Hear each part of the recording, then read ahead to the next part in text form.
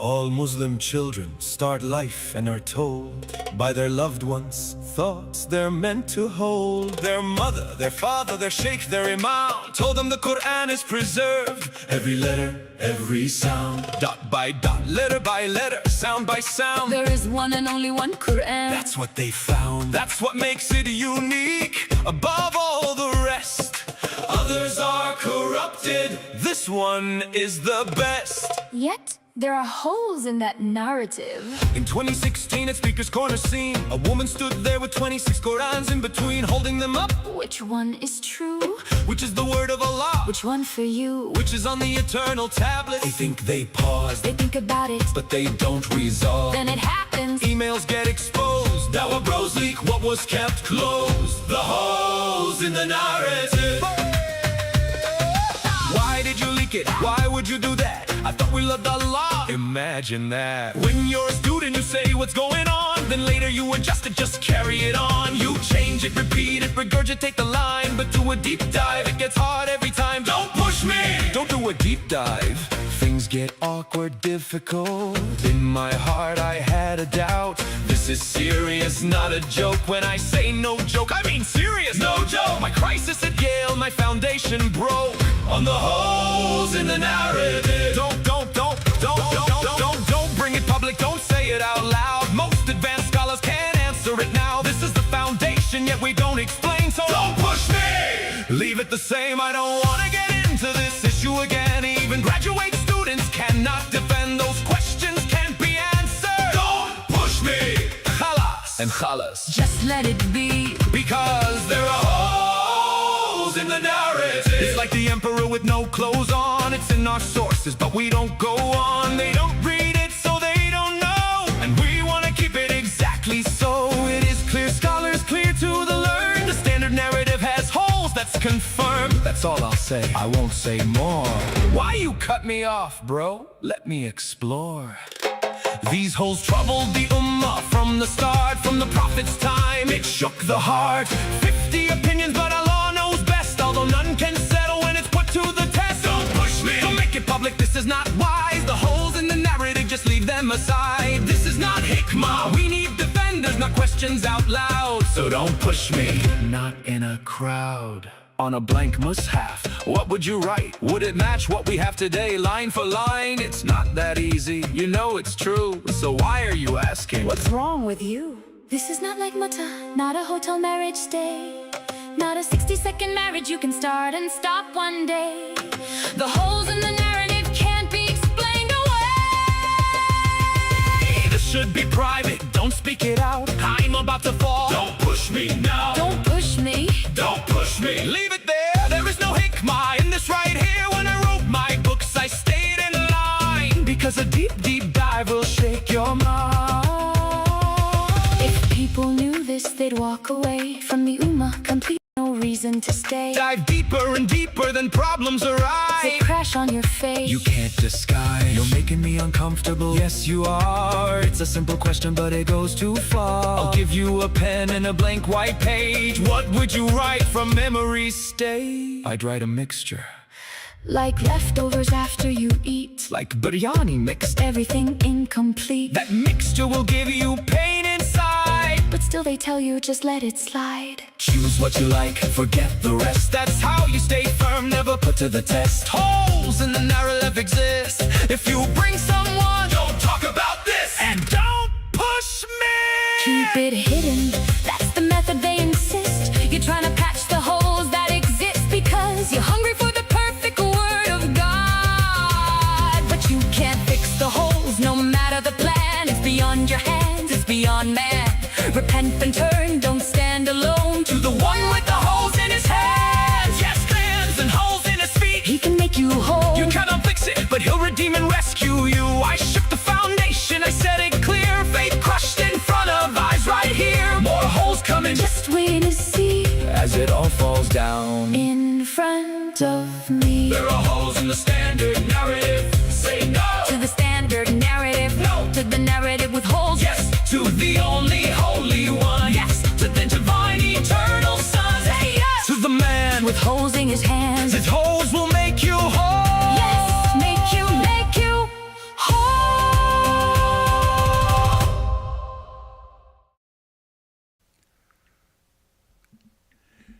go. Tick tock, time to rock. Good morning, good afternoon to everyone who's watching from all over the world. We got a fun show, guys. A show 6 years in the making. Well, actually 1,400 years in the making, guys. 1,400 years in the making. A lot of people in the past 14 centuries tried to cover things up. Muhammad tried to cover things up. And I mean flat out, like indisputably. It became apparent in the past in the last couple years of Muhammad's life, became apparent that some different Muslims were reciting the Quran differently. None of these guys had any clue that it was being revealed differently until it was brought to Muhammad. Muhammad, he says he learned the Quran like this from you, and this other guy, he learned the Quran differently from you. What's going on here? And Muhammad said, oh yes, Allah revealed it in all these different ways. Instead of just saying the obvious, okay guys, I recited it a little differently because my memory's not perfect. Would have been okay to say that. That's not what he said. It's not what he said. So Muhammad set the example. A comforting lie is better than the reality. The reality would have been, okay, Muhammad taught the Quran differently to different people because his memory wasn't perfect. They didn't want to go that direction. So Muhammad set the example. Just make something up in order to avoid the problem. And little later after Muhammad's death, you got Muslims with different Qurans, quoting the Quran differently, making their own Qurans and their differences. And so Uthman pulled a Muhammad and said, hey, everyone hand over your Qurans. I'm burning them all. And then he issued a standardized Quran. Well, that didn't work. After a while, you ended up with different Qurans yet again. Obviously, because people like make mistakes and so on and writing manuscripts and so on. So it was obvious why, but instead they decided, hey, let's just say these 7 are the official ones, even though there are differences between all of them. These 7 are the official ones. And then later on, no, let's make it 10. And then you get different numbers down through history until you get down to our present time. And it's just one big disaster. And anyway, one of the big shifts was you had the last official caliphate, the Ottoman Caliphate, and their favored version was the Hafs Quran. Now, that's interesting because Hafs was considered a liar. He was considered a liar and a thief. He does not have a good reputation in Islam. But that was just a favored version of the Ottoman Empire, so that's one they pushed on everyone. Guys, if you see a hadith and Hafs is a transmitter, it's automatically weak because they don't trust that guy, Hafs. And yet they go with Hafs. They go with the Hafs Quran. So anyway, the Hafs Quran, that's just the favored version of the Ottoman Caliphate. So that's the one they used in a bunch of the Muslim world. This lasts until the early 20th century, where in Egypt, they noticed they were even using different versions of the Hafs Quran in different parts of Egypt. They noticed there are variants just in the Hafs that they were using in Egypt. So they decided we're going to standardize this. It took them 17 years. It took them from 1907 to 1924 to come up with their standardized version just of the Hafs Quran. And then they put that out there. And then, of course, this gets spread all over the place because now they're printing copies of it left and right. And this one has the stamp of approval of Al-Azhar University. And give it a few more decades, and then Muslims start arguing there's only one Quran preserved dot for dot, letter for letter from the time of Muhammad. It's total idiotic nonsense, but it became one of their main arguments for Islam. And even Muslim scholars knew this was a lie. They still spread it because they understood if we tell Muslims the truth, that entire chapters of the Quran came up missing, large passages were lost because the only people who had them memorized died in battle. Muhammad's own companions, even the ones who were best at reciting the Quran, they couldn't even agree on what's supposed to be in the Quran, which chapters are supposed to be in the Quran. And so they knew this was a complete lie, but they knew that if your average Muslim finds out about what a disaster the preservation of the Quran was, you'd leave Islam. And so they just kept rolling with the lie. And early on, people like me and Nabil and other apologists in like the early 2000s, so 2005, 2008, 2010, 2012, we kept trying to show that this is total nonsense. There's a few different directions you can go in. Like me and Nabil and the guys like us, the guys who were writing for Answering Islam, a lot of the guys who were writing for Answering Islam back then, we mainly just stuck with the Muslim sources, quoting the hadith and the various Muslim sources showing what they said about the early preservation of the Quran. Then you had the manuscript guys, so like Dan Brubaker and so on, before him some others, but they would actually show manuscripts and show differences in the manuscripts. So this is after the Muslim sources. This is like manuscripts that are in museums and so on. They're taking pictures of the museum manuscripts and showing, hey, this is not the same word here as this over here. Or this one, look, they had to erase this and so on. And then you had people who were focusing on different qira'ats. So these are different versions of the Quran that are still being used in different parts of the world today. So anyway, we were trying for years. We could not make much progress. We couldn't make much progress with this until some lady showed up to Speaker's Corner in the UK with 26 different Arabic Qurans. And we'll be checking that out here in a few. But speaking of a lady who showed up at Speaker's Corner with 26 different Qurans, how you doing, Hatun? By God's grace, I'm good. Thank you. How are you? Good. So we got a bunch of video clips we're going to go through. We have a little compilation Jai sent me of Muslims making these claims about the perfect preservation of the Quran. It's all we heard for years. So we're going to check that out. Then we're going to check out Sheikh Yasir Qadhi saying one thing. He'd say one thing if he's talking to people in general. He'd say something completely different if he was talking to students of knowledge. That's people who are actually learning the real stuff. Completely different messages. Then we'll check out the video from Speaker's Corner when someone showed up with 26 different Arabic Qurans to Speaker's Corner and caused a big uproar. And then the aftermath was people going into panic mode over what lie they're gonna continue with. They realized that the lie couldn't be perfectly preserved. And then we're gonna go and watch the Holes in the Narrative interview, which led to all kinds of problems, and we'll check out Mufti Abulay's reaction to it because it's real funny. But yeah, what are your thoughts on all this before we get going? It's good, right? Oh, It's good. It is good that when the enemy of Lord Jesus Christ joins us in the ministry, right? We can call those individuals as our ministry partners, that they are helping inside to destroy Islam, while we've been saying there is some problems in Islam. So in that sense, it is very good. Sad thing over all these things, like even we are in 2026, still Muslims, even Muslims in Yasir Qadhi's mosque, believe that there is only one Quran. How would you know? How would you know what people believe in Sheikh Yasir Qadhi's mosque? I know things, David. Oh, okay. I've got connections. I was at Sheikh Yasir Qadhi's mosque in Texas on Friday. I had a, let's say, privilege of meeting with him, as well as spoke to few people. And one of the person I spoke, the reason I said so people still believe in his mosque that there is only one perfect Quran, is the person who is head of outreach in the mosque. So information has not circulated enough yet. So we just need to help Yasir Qadhi to share the information more and more.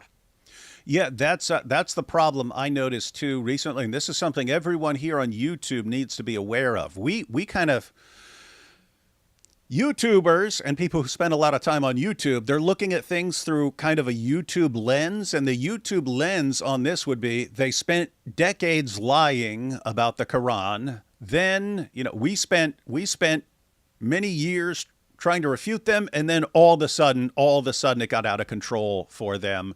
And even Sheikh Yasir Qadhi was forced to admit narrative has holes in it. And that what he's actually talking about, because we used it to say the narrative of perfect preservation. Hey, he admits there's holes in the narrative. He was saying something much more devastating than that. He was saying even the scholarly explanations for all these variants and stuff, that narrative has holes in it. They can't really account for all these differences in a way that justifies their confidence in the preservation of the Quran. He's saying we can't answer this stuff. But so from a YouTuber perspective, we think, okay, they spent decades lying. We spent years trying to refute it. And we were correct. We were absolutely correct. But how do you get that? How do you get that across to all these people who are still using the argument?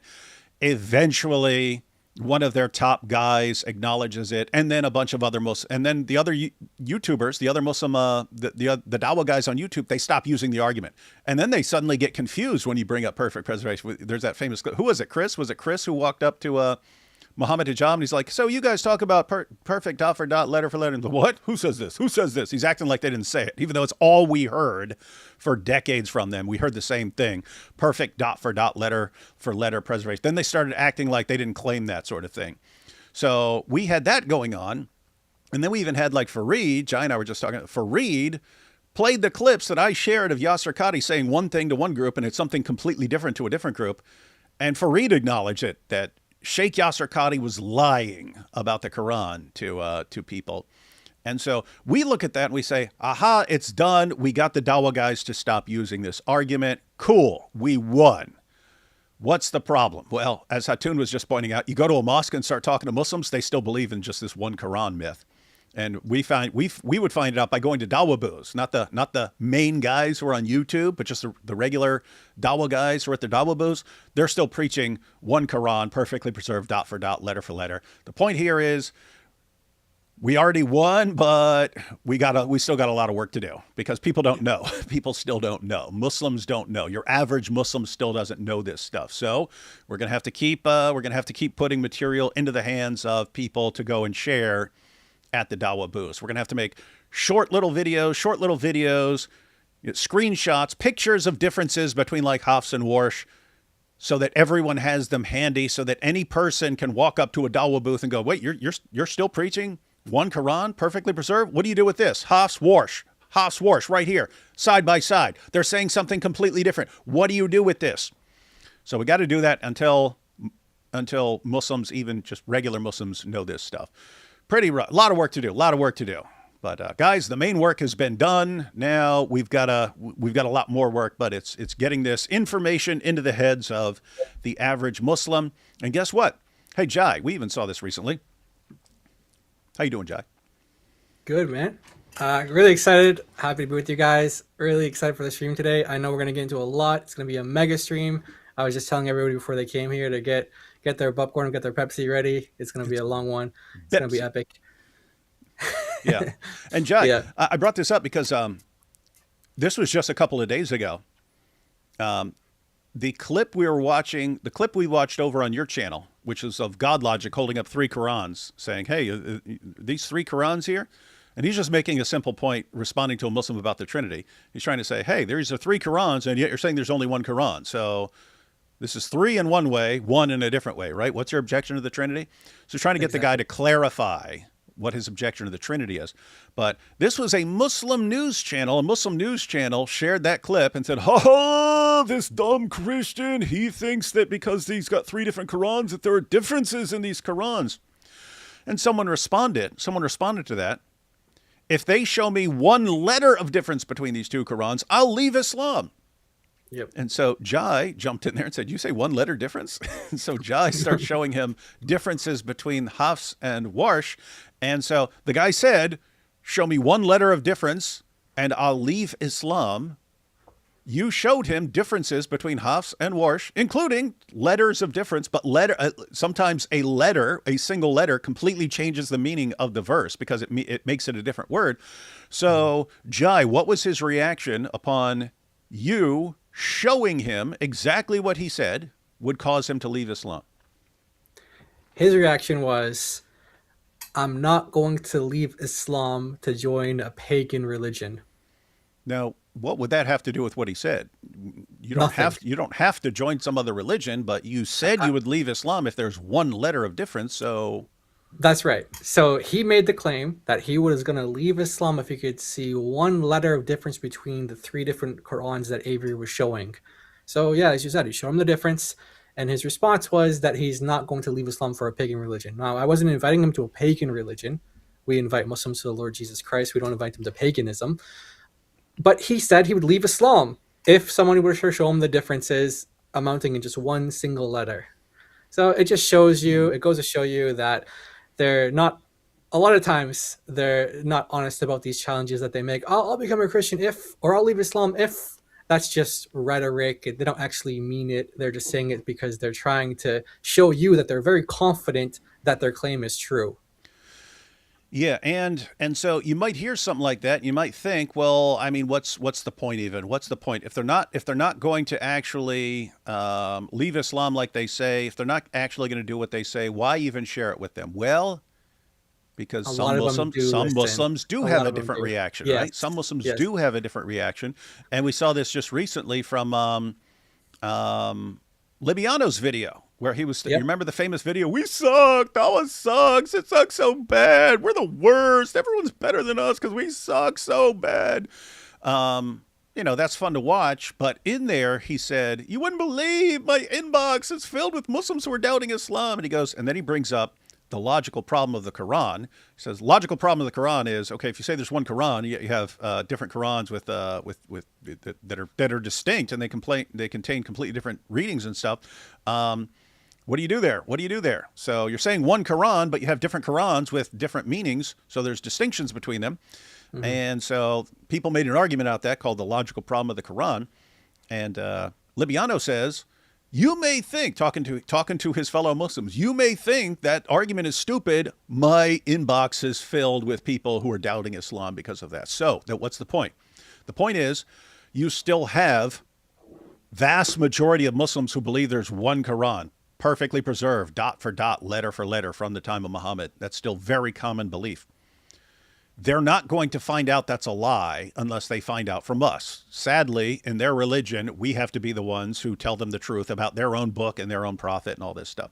We have to be the ones telling them that. But when they find out, some of them just say, oh, well, I'm not going to leave Islam. Others will say, okay, this is bothering me. Now, there's a reason it should bother you, right? If you've heard from your sheikhs and imams all your life, perfect preservation, dot for dot, letter for letter. You heard this from all your dawah guys. You heard this from your sheikhs, your imams. You heard this, and you find out it's a complete lie. The reason that should really bother you is all these guys, all these people I look up to in my religion were all lying to me about something as important as my book. If they were lying to me about this, if they were concealing the truth from me and feeding me lies to make me feel confident about my religion, what else are they lying to me about? And maybe I need to investigate this for myself, because if all these guys are liars, and these are the guys I got my religion from, who told me about my religion, and my beliefs come from these guys who are liars, maybe I need to investigate this for myself. And that's as soon as someone concludes that, that's someone who's on his way out of Islam. My point is, the Muslims will never be in a position to make that decision. Do I realize that I've been lied to, but I'm just going to remain Muslim anyway? Or do I realize I've been lied to and decide that I have to leave Islam or start investigating it seriously? They're never in that position unless they hear the reality from us. So we got work to do. That's the point, guys. We got work to do. And part of the work is knowing what's been going on, which is why we're here today. And I just want to say one of the... Oh, sorry. Go ahead, sister. Yeah, go ahead. I just wanted to add something what you said, David, regarding them to getting emails in their inboxes that I'm doubting on my faith. Back in 2020, wasn't it Hijab who was like shouting at people, what doubt, man, what doubt? That I cause you to leave Islam stuff. He was shouting at people. And I think it's been almost a decade now. Muslims have proper ministry. I don't know if we can call it ministry, but like they've got proper setup team who is simply dealing with people who's got doubt in their faith, right? I remember checking someone's account where he was simply charging people $100 for each half an hour for people to meet with them and then express like, oh, I've got doubt on my faith. I've got doubt on my faith. So like they're having one-to-one meetings to clarify the doubts. You can even like pay people to get rid of your doubts. So I guess in a sense, it's good. We are helping not only Muslims to have doubt in their faith, but we are also helping certain Muslims to make money from those Muslims who are doubting in their faith. That's a It's pretty all good below. deal. That's a pretty good deal. So make sure people have lots of doubts because you spread the doubts, and then Keeping them you in can charge business. them. Yeah, they can. Hey, if you got doubts. Now, by the way, that is what is like strangest to me in all of this, as we're going to be going through this. But if you're a Muslim and all of a sudden, like Hatun shows up with 26 different Arabic Qurans, and you've been told there's only one, and you think, oh, okay, yeah, so it's 26 different covers, but those aren't 26 different. Like there's no difference in content. The content is all completely identical, because I've heard from people like Sheikh Yasir Qadhi, not one letter of difference between any of these Qurans. And then you actually put them in their face. Is that the same word as this? And they're looking at that, and all of a sudden, I'm confused now. What do those guys do? They go back to the exact same guys who were lying to them and say, okay, yeah, these Christians pointed out, they showed me different Qurans with different words in them. What do I do? They go back to the same guys who lied to them. Then they tell them the new lie. And the new lie was, oh, yeah, there are differences, but it's different dialects. It's just different dialects. And they go, oh, now it makes sense. And they run back out. You see, you dumb Christians, you don't know that these are just different dialects.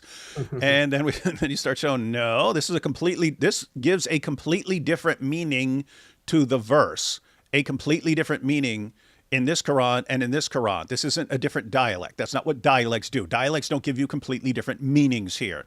And then so they go back and they go back to the same guys who lied to them and said it was just different dialects. And they go back and say, wait, they pointed out this verse means something completely different from this verse in this other Quran. So it's not just different dialects. And they go, yeah, of course there are different meanings, but they complement one another. They complement one another. And they come back, you stupid Christian idiots. These verses complement each other. And then we show them, actually, this contradicts this one. There's a contradiction here. And then they keep going back to the same people who like, how many lies do you need to be told by someone before you don't trust? And it's weird. It's just like, it's almost like the Dawah fans understand that lying is part of their religion. And that's why they keep going back to liars, because lying is just fine as far as they can tell. And so no harm. Pretty crazy stuff. Yeah, the power in getting someone like Yasir Qadhi to talk about this, and the reason why it had the damage and the kind of eruption, the earthquake that it had, is because, as you pointed out, if you just go up to a Muslim and you say there's differences there, they're going to default back to what their scholars say. They're going to say, this is what my scholars say. They'll even accuse you of printing out your own Qurans, and like as if you have your own warehouse or you have your own printing shop and you can print out your own copies of the Quran. I was told, one guy told me that I showed him a recording of two different imams reciting the different Qurans. He said, no, what you did was it's the same verse, but he was saying another word in another verse, and you like spliced it into the other recording, so it made it sound like he was saying another word. In other words, they will go out of their way to just create the biggest conspiracy theory as to what you're doing and why this is not the case. Mm-hmm. So when someone like Yasir Qadhi comes out and says, especially when he's known for saying that there's no differences, when he comes out and admits that there are differences and that there are big problems with the standard Muslim view, it has an enormous impact, because he's the one that they go to find these answers. And now, they're trying to distance themselves from him because of other issues, but related to this as well. But all of their scholars, really, if you get them to talk about this, you can get them to make some sort of admission that will go against what your average Muslim believes in. And that's dangerous, very dangerous for the average Muslim and the scholars as well, because they want to keep people in ignorance. But we're just trying to show them what the truth is, even what their own sources have to say, and hoping and praying that will be enough to get them to see that they're in the wrong religion, they're in a lie, and that they would repent and that they would come to the Lord Jesus Christ. And I found that this is a great segue into the presentation of the gospel, because you can say, hey, look, if you were lied to about this, like you were pointing out earlier, like this is like the biggest thing. This is your foundations for your belief, the Quran. If you were lied to about that, what else could they have lied to you about? You think they could have lied to you about Jesus? You think they could have lied to you about the Bible being corrupt? You think they could have lied to you about that? I see it as a great segue to those gospel presentations. And and then the big picture, just like, why is lying so common and acceptable in your religion? And why does this sort of thing, just, hey, we got all these disagreements and differences in the Quran. Well, let's burn them. Let's burn them to cover things up. The solution in Islam, well, the main solution is usually violence. That's the main solution when problems arise. But the other solution is that a comforting lie is better than the truth if you're going to have to actually like struggle with the truth a little bit and like think, right? Because notice, when Uthman is confronted with the difficulty of different people having different Qurans, there's a way to deal with that. Hey, let's line them all up and get back to the correct reading of all. That wasn't it. It was just burn them all, burn all the evidence. Yep. And that for a long time was the solution. Jai was recently pointing to a passage in the Muslim sources where some people eventually brought out Abdullah ibn Masud's Quran. Now, Muhammad said, if you want to learn the Quran from anyone, learn it from these four people. Abdullah ibn Masud was number one on his list. If you're not familiar with who Abdullah ibn Masud is, that was the guy behind the Diddy line. That's how close he was with Muhammad. He's the one guy Muhammad wanted out in the desert with him watching while he's with the men of Al-Zut, right? I want this guy. I want this guy, who happened to be his top Quran reciter. Abdullah ibn Masud only had 111 chapters in his Quran. He didn't believe that Surah 1, Surah 113, or Surah 114 are even supposed to be in the Quran. He didn't believe those are prayers. He said the Quran is Allah talking to us. These are prayers that we're presenting to Allah. That's not the Quran. So, and by the way, had tons of other differences, tons of other variants, and so on. Well, eventually they get rid of all that stuff, but there comes a point where someone actually had preserved it, because Abdullah ibn Masud, he told his followers, don't hand your Qurans over for this lunatic to burn. Hide them. Hide your Qurans, which is weird if they were all exactly the same Quran. He said, hide your Qurans. Well, some people did hide their Qurans. Eventually, someone brings out to the Muslim rulers, hey, here's Abdullah ibn Masud's Quran. Boom, they burned it. They burned it. Now, think about that. Muhammad said, if you're going to learn the Quran from anyone, learn it from Abdullah ibn Masud. They bring out Abdullah ibn Masud's Quran. They say, burn that thing. Why? Because it doesn't line up with what we're passing off as the Quran today. This is just one giant disaster. But anyway, that becomes the methodology in Islam. It's better to destroy the truth and reality than for people to have doubts about something. And so they're always trying to destroy any source of doubting Islam, even by lying. And so that just becomes part of Islam until you get down to the Dawah guys of our time, who are the biggest bunch of liars the world has ever seen. But it's weird because they believe the Dawah fans just believe that lying is part of all of this. And so when we tell them something, they think we must be lying. And so Jai was just pointing out, you can actually play a recording. No, you edited the recording. You modified the recording. You must have done that. I remember the same thing after Hatun showed up with 26 different Arabic Qurans. I start seeing Muslims in the comments when I'm posting this going, she printed those herself. Yeah. Hatun actually has a publishing company that we didn't know about where she publishes Qurans. And what she does, she gets the one official Quran, and then she makes a bunch of changes in it and then prints it up and then calls that something else like Warsh. And then she prints up another one, makes differences in that one, and then calls that Duri. And she just like keeps printing up different Qurans over and over again. It's very shameful, very shameful. But they'll believe that, those kinds of conspiracies, rather than believe that their leaders lied to them their entire lives. That's which is weird because they seem to understand that their leaders are a bunch of liars. It's just weird stuff. Yeah. Sorry, go ahead. There's one website that we use. It's called nquran.com, and the Muslim said N stands for Nasara, like Christian, like the Muslim way for saying Christian. Yeah. And so he was like, no, it's a Christian website. It's a Christian website. And it's because it shows you the differences between the Qurans there. So they'll come with anything. Mm-hmm. What are you saying? In the publishing the Quran. So think about how powerful I am, right? Like when someone says you publish them. So I was able to put exactly something like Quran and then just edit out few letters in a way that those letters just like good enough to change the meaning and then play with the full sentence, or in certain occasions with the full practice of Islam. And then I was able to convince Muslim publisher to publish it. And then I was able to make sure people buy it. Mm-hmm.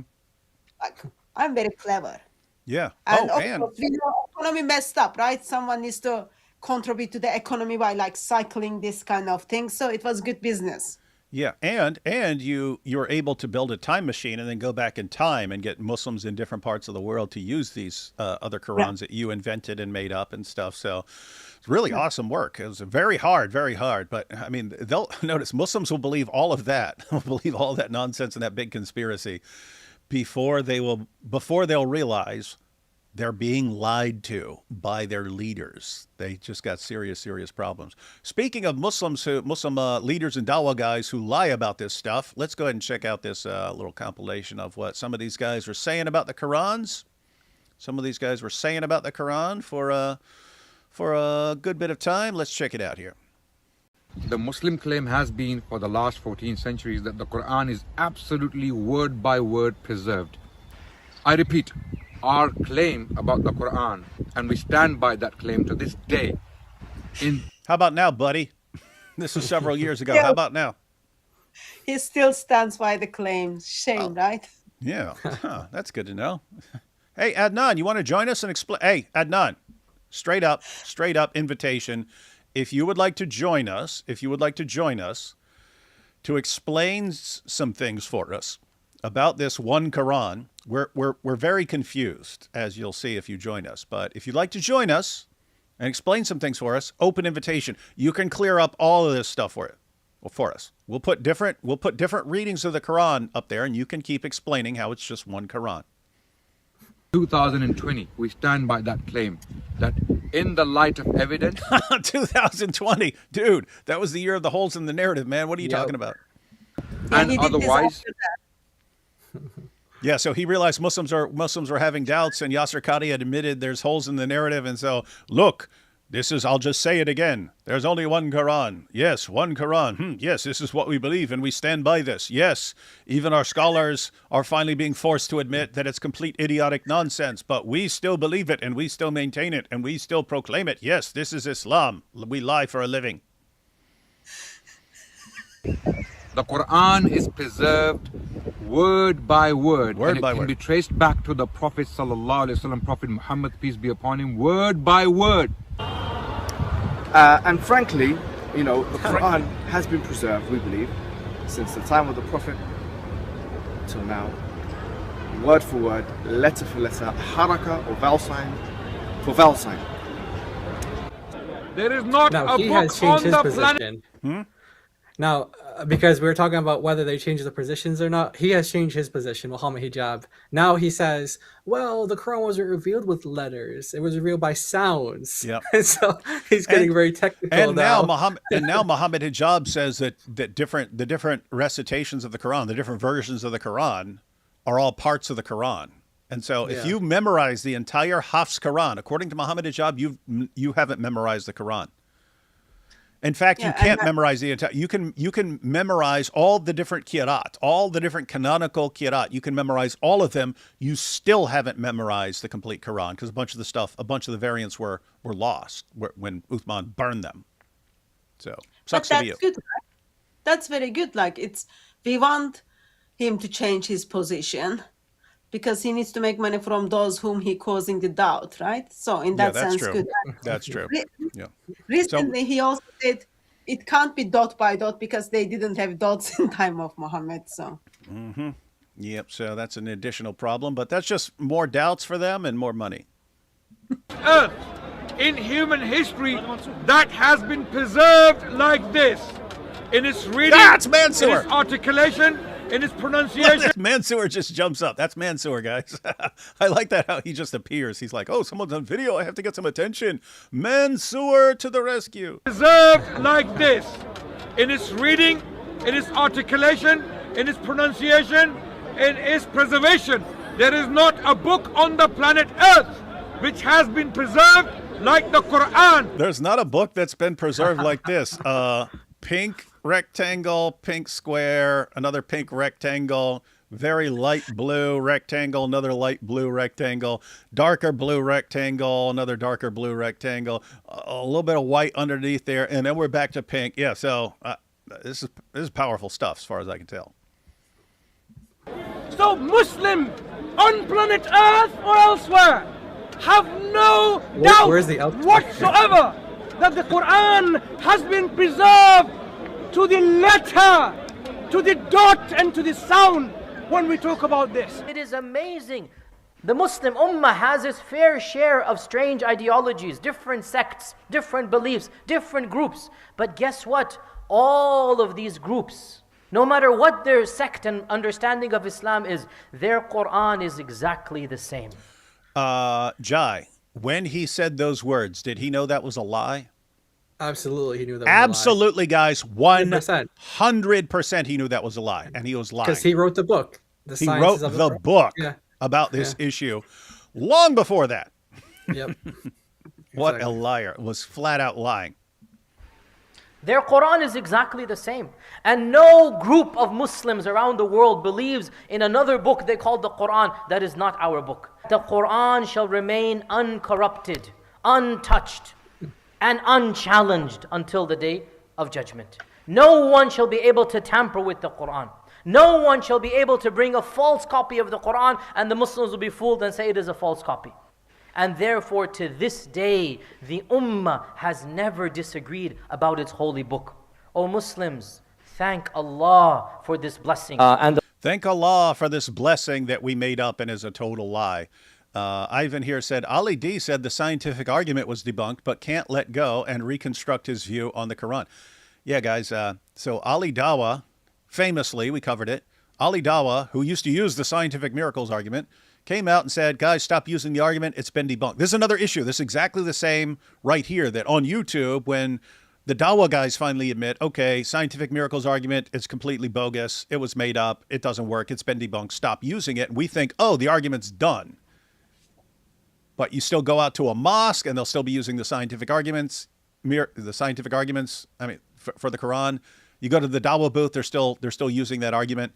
So there's a disconnect between what eventually gets admitted on YouTube and what the Muslim Ummah finds out about. So again, work to do also on the scientific miracles issue. Quran, there's only one. By the way, the scientific miracles. So when Mohammed Hijab had one of his debates, I can't remember if it was with Inspiring Philosophy or whether it was Avery. One of those two debates, he mentioned afterward. Yeah, I think it was the one with Avery actually. He mentioned afterwards that, you know, as you guys were pointing out, as Sister Hatun pointed out, that they have like this doubts hotline, 1-800-DOUBTS. Call if you have any doubts. And he's one of the people that runs from the Serpents Institute or the Sapiens Institute. And in the Serpents Institute, they have this like you have doubts, you email us, we'll get in touch with you, we'll get in touch, we'll contact you. Well, he was talking about the types of doubts that Muslims have. Now, he's not getting the same emails, obviously, that Libiano was getting, because Libiano specifically said it was because of the Islamic dilemma and the Quranic dilemma. So he must have a different Muslim audience. Mohammed Hijab was saying that because he doesn't hear Muslims talking about the Islamic dilemma in his emails or in his sessions with them about their doubts, therefore it's not a big issue. He should talk to Libiano about that. But what he did say, and he's like telling us, he's letting us know what Muslims are getting doubts about, and he brought up the scientific miracles. This is still an issue for Muslims today, even though Ali Dawah has come out, many Muslims have come out, Hamza Tortis has come out. They've said that there's no scientific miracles in the Quran. This is nonsense. This is bogus. This is rubbish, whatever. He still gets doubts about that. And he says that's one of the issues. That's one of the things, like the top things that he thought about was that. So he's like letting us know, hey guys, your next project, let it be about this. Oh, yeah. But I mean, think about it, because so Ali Dawah is similar to the guy on X who said he would leave Islam if you showed him one letter of difference, and then you show him multiple examples of this, and then he says, well, I'm still going to be a Muslim. Ali Dawah said he converted to Islam because of the scientific miracles argument, and then he eventually realizes it's a total lie, and then nope, I'm just going to stay in Islam. So you do have people like that, but you want to give people the opportunity to make an informed decision, because right now a regular Muslim in a mosque, he's not making an informed decision. In other words, he doesn't know, he's not aware of the actual reality to be able to base his decision on reality. He's been lied to, and he's basing his decisions on lies that he has believed. We want them to know the truth so that they at least have the opportunity to go, oh, these guys have been lying to me my entire life. Well, I'm going to listen to them anyway. Some of them do that, right?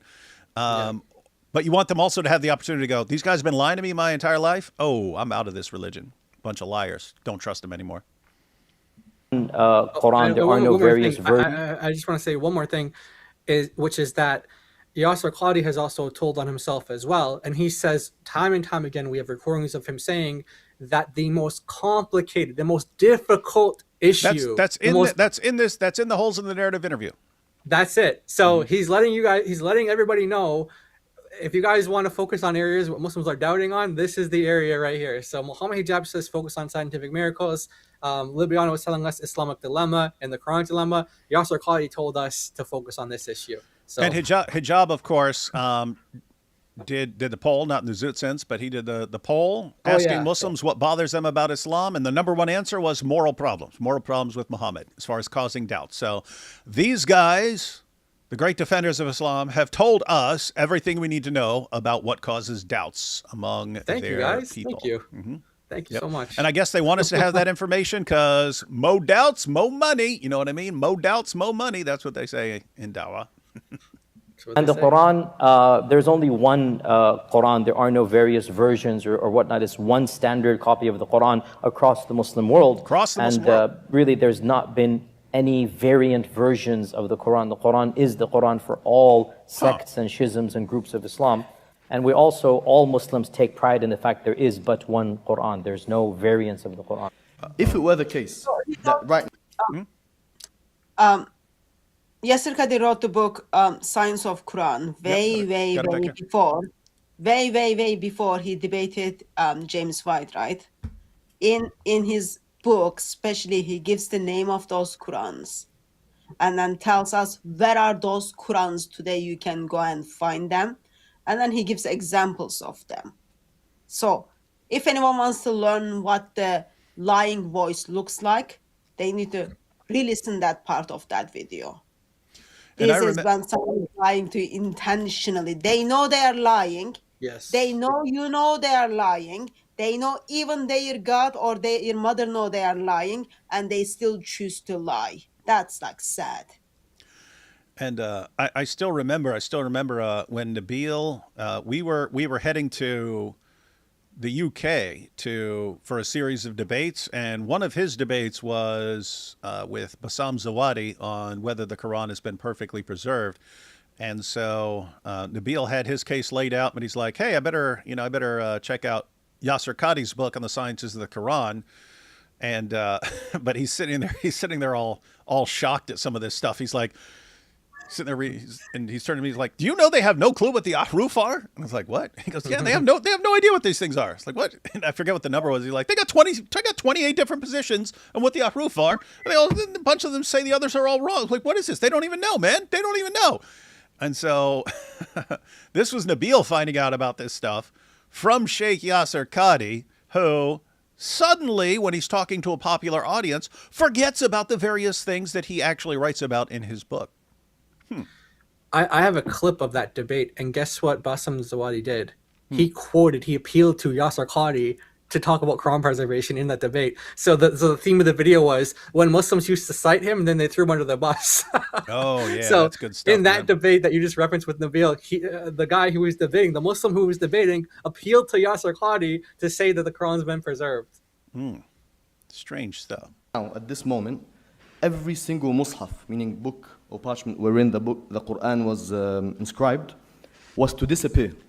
Right now, overnight, in every single Muslim community, you will have exactly the same book with exactly the same letters, with exactly the same vowelings.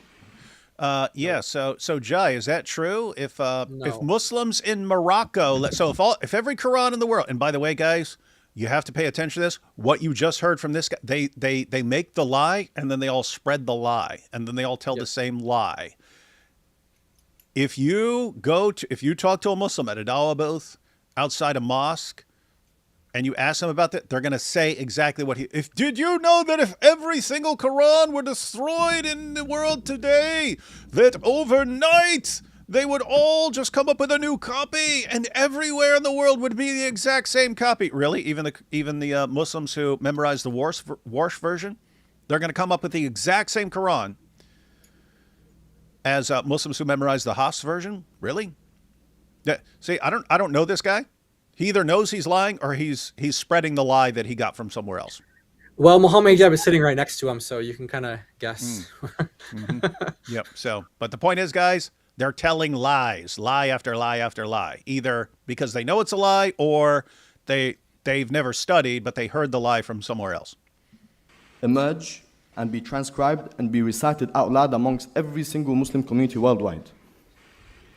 That's special. So house transmission throughout the world has remained. Yeah, guys, what's actually special is Islam lies, right? They're the ones who are obsessed with lying about this stuff. In other words, you go into any Christian bookstore, you grab a Bible off the shelf. You open it up, it'll tell you about variants. It'll say there's a variant in this verse. It'll say there's a textual variant. It'll say some manuscripts say this. They'll tell you about it. You can go into any Christian bookstore and find books that talk about textual variants. And in Islam, you just lie about it, and then they say, see, we're special. What, for lying? That makes you special? Being completely dishonest makes you special? Yeah, but not in a good way. Not in a good way. But here we have Mansour talking to Hatun. The world has remained. You know how you just mentioned in the Bible how we have textual variants and Muslims will bring that up? That was the initial context where I would only ever bring this topic up with Muslims. It was only in like a defense, and when Muslims would talk about textual variants in the Bible, I would just be like, well, what about you guys have these variants in the Quran here and there? And I didn't realize how that argument actually made Muslims really Islam will collapse under their feet because of that argument. I thought I was just like, yeah, I had no, I was like just bringing it up in like a defensive kind of context. Then I started realizing, wait, I could bring it up as like a offensive kind of, thing and see how they respond to it. And then I started learning the power of that argument. And then that's really what got me really passionate to study it, was because I didn't realize that this was like something that Muslims, like they were lied to about on this scale. Like I know they're lied to about things, but I think this is like almost like the number one thing that they're lied to. I mean, maybe you guys can think about other things, but character I think Muhammad. That's okay. There's a debate you could have, right? But like this is one of the top things that they're lied to about the most, and character Muhammad's definitely contender for that too. But and I had no idea until I started like seeing other people doing it and then doing it myself, and I was like, whoa, this is a really great way to dismantle Islam and then come in and present the gospel after. Yeah, and the reason I mentioned character of Muhammad was when you just said, hey, I would initially bring this up as a response when they're using that argument. People don't remember this, but if you go back 20 to 25 years, one of their 3 or 4 main arguments for why we should believe in Muhammad is his character was so perfect in every way that you can't accuse him of being a liar. If a guy's character is perfect in every way, how is he also going to be a liar? That makes no sense. And so it was in that context that we'd start bringing up like Muhammad and Aisha. It wasn't, hey, we want to go and attack your prophet for what he did here. It was, oh, you guys are arguing about his wonderful character. Well, how do you explain this? How do you explain him taking the wife of his own adopted son? How do you explain this? How do you explain that? And that was the sort of origin there. Notice you almost never hear a Muslim arguing based on the perfect character of Muhammad anymore. Why? Wouldn't work. People know things about that. But notice when Mohammed Hijab did his little poll, again, not in the Zoot sense, but when Mohammed Hijab did that poll and Muslims said the main thing that causes them doubts is finding out moral problems with Muhammad. Why? They were all told those lies back in the day. And so they find out that it's a bunch of lies. Wait a minute. Why didn't my leaders ever tell me any of this? Why are my leaders telling me Muhammad's great and they don't tell me anything about how the guy really lived? And then they lie to me about it. What's going on here? And then I have to hear the truth from these Christians, these atheists, all these other people. I have to hear facts about my own prophet from these guys. Oh, no, this is making me doubt because I can't trust these guys anymore. But similar situation with the Quran. Jai was saying he didn't know how important this was. Yeah, after Nabil became a Christian, he told me, he said, hey, go after the preservation of the Quran. That should be the main argument. I was just thinking, why? What? Yeah, so they've been told perfect preservation and it's a lie. So what? We're going to argue and then we're going to show they have textual variants. Okay, that's exactly what I would expect. If human beings are copying an entire book by hand, of course you're going to get textual variants. That's what happens when human beings copy long books, and you have different levels of skill. You have some people who are just professional scribes. You have other people who aren't as good as scribes, but they want a copy for their mosque, and so they make a copy. And so of course you're going to have variants. Who cares? It's not going to bother me. He's like, no, you don't understand how important this is to Muslims. And yeah, he was right on that. I found out later he was totally right about that. But let's see here. That's special. So has transmission throughout the world. Would you say, Hatun? I just wanted to point out two things. So the previous gentleman from Al Jazeera institution, we were talking, we don't know whether he's lying or not. I would like to say he's lying. The reason I'm saying this because I'm just on their website. They are charging £600 to teach people the different recitations. Oh, Wow. nice. And then you can they've got like 10 major Qur'an course. It's £400. So Quite a bargain. I would like to it's very see, like, this is good business, right? We should set up something like this. Join us, we teach you what Islam is all about, and then we can simply partner, do ministry partnering with Mohammed Hijab and others, and then contribute their ministry while we are causing the doubt. They are trying to fix it, and then we will set up another ministry to kind of break that down as well. So anyway, yeah, he's lying because they are running courses £600, and then another one is £400, and they've got even payment plans. So that's like screams out as this is the face of lying. And then on Mansur, Mr. Muslim, who is talking about just coming clip, that Hafs Quran is dot by dot, letter by letter is exactly the same. So at the beginning, it was there is only one Quran. They are perfectly preserved, dot by dot, letter by letter, sound by sound, word by word, right? In the planet Earth or in any other planets, there is only one. And then he comes back after seeing 26 Arabic Qurans. He comes back. It's the Hafs Quran. Dot by dot, it's exactly the same.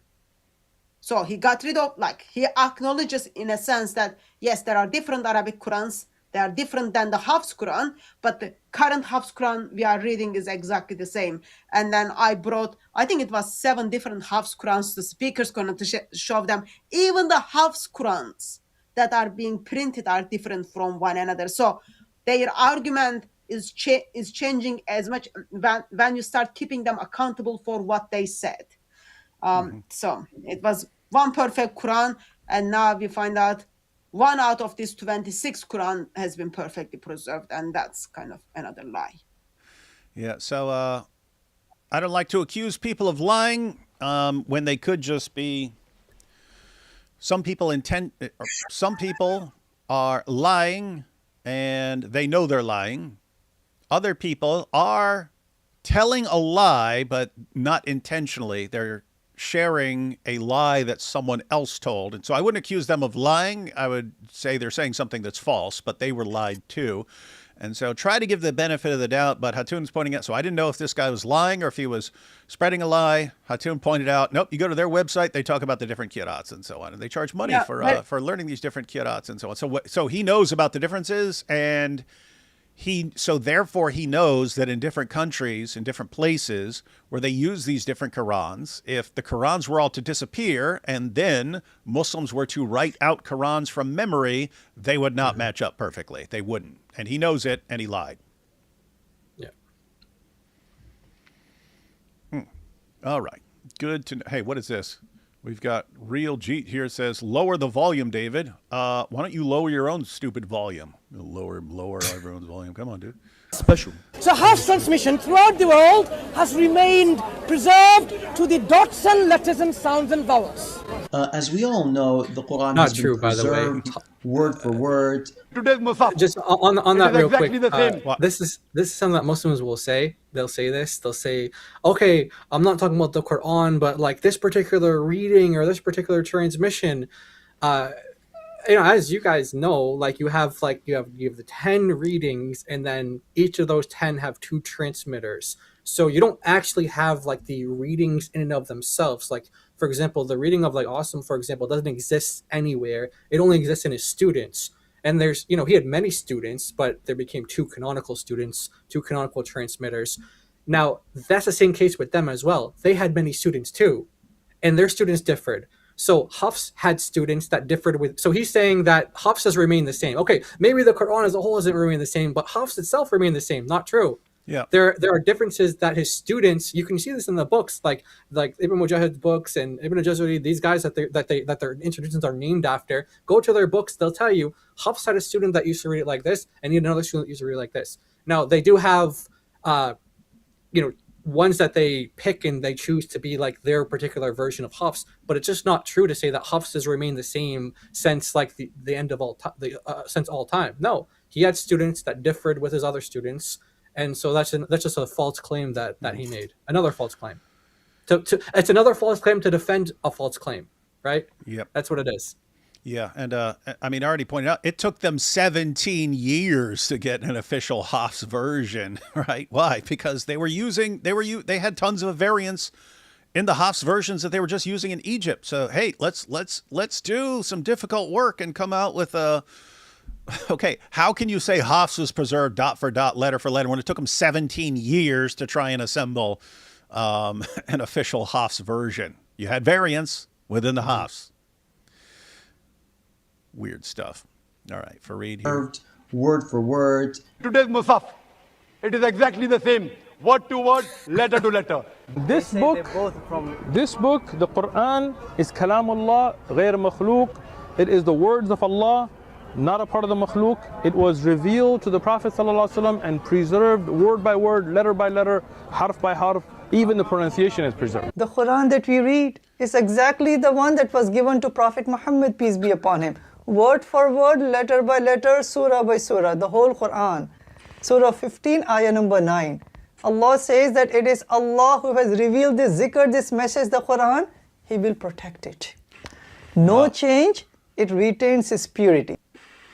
Good to know. Good to know. Good to know. All right, so guys, that's the. There's going to be a lot of Arabic every now and then. So what Uthman ibn Fibin was just saying, he was saying like he was saying when he says Kalam Allah, he's saying the speech of Allah, and then he's saying it's uncreated versus created. So we're going to see that a lot in the interview as well. They love to sprinkle in Arabic words. Number one, because it's like a flex for them, because it makes them look like they know what they're talking about. But number two, they're trying to keep their audience kind of like not so clear on what's going on. Right, they use it as a way to be deceptive in a lot of cases as well, or deceptive in the sense that they don't want you to know exactly what they're saying. Let's zoom through these super chats, and then we'll show a clip from Yasir Qadhi, and then we'll show another clip from Yasir Qadhi saying some very different things, and we'll check out what happened in Speaker's Corner, and then the infamous holes in the narrative interview. Let's see. Try the Quran, and it's 31 flavors. No, it's 31, Kirat. Holy Quranic narrative, Batman. Hey, it's Winger. Ha ha, good one. No, shocker. Mike Winger joke. So funny. Hatun! I love you, sis. Thanks.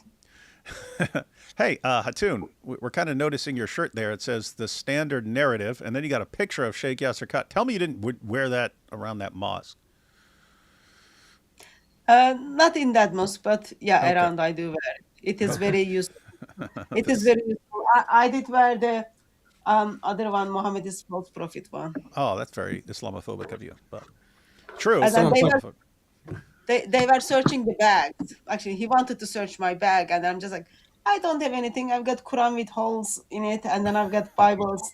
And then he just pulls the Quran and then puts it back. Nice. Classic Hatun. Where is AP? Why is he hiding? AP's just lazy, ladies and gentlemen. Mohammed tried to cover things up except for the hole. He covered everything else up. The Quran is like Heinz, comes in 57 varieties. That is true. Then we have even Muslim scholar from Harvard University, Dr. Javad Hashmi, also said that the Quran is not word for word from God, but divinely inspired, just like Bible. The finding was a shock to him and his Islamic faith. Well, he's not. He's kind of in a different category from a lot of the Muslims we interact with. Saw Sam's live today. He is talking to his own front door and calling the door and furniture his friends. Well, those would be about as close as he has to friends anymore. They don't talk back or criticize him. I'd like to know how she carried all the books. Speaker's Corner. Oh, okay, at the Speaker's Corner. At the Speaker's, she had help, guys. She had help. Even the Quran's own challenge isn't serious. Yeah, I know. It sucks. What's the phrase they use for lying? Tequila. Tequila. Nike's voice. It's a scientific thing. The standard narrative has holes in it. Show me one Muslim, one other Muslim. Hatun, where can I get that T-shirt? Oh yeah, you're gonna have that available as merch somewhere, Hatun? No, I just got it done. It's There just are for. There are websites. You just like whatever design you want. You just put the picture and then they publish it. You might want to give the design to Elle, and she could toss it up on a website for anyone who wants to grab one. Hide your Qurans, hide your Hadiths, because they burning everything out here. Because they burn everything out here. That's what Ibn Masud said. Actually, he said that. Hide he them, said to conceal. He said to conceal your Quran, hide your Qurans. We might need to take that famous song. I don't know if you even know what that is, Jai. You remember that? Hide your kids, hide your wife, because they everybody out here. Yeah, they made a song out of an interview where a guy. I seen the interview. Yeah, the guy's sister had been attacked. Yeah, but we might need to use some AI to have the same thing, but about Ibn Masud. Hatun is more powerful than Allah. She corrupted his word. Yeah, Allah said no one can change his word, and then Hatun did it and made a bunch of them. This might be an obvious no, but has anyone ever tried to do the textual criticism with the Quran? No, actual scholars will do that sort of thing, but they just, it's understood that it's forbidden to tell Muslims, the regular Muslims, about this stuff.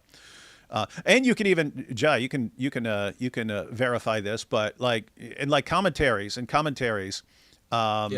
Some of the commentaries, they'll say, okay, there's this reading, that reading, this is the better reading. They'll say things like that, right? So they're aware of the multiple readings, and they'll say this one is better and more likely the authentic reading. Yeah, Tabari is famous for that, and he often says that about like a reading that Muslims accept today, like the Hafs reading, for example. And and that's another way to show you that the Hafs was not popular through Muslim history. It only became popular recently because even the scholars they'll give you their readings which differs from Hafs, and they accept readings that are different from Hafs. Why does it look like Adnan is shooting a Nat Geo documentary? Insert Nat Geo narrating voice about. I wish I knew who that was, so I would get what you're saying. But National Geographic. Okay, National Geographic. Okay, yeah. Guys, I do not get because he had like all the abbreviations. Yeah. He had like all the background behind him, like it looked like he was in the wild or something. He was at Speaker's Corner, actually. I think. That's pretty good. How do medical doctors and PhDs who are Muslims reconcile the scientific miracles? I'd run the other way if my doctor believed any of that. Yeah, you will occasionally. I mean, you will have some of them who actually believe in the scientific miracles, and you're like, what? Oh, come on, please do not be my doctor and stuff. But you'll have a bunch who just, they understand that the Quran's wrong on about a bunch of stuff. They just say, hey, the Quran's not a book of science. It's a book of signs. Wasn't Zakir Naik medical doctor in one point? Or has a degree on it? I've never seen it. Yeah, I think he went to school for it, but I have no reason to think that he ever practiced as a medical doctor. So in that sense, he'd be similar to Nabil. Nabil finished his MD, but then by the time he finished, he realized he wanted to do something else. So he graduated, but decided he wanted to do apologetics and stuff instead. Oh, he never went to a specialty? Nabil never went to a specialty? I mean, he did the stuff because he'd tell me about all the weird stuff he was having to do, like probes and stuff like this. And anyway, he never went and actually worked as a doctor because you basically start working as you're going through school and stuff like that. But he didn't actually work as a doctor. In certain occasions, I think it's all right if you didn't work it, but still you studied and then you got a degree on that, right? Yeah. So in this occasion, the reason I brought up Zakir Naik to attention because if he studied, that's what he claims, that he's a medical doctor. He's the one who is encouraging people to drink camel urine, right? Yep. Yeah, I think they. And there's a scientific thing. You drink camel urine, you behave like camel urine. Yeah. Yep. Yeah, you would have. I would not trust a doctor. Yeah, if he were the only doctor around, I would not. I'd be like, okay, get that crap out of here. In percentage, how much closer would word peace be? What? Oh, please add to my last comment without Islam. Well, you still have human beings. Anytime human beings are involved, you're going to get violence in various places. But yeah, I think the world would be better without Islam. So if you are in doubt, about that which we have revealed to you, then ask those who have been reading the scripture before you. That is a good verse. Everyone needs to learn that one. Aussie Dawa guys still use the Muhammad's character argument. They pulled the none of his wives spoke badly about him. That makes that makes me a prophet. Yeah. So Aussie Abe's wife doesn't speak badly of him. I guess that means he's a prophet. Yeah. Based on everything I hear from Aussie Abe and others, it seems like Dawa in Australia is like what Dawa was like 10, 15 to 20 years, 15 to 20 years ago here. Yeah. And so, yeah, they're behind. Quran is the word of Allah because that's why. Yeah, that's a good response. Quran is word of Allah because that's why. We got that twice. That's good. And I finally saw the original thing that they were doing the parody off of for that. And I think the guy's like, he's like an English teacher or something like that. And he like makes these jokes about like how, you know, you pronounce this word this way and then you get used to a rule. And it's like, then you pronounce it this way, right? And because like, that's no, why. Because that's why. Yeah. Yeah. I knew IP has been copying that guy, and I just thought he was being funny, and then someone pointed out that he's actually copying someone else. I hadn't seen who he's copying, but yeah, that's the guy here. Yeah. Let's see. In the name of the God of Abraham, according to the name by which I am called among them, yet I am not their God, and though I am even God alone, Allah is not my name, for this Allah is no God. He is an idol, the works of men written in a book, a graven image. Interesting. I hope you're not claiming that about yourself. All right. So now we have, we won't watch all of this, but we want to get the gist of what Yasir Qadhi is saying here. So this is Sheikh Yasir Qadhi. And this is for the Why Islam campaign. So this is made for people at the popular level. And he's responding to the, matter of fact, I'll just play the beginning here. And then we'll kind of skip to the end what he says. But he says he's responding to the question of why did Uthman burn the Quran? The question that many people ask us is, why did the third caliph of Islam, Uthman, why did he burn all of the Qurans of his reign and his empire? And this is viewed as being something sacrilegious, something that shows that there were Qurans that were somehow wrong. You know, this is a cultural misunderstanding, because from the Islamic tradition, when you burn the Quran, you're not disrespecting it. In fact, that is good to know. I thank you for that. I'm going to use that clip in some future installments of Quran Demolition Ranch. We are not disrespecting the Quran. Ladies and gentlemen, you are not disrespecting the Quran when you tear it, soak it in alcohol, feed it to your dog wrapped in bacon, or even burning it, or drilling holes in it. Yes, none of that. Yeah, making a Quranosaurus and then destroying the Quranosaurus. None of that. Okay, at least he says that burning it is not disrespectful, so that's good to know. Other things he might say are disrespectful, but not burning it. Okay, so he goes on to explain the situation that arose and Uthman having to burn them and so on. But he said it really worked out because from that time on, every Quran is completely identical. So let's see.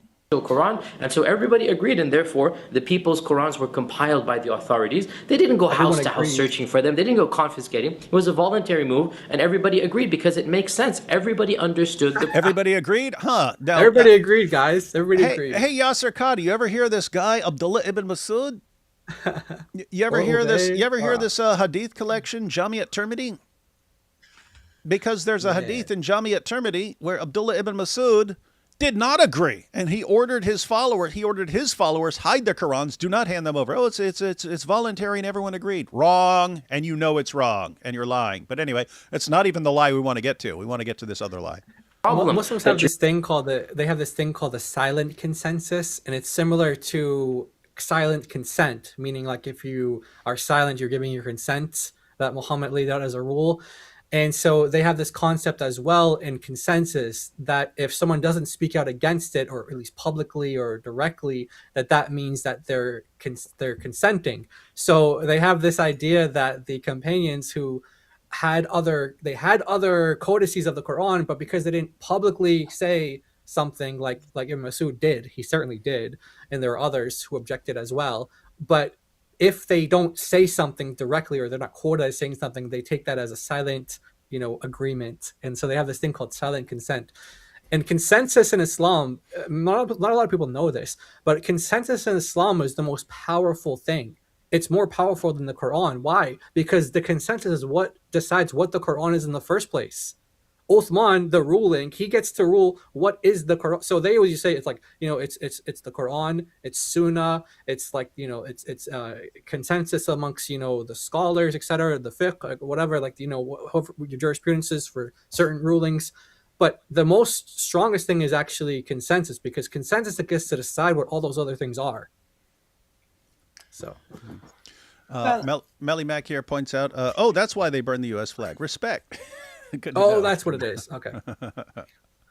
I just wanted to point out something in case anyone might miss. So if you come and then break my hips, and then people are watching how you are beating me up and breaking my hips, and then you say, anyone else has any objection? Probably people are going to play the silent game, right? After you, in front of the people, break someone's hip. They're just going to turn other side because they don't want to be broken again. They want to keep their hips together. Yep. Everyone wants to keep their hips together except Mohammed on the night of Al. Anyway. You're going to get scribal errors, you're going to get punctuation marks, you're going to get all of these problems unless you go directly to the original. So the Caliph Uthman standardized the copies of the Quran, and therefore from his time up until our time there has never been two copies of the Quran that are different even in one letter or one word. Hey, did you catch that, guys? Let's back it up there. Standardized the copies of the Quran, and therefore from his time up until our time there has never been two copies of the Quran that are different even in one letter or one word. Since the time of Uthman, there have never been two Qurans that were different in even one letter or one word. Jai, did he know that was a lie when he said this? He knew it was a lie. And 100%, guys. We're not 99.9% sure. We are 100% sure he knew that was a lie when he said these words. Why? Read his book. Read his book. He knew that was a lie. And we weren't the only ones as non-Muslims who recognized that was a lie. He has one of his best friends actually recognized it was a lie too. Oh yeah. I don't know if you have the clip or you want to share who that is, but who's that? Fareed? Oh yeah, Fareed. He knew this specific clip. You pointed out that he's lying here. Fareed played it for his audience multiple times because they were afraid to say that Yasir Qadhi was lying. Multiple times he played it for his audience. He's like trying to pull teeth. Guys, is that the truth? Guys, is that the truth? Is he telling the truth? And eventually he said, guys, he's lying. You have to say he's lying. You could tell he was actually getting frustrated. Like, yeah, do you guys just give the answer you think is best for Islam here? Yes. And you don't want to call him a liar? Let me play this again. There is not one letter of difference between any two Qurans. He played the other clip. Of course, and we have different Qurans in different parts of the world with different vowels and blah, blah, blah, blah, blah. Okay, was he lying when he said not one letter of difference? No, he's not lying.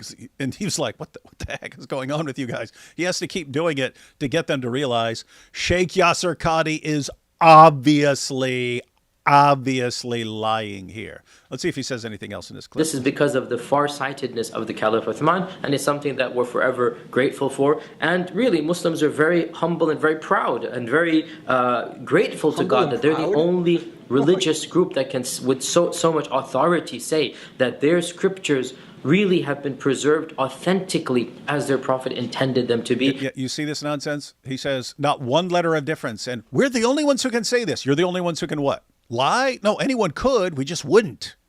We just wouldn't, because we don't believe that we need to lie for our book. We don't believe that we should lie for it. You guys do. Why? Anyway, wild stuff. All right, so they're humble and proud. Yeah, they're humble and proud of the lies that they're told. Yeah, must be great. What a great religion. So many such a great religion out there. Okay, now we'll kind of skip here. And what I want to point out here is this is Yasir Qadhi, also from back in the day. But what you see on the screen right here, that's Sheikh Yasir Qadhi talking to a popular audience. What he wants regular Muslims to hear, what he wants regular non-Muslims to hear. Let's see the difference between this and Yasir Qadhi giving a talk for students of knowledge. Students Assalamu of knowledge. alaikum wa rahmatullahi. So here's him. Here's him, also from back in the day. Even looks a little younger than he was in the other picture, so maybe a little before that. But let me go skip down to where he starts talking about, so he's talking about the different ahruf for a while, and then he eventually gets to the kirat, but let's go ahead and check out what he says. Became famous for them. So these differences were named after specific people. And these people were the ones who became famous for their particular recitation. Until finally, the codification of these recitations occurred. And this was done in the 2nd and 3rd century of the Hijrah. And these recitations are known in Arabic as the qira'at. The qira'at are not the same as the 7 ahruf. I'll give you a very simple analogy here, which will help you understand what the difference is between the ahruf and the qira'at. Yeah, guys, so the 7 ahruf are supposedly these different, whatever you want to call it, modes, whatever, that the Quran was revealed in, but they have no clue what that was. They'll say things like dialects. They do not know. They do not know. Dialects doesn't even make sense given what the Muslim sources say. But you have different ahruf, and then you have different kirat. You've got different kirat, which are, I mean, you still have the different kirat. You still have the different versions of the Quran in the world today. He won't call them versions. We would obviously call them different versions of the Quran. But what his position back then, as far as I can tell, at least the one he's telling students of knowledge, was that the Quran is revealed in these different ways, but then it gets jumbled up. It gets jumbled up over time, and then different kirat ended up preserving different elements of the different ahruf, and that's why they have tons of different versions, and that's why you have more than just 7 kirat, because they preserve different elements of the different ahruf. Whereas by the time we get to the holes in the narrative interview, he doesn't believe you can solve the issue like that. And that's when the cat's out of the bag. The more he learned, the more he realized that the explanations don't work. But let's see. The ahruf are what Allah Azza wa Jal revealed divinely. If you jumble up all the ahruf together, and then you spread them and let every person recite according to one of these recitations, according to some mixture of these recitations, these become the qira'at. And the qira'at are named after specific people who specialized in them. And finally, as we said, in the 2nd and 3rd century of the Hijrah, these qira'at were standardized. They were codified. And exactly 10 qira'at were chosen by our Muslim scholars. Did you catch that? I always love that part. 10 qira'at were chosen. For first it was 7, then it was 10. 10 qira'at were chosen by our Muslim scholars. It's like, okay, so some guys got together and decided, hey, let's choose 10, and we'll stick with those 10. Okay, is this guy an inspired prophet who makes these decisions, these inspired prophets? Because there were others going around. They said, let's just stick with these. Let's stick with these. Are these guys prophets? The Caliph Uthman, when he's like, hey, we got a bunch of different Qurans. Let's go with this one. Let's make this one custom and then burn all the rest. Is he a prophet? Because he's burning a ton of stuff that was supposedly revealed to Muhammad. In other words, you have regular human beings all the way down who are making decisions about the Quran. What are we going to keep? What are we going to cut? What are we going to put our stamp of approval on? What are we going to reject? And they're human beings, not prophets. But Muslims today, they're the product of all these decisions that were made by mere human beings for them, and they think that's their religion, that's good as gold. No. All these decisions were made by mere human beings, and sometimes saying very, very stupid things. I'd like to say what they claim happened at the Council of Nicaea with the canonization of the Bible, what they claim happened there actually happened in Islamic councils. Mm-hmm. Yeah. One of the things is, like in the previous clip, he said the Quran we have is what Muhammad intended, right? And by the time they go with 7 Quran, and then they choose 10 Qurans. Of course, all of them has like 2 students, so that makes 20. And then 14 Qurans with 2 students, 28 of them. Muhammad is already dead, being hammered in hell, right? Mm-hmm. And like there is no way, practically, even in the movies, there is no way Muhammad is going to come to the couple of centuries later and then say, yeah, this one is what I intended. This guy was just lying. I love the way he lied. I love the way he stole things. So therefore, yes, this is the Quran I intended. So just Yeah, and everyone who's watching, notice that the sort of glaringly obvious problem, which apparently didn't sink in too well into Yasir Qadhi here, unless he knows he's lying at this point and he was just forced to be a little more honest later by the time you get to the holes in the narrative interview. Notice the kind of obvious problem. So the Quran was revealed in these 7 ahruf, these seven whatever, we don't know. But we know that it led to different recitations of the Quran. Okay, so that's during the time of Muhammad. Well, by the time you get to Caliph Uthman, they're confused about the Quran and they're reciting the Quran differently. And then it comes to Muhammad and they come to Muhammad and say, I mean, they don't come, they come to Uthman and say, you got to do something about this, man. We're reciting the Quran differently. Different people have different Qurans and they're going to end up fighting. We're going to end up fighting over this. Now, lots of Muslims interpret that in light of the different ahruf, right? Saying, hey, you know, people are quoting different ahruf, and this is leading to a conflict. And so, well, what's Uthman doing? He's going to burn all the differences and just issue a standardized version. Okay, he issued a standardized version. How are you getting the different qira'at later on? Where are these coming from? Did he put all of did he put all the different readings in his standardized version so that it said, you know, here's Surah 11 verse 81, this version, and here's this one. Did he put it out like that? No, he was trying to avoid this sort of confusion. So he burns it. Okay, how do you get all these different readings later on? How? So you have to say that their readings were preserved outside of the Uthmanic standardization. Okay, well, what do you do with Yasir Qadhi saying, yes, Uthman standardized the Quran, and since then there haven't been one letter of difference between any two Quran. What do you do there? Now you have people preserving the non-canonical ones. And that's what he realizes by the time we get to the holes in the narrative interview. He realizes the explanation doesn't make any sense. It doesn't make any sense. And so that's what he's stuck with. If it was Umar, it would make a little bit more sense, right? We can say like, okay, Uthman never received any revelation from Gabriel. He never communicated with Allah, all those kind of things. So where does he find the authority to get rid of the very word of Allah? Not like only get rid of it, but burn. And then go only with one of those so-called 7 ahrufs. If it was Umar, it would make more sense because we know Allah agreed Umar in 3 things, right? It's like you can say, yeah, somehow magically he communicated with Allah or Mohammed said something, but with Uthman, it just doesn't make sense. Yep. But yeah, it's pointed out not Muslims, human beings are overriding and deciding what's supposed to be in the word of Allah. And that choice is always made with the political reasons. Yeah, he even said it. He said the authorities. Yeah. And this is just amazing. We pointed out over and over again, guys, you can't point this out enough.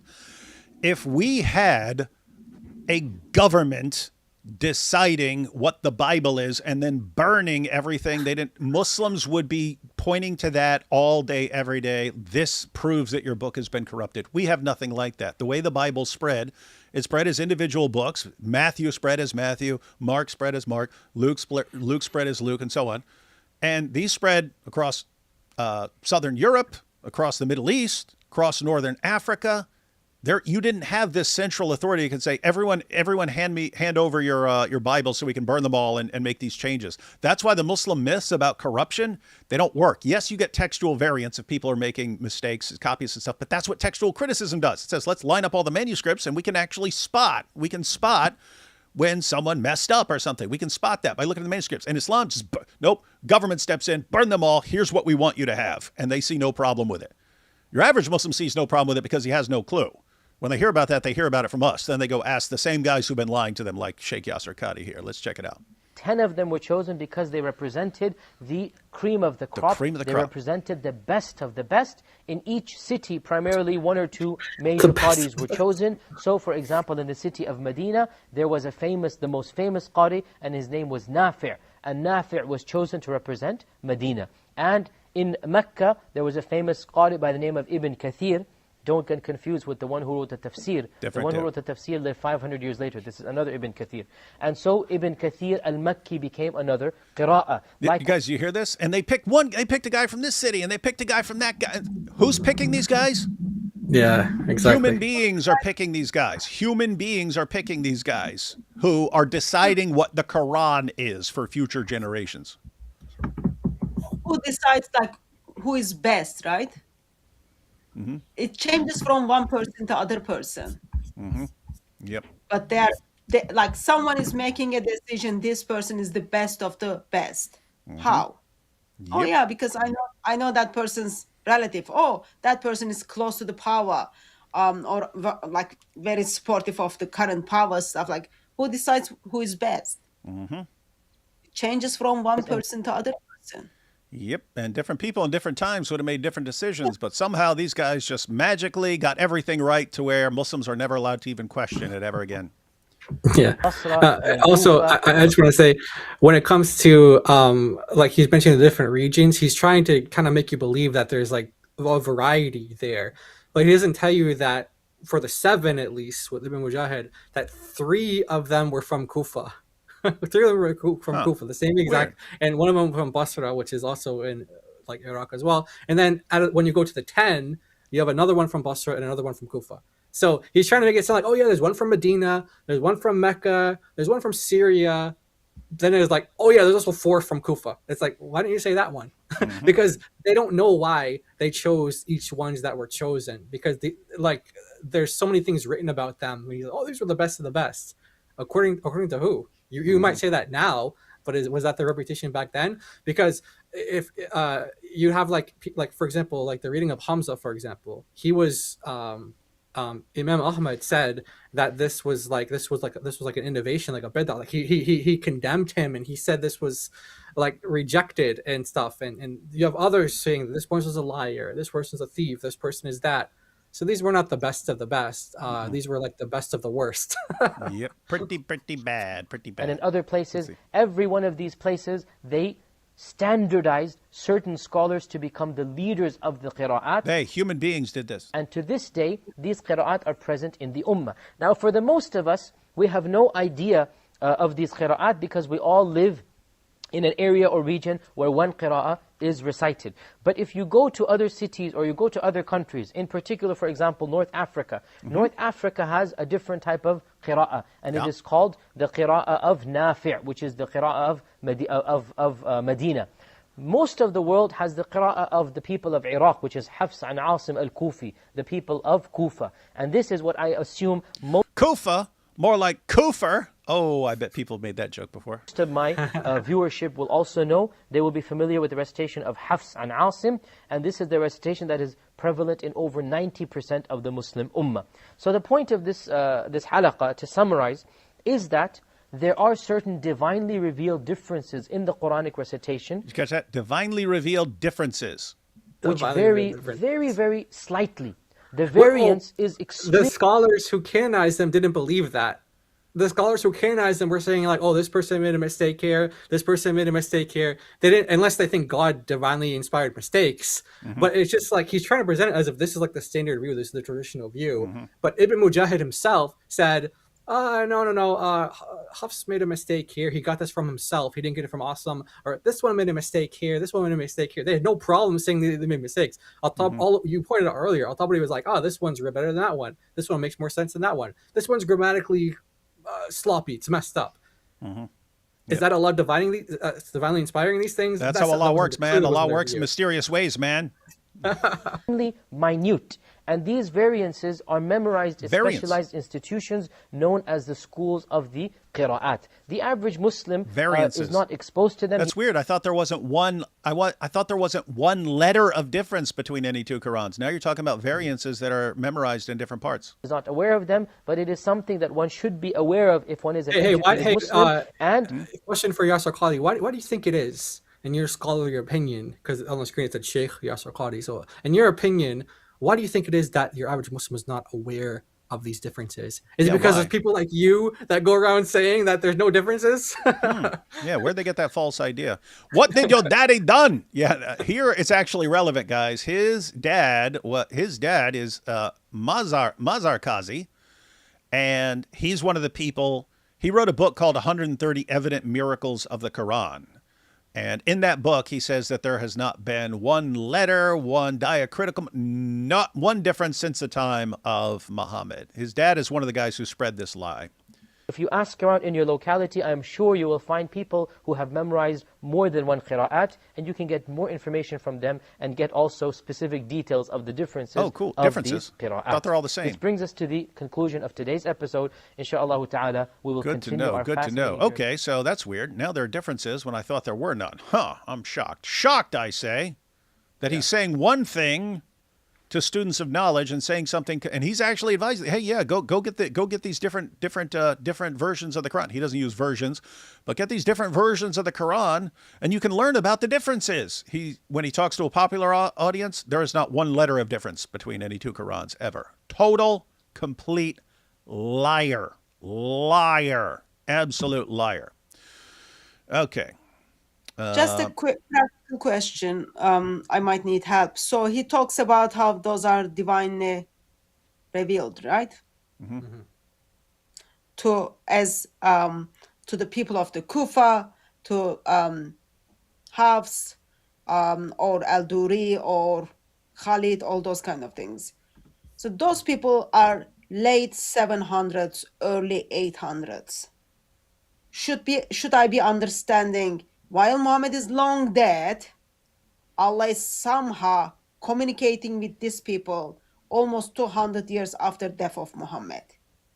He would have to be, otherwise it was a bunch of human beings making all these decisions about the Quran. Okay.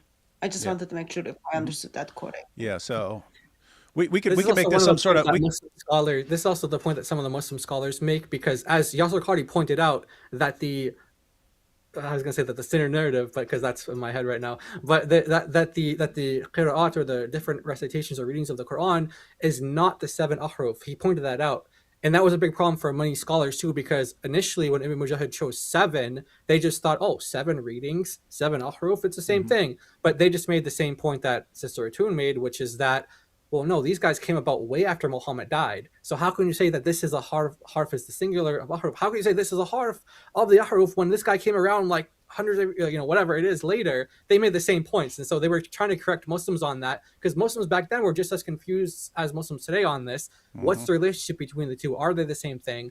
And they had to point out the same things. Hey, guys, these guys weren't born until like 100 and something, 200 sometimes years later after Muhammad. How could those be the ahruf? How could they be? And so they had to explain it like that to them. Yep. And so, guys, those were the lies being told. Perfect dot for dot, letter for letter, preservation, and so on.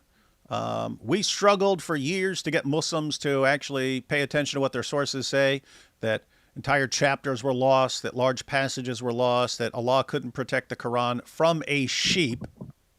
We tried to point these things out, pointed out that Muhammad's own companions couldn't even agree on what's supposed to be in the Quran. We pointed these things out for years. None of it. I mean, we could change individual minds and so on, but large scale, it just didn't work. Why? Muslims were being blasted by everyone they were listening to, telling them perfect preservation down to the letter. Are you just going to listen to some random Christian who is telling you something different? No. It's easier to believe the Christian is lying or the Christian is just wrong than it is to believe all your scholars and all your sheikhs and imams, they're all wrong about something. That's hard to believe. Things changed one day when someone showed up to Speaker's Corner.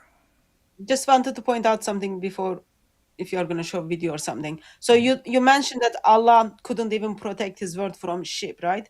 I was talking with someone who's got farm, and they've got like cows and pigs and sheep.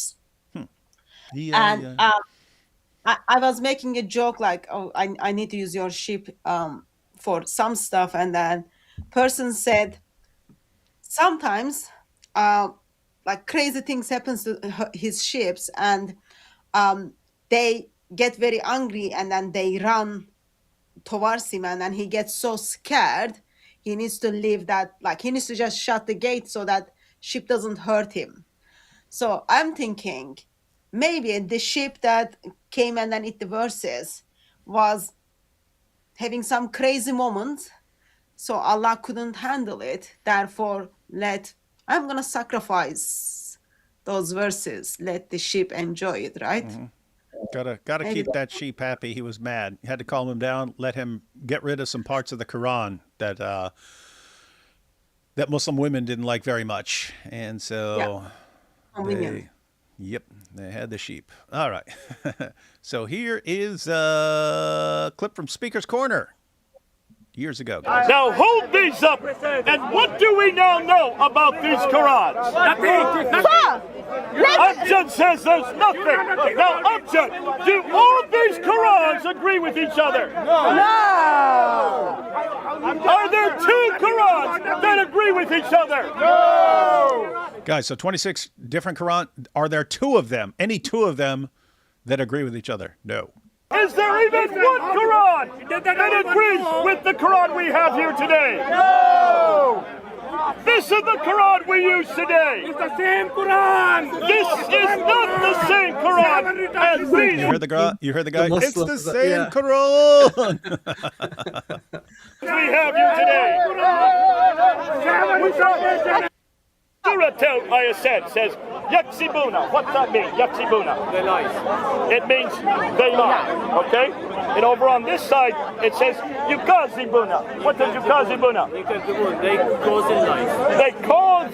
They accuse others of lying. You catch the difference, guys? One, they lied, and other, they accused others of lying. Those are very different things. It's one thing if I say, Ja, you lied, right? It's something else if I say, Ja, you accused others of lying. Yep.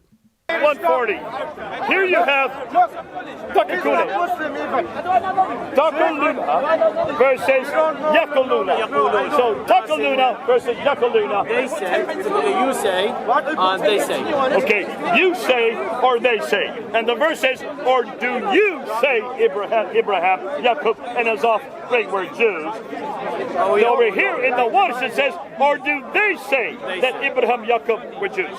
See the difference, guys? If I say you say, or if I say they say. Yep. That's kind of different. That sounds different, right? But I thought there's not one letter of difference between any two Qurans, right? Or, and I thought even if there are differences, they mean the same thing. No, those mean different things.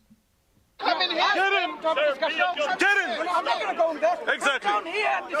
Look at Mansour. That's Mansour, guys. Hold on. Ask them to come down on my level and discuss. Mansour. No, one of them is correct.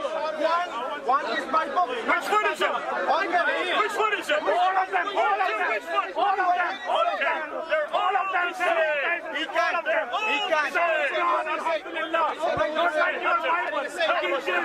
Let's unpack. Let's unpack. I want them. Now, is that different? Are these different words? Do these have different meanings?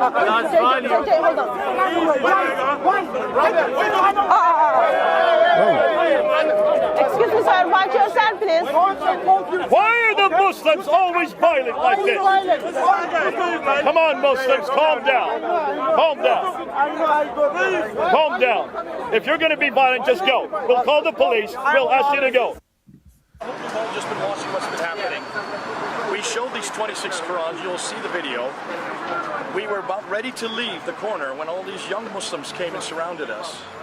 They wanted these Qurans. They wanted to take them. They were trying, as you saw, trying to take them out of our bags. They were very upset because they want to know why we had these Qurans. We told them because we've been showing that they're all different. And they could not believe that, and they didn't want this evidence to leave the corner. This is the public way. Guys, these are not your Quran. I'm the public. You can hear Jay go, these are not your Qurans.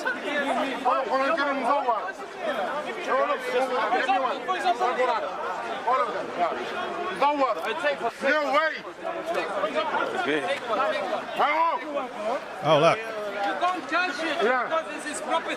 Gosh, he's picking up the Qurans off the ground. I guess they were trying to grab them. They ended up on the ground. Shameful. He's not allowed to the Quran Kareem and the liar on it. They want to steal from Some Muslims are trying he's not going to hold this away, Shut down and stop it. I'm not going to give you. Who cares? Who are you? Who are you? Why are you so... I want to know why do you have so many Qur'ans in the bag? Because every one of them is different. Every one of them is different. Shut up, We have shown today 26 different Qur'ans, and you're upset. And you want to take these Qur'ans from us. I want to take it. Have I said that? Have you seen me? Goodbye. We've finished this. Hey! Don't touch it. Here we go. This is so typical. Hatun, I noticed Muslims like to... there are always Muslims at Speaker's Corner want to snatch the Qur'ans from Christians. Isn't that weird? Stealing is okay, right? Yeah, that's what they think. I remember telling Jay, I wasn't there because Jay left and then we stayed for discussions. I told him if he loses one of my books, I will probably murder him. So good he didn't. Yeah. They did take couple of Qurans in different occasions. Now those were those were your Qurans, and if I recall correctly, you once said these were just Qurans you got in like bookstores in different parts of the world different parts of the world, right? You just noticed, hey, this Quran's actually different from these other Qurans, so I need to get this. No, I didn't notice. I'm not that clever, no. Oh, you're just grabbing Qurans, and later on you find out, wait a minute, this is different. No, when I first come across with it, so we were in the bookshop to buy Qurans, and then guy asked me, do I want wash Quran or Hafs Quran? I was like, what are they? He told me, do I want wash Quran or a Hafs Quran? I just, like, it was under $1. I was just like, I'll get both of them. So that was the first time I heard that there are different Qurans. And then I started looking into them, and then, oh, those letters look different. And then I got in touch with Arabic speaker, and then I said, like, what are these? Like, does it change the meaning? And then she looked at them. Yeah, this means this means this. And then I start like going letter by letter, comparing the wash Quran with the going Hafs, dot by dot, letter by letter. Yeah. I am not Arabic speaker. I can recite certain stuff from the Quran, but I am not Arabic speaker. So I underlined it, and then I asked this sister to check and then see whether the meaning of it same or not. And then we kind of start going through them like by, and then counted them. Like some of them has like 5,000 variations in them. You guys get that? We're not talking about one letter of difference and so on. We're talking about thousands of variants. Mm-hmm. Like if you think about Hafs and then other student of Asim, he's got like 504 differences. Two students of the same guy are disagreeing with one another in 500 occasions. So like I just underlined the ones I kind of thought they look different, and some of them were just nothing. Some of them were like, oh yeah, this is difference. For me, it wasn't like, oh, I've got like lots of Qurans and then with lots of variations. It was one variation, and then one Quran simply destroys the whole argument. That's kind of how I end up. And then once I was told like this Hafs Quran, there's wash Quran, every time when I traveled, I would simply go to the bookshops and then ask, oh, which Qurans do you have? And then they are very cheap in Middle East, so you can simply bring them with you. Very cheap, very cheap. Good to know. Good to know. Maybe I need to start getting my Qurans from the Middle East, ordering them from there. They wouldn't be so expensive. Yeah. So guys, this clip I know because I posted this. I posted this back then. It got over 1 million views, and other people posted it. But this became very popular, pointing out these different Qurans, and then Muslims started saying, no, she printed them herself, or no, they're all the same, and things like that. And so then her and Jay made follow-up videos where they actually started going through the differences in more detail and so on.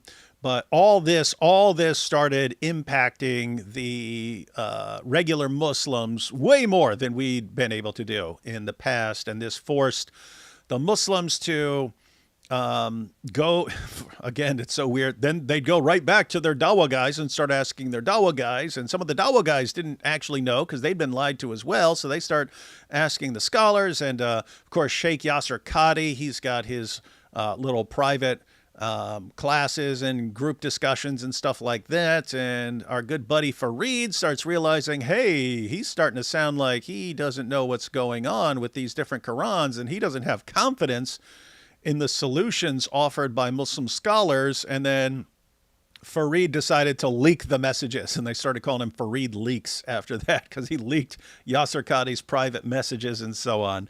And then it gets out. Oh, Sheikh Yasir Qadhi, the guy who wrote the book on the sciences of the Quran, he doesn't believe in the preservation of the Quran. He doesn't believe that Muslim scholars can account for these things. And tactical genius Mohammed Hijab says, I have a big channel. I can get to the bottom of this and solve the doubts of the ummah. And then I will be the hero for saving the ummah from these doubts. What doubts, man? I will solve this. I will get Sheikh Yasir Qadhi on to join me, and he will explain this, and he will explain how there is only one Quran perfectly preserved. And then I will be the hero of the ummah. It did not go according to plan, ladies and gentlemen. It did not go according to plan, as we're about to see here. Let's take these. Before you guys, what's up? Go ahead, sir. Yeah, I was just gonna say, if you could drop me for like 10-15 minutes, you'll be able to see me on camera. I'll be right back. I just gotta get my charger, grab a couple of things. Go do what you got to do, man. Okay, all right. We're gonna start watching this, but you don't need to be here for that. No, I'll be listening. Okay, we're good. Yeah. Then that's what we should do with all of them. Yeah. Saying if you want to be respectful, you got to burn them. That's the respectful thing to do. Amongst my goals is to make Jai and Hatun laugh. That's a good one. Well, it's not very hard with Hatun. Just get a video clip of some Somalis stealing millions of dollars from gullible white people. That's the funniest thing in the world. Look, see, you just have to mention it. Makes me never want to lie again. They have a patent on lying. Yeah. When Mojab did his little poll, not in the Muhammad sense, fixed it for you, David. Also, Psalm 72, 8-9, proof that Jesus will be victorious over Islam. Oh, there's no question Jesus will be victorious over Islam. The Muslim Council of Nicaea accept just lies. Yeah, that's correct.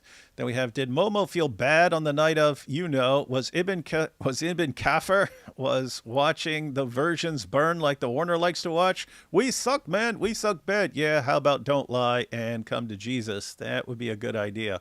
Just imagine, like, the Dawah guys know. They know at this point that this is all just a bunch of lies, and yet they keep promoting it. It's like, why? Why would you be doing that? Uthman was the best of all deciders. Yeah, Allah is the best of deceivers. Uthman is the best of deciders. Love you, Hatun, watching from Dallas with friends. Dallas. Then we have, when is Zut Remembrance public holiday status? Yeah, we do need Zut Remembrance Day. Yeah, that's on, no, Zut Remembrance Day is January 30th. That's 1/30. Get it? 1/30. January 30th. You listened like a dog.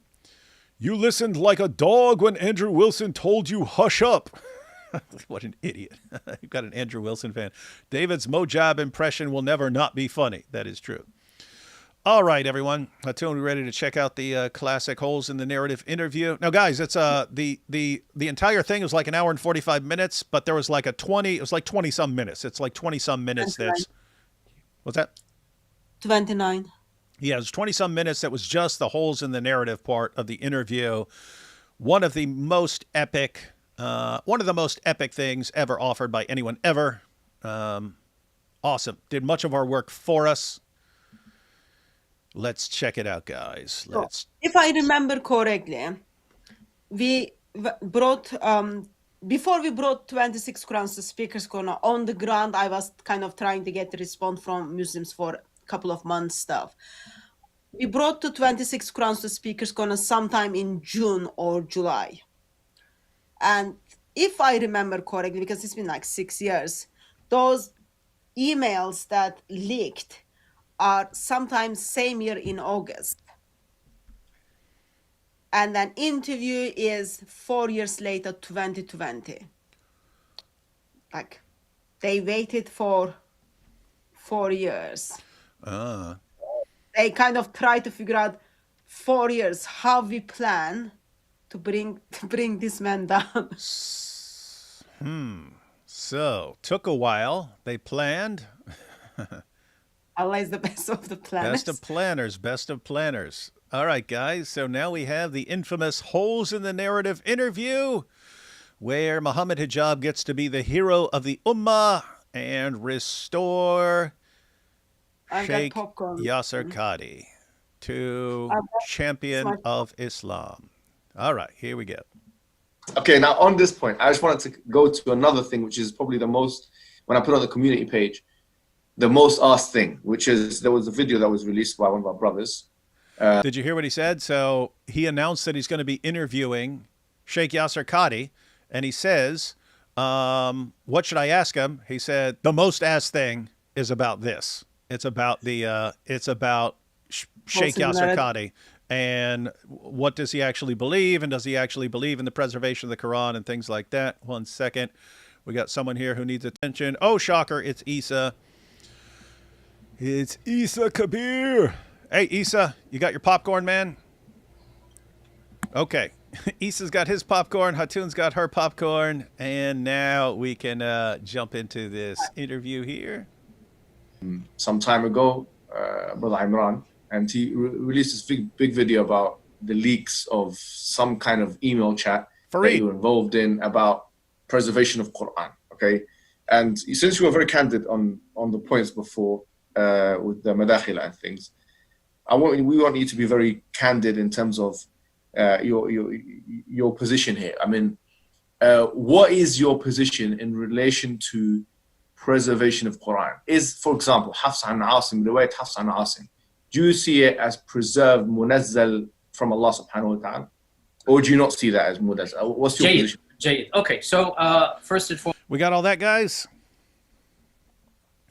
Hey, what is your position on the preservation of the Quran? What is your position on Hafs? Is that word for word what the Quran is? What's going on here? Now is the perfect opportunity for Sheikh Yasir Qadhi to clear everything up and say, yes, by golly, there's only one Quran, just like I used to say to the popular audiences, one Quran, not one letter of difference between any two Qurans in the entire planet. Now's the perfect chance for him to go ahead and explain all this.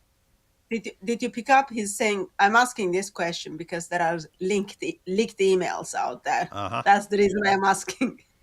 Yep, got to do it. Thank you, Fareed. Fareed. That's why I've always been cool with you, man. You're awesome. Allah subhanahu wa ta'ala says, Inna nahnu nazzal dhikra wa inna lahu lahafidhun. So we believe, as a matter of theology, as a matter of aqeedah, that Allah subhanahu wa ta'ala has preserved the Quran, no question about it. Now, number of points. Let me answer this question in two parts. First of them, the story of what happened very briefly. Secondly, this issue. After the story. Oh, so we're getting the story of what happened. I haven't seen this guy. I haven't seen this since. I don't think I've seen it since 6 years ago, because I've seen the clips since then, like of him saying the standard narrative has holes in it, because I was sharing them and I used those at various times. But as far as like this whole section, I don't think I've listened to it since 2020. So this is good. Let's get the recap here on what happened. What happened? So there was a listserv, I'm pretty sure it no longer exists, where a certain brother started a listserv. Fareed. For, Google group, whatever you call it, for all Western graduates of Islamic universities, across. Oh, wait, no. He's saying the guy who put it all together. The guy who leaked was Fareed. World. So you had Deobandis, you had Salafis from Medina, you had from Riyadh, you had from Azhar. The condition was you had to be a graduate of a reputable, accepted program. So there was a small, I don't know, maybe 50 to 70 people. I'm not sure how many. I'm not the organizer, but I was one of those invited because obviously the conditions are fulfilled. And there's all different types of cutting-edge munaqashat between people of knowledge, as it happens. Okay, and one of the main conditions was everything is an amana, because this is not we're having internal. When you discuss with a peer or with a colleague, you're going to be back and forth discussing whatnot. It's not publishable material. And so this issue came up. We had a lot of discussions of Aqidah and Najdi Da'wah, and I presented my views there. We had other discussions. And the issue of, Qira'at and Quran and Ahruf came up. And Okay, so private, if I'm getting all this correctly, so very educated Muslims who would be in the students of knowledge category or established scholars, whatever, but these guys have studied in the relevant fields and they have discussions behind the scenes, behind closed doors, where they can feel free to share their thoughts and run their thoughts by people, and the issue of the different Qurans, different Qira'ats came up, and Ahruf, and what do we do with these kinds of things? All right, and so apparently Sheikh Yasir Qadhi felt a bit more comfortable to share his real feelings and thoughts with the group instead of the normal little speech he gives when he's talking to popular level Muslims. But let's see. Alhamdulillah. That should be normally impractical, right? Because everyone studied the similar topics or same topics. You wanna discuss, how do we respond to this? What are your thoughts about this? I want to kind of get more information, where people are hearing each other's thoughts and then they're helping each other's arguments. So those are like safe academic safe spaces. So it was. And that's good, but Sheikh Yasir Qadhi didn't count on Fareed not liking what he says. We had a very interesting discussion where all different views were given back and forth. There's at least 160, 70 emails between maybe 30 brothers back and forth. And, there were people that were on the right of me. There were people on the left of me. But again, Allah has tested me because I'm Yasir Qadhi. All those other emails were ignored. And it's, my bits. Did you hear this? Allah tests him because he's Yasir Qadhi. Everyone else is ignored, but he's Yasir Qadhi. That's good to know. So one of the brothers... He's saying we had discussions on lots of different topics. They intentionally focused on this, and this is the test of Allah on me. Awesome. Well, you passed with flying colors in this interview, buddy. You passed the test. Yeah, he did something, again, unethical. He was expelled from the list, and the list was basically banned because of that, stopped because of that. He couldn't refute to my argument, so he sent it to one of your madkhalis in England. And so then, of course, this madkhali gave it to the other one. And so obviously, everything, all whatever broke loose. But okay, so I don't actually know if Fareed was in there and Fareed leaked it, because it could, people could have passed it on to Fareed, but someone's not liking Sheikh Yasir Qadhi's responses. Eventually it gets to Fareed. Fareed leaks it. Good job, Fareed. Again, this was not something I brought. Do you remember the message Fareed put up? Like, I wish I could take the time back. When it all came up, he was saying, I wish I can take the time back. Too late, Fareed. Don't take it back, Fareed. Don't take it back, man. Be proud of what you've done. He gave it to the other one, and so obviously, everything, all whatever broke loose. But again, this was not something I brought up in public, and I would never bring it up in public. And I don't think it is wise to bring it up in public. You catching this, guys? The issue of Qira'at and Ahruf and how we can explain it. Do not bring this up in public when he's public right here. That's what's hilarious. I would never bring this up, but Hijab won't let him not bring it up. So these are good times. Let's check this out. Think about it. Like, he's been scholar for a long time. He's been sheikh for a long time. He's been teaching, training people for a long time.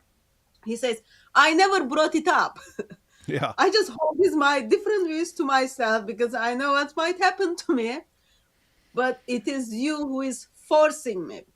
You guys are all forcing me. Having an amana-based discussion. Oh, that's a job. I thought one of you guys were jumping in. I heard a voice say, no, that's a job. I was going to say something, though. I think a lot of Muslims don't study critical theory, like critical scholarship of Islam. Like, they study critical scholarship of Christianity and Judaism and Buddhism and Hinduism. Like, you see Daniel Hakikachu as an example. He will, engage that. But he won't engage, Patricia Crona and Michael Cook, in these kind of critical scholars towards Islam. If you're an academic like Yasir Qadhi, you actually have to study this. I think he went to Harvard, too. You actually have to study this stuff. And I think this makes it very difficult when you don't know these things, at all. That is correct. Let's see. Bring it up in public. We were having an amana-based By the way, just discussion. one thing. I think the person who brought it up was not a madkhali per se. He's just to be clear. Like he was, he's more on the right in terms of, but he's not, for all intents and purposes, not like a card carrying. When I say madkhali, I mean the neo-madkhali strand. I mean the new. I view this person as the same strand of hunting for mistakes and faults, and he should do something better with his life. Anyway, I don't. Okay, yeah. So I have, I guess I have mixed views of these neo-madkhalis. On the one hand, they're snitches, so that would be a big thumbs down in my book. But they did bring us this, and therefore they get 1 million cool points. All right. By the way, I just want to say, Fareed was on the email exchange because one of the things Mufti Abu Layth had access to it somehow. Maybe he was on the email too. I don't know. But he's the one who showed. Love that guy. He's the one who showed the emails with Fareed in there, and he showed exactly what Fareed said. So if people want to know what the exact emails were, you can go to Mufti Abu Layth. Oh, we're going to be hearing a little bit from Mufti Abu Layth here in a little bit because he had a pretty funny reaction to all of this. I don't know the brother, and it doesn't really bother me. But my point is that what happened was unethical. Where you're having dialogue, discussion. And by the way, even in their series of emails, I said, I'm still developing my ideas. We're having a discussion to go back and forth. That's what you do when you're having a munaqashat ilmiya. Now, for this brother to then spread it and make it, that was something that he has to answer for on the Day of Judgment. And what's that? I'll just, if you want, I can just, because he uses Arabic words every now and then. He's saying when you're having an intellectual debate, that's what he said in Arabic. I don't know why he couldn't say it in English, but he said it in Arabic. Weird stuff. Or academic debate, academic. 1 second. Issa wanted attention. Now other people want attention. Everyone's got to get attention. Let's see here. I have to see what's going to happen once we go kind of cropped screen. It might just be poor Eric in the middle. Let's see. All right, we're going to go back to hey, how y'all doing? Good. Doing well. Okay. Blessed. All right, y'all good? All right, we're checking this out. if it was done out of ill intention, I shall not forgive anything done. Oh, it's actually not bad. They actually fit there on the screen. All right, cool. Out of ill intention against me. I got my own row. Yeah. Yeah, I need to move everyone around so I get that row. Yeah, you're gonna get the row, man. Unless they apologize to me, my suing is going to be in the court of Allah. And this is, by the way, a blanket statement. Everybody who is refuting other people, I speak for myself. If you have, wait a second. Now I'm wondering, can I get them in that? Can I get them in that square? Hang on. So, Jai, you came in third, so I'm just wondering if I pick them third. Let me see what happens here. Let me try and do this. Let me try use my skills of an awesome person, and then we'll go me, and then we'll go them, and then we'll go Jai, and that right there, and now we'll see if this works. I messed it up, man. He's just like, I'll take over. Yes, now I get all the attention I could ever want. All right, now let's see if this works. If it does, I'm a genius. In your heart, ghil and hasad and hiqd, and you don't apologize to me, in that case, my hisab is in front of Allah Azza wa Jalla, and I will get your hasanat, so do what you will. Anybody who's sincere, inshallah, He's telling people he's going to get their good and deeds from them. He's telling people he's going to get their good deeds. So if you wrong someone in Islam, they believe that they don't have to forgive you. They can get your good deeds on the Day of Judgment. So when he says, I'm going to get your hasanat, he's saying, I'm going to get your good deeds. So Fareed, your good deeds are going to him according to, obviously, that's not what's going to happen, but that's what he's saying. You can hear how hurtful he is, right? He literally got hurt by this. Yeah. Come on. Poor guy. Come on, dude. Now, it's a weird situation because I'm guessing from Fareed's perspective, it's this guy has dangerous idea. One, he's saying something completely different from what he says in public. So he's lying in public. But he has some what Fareed would believe are dangerous ideas.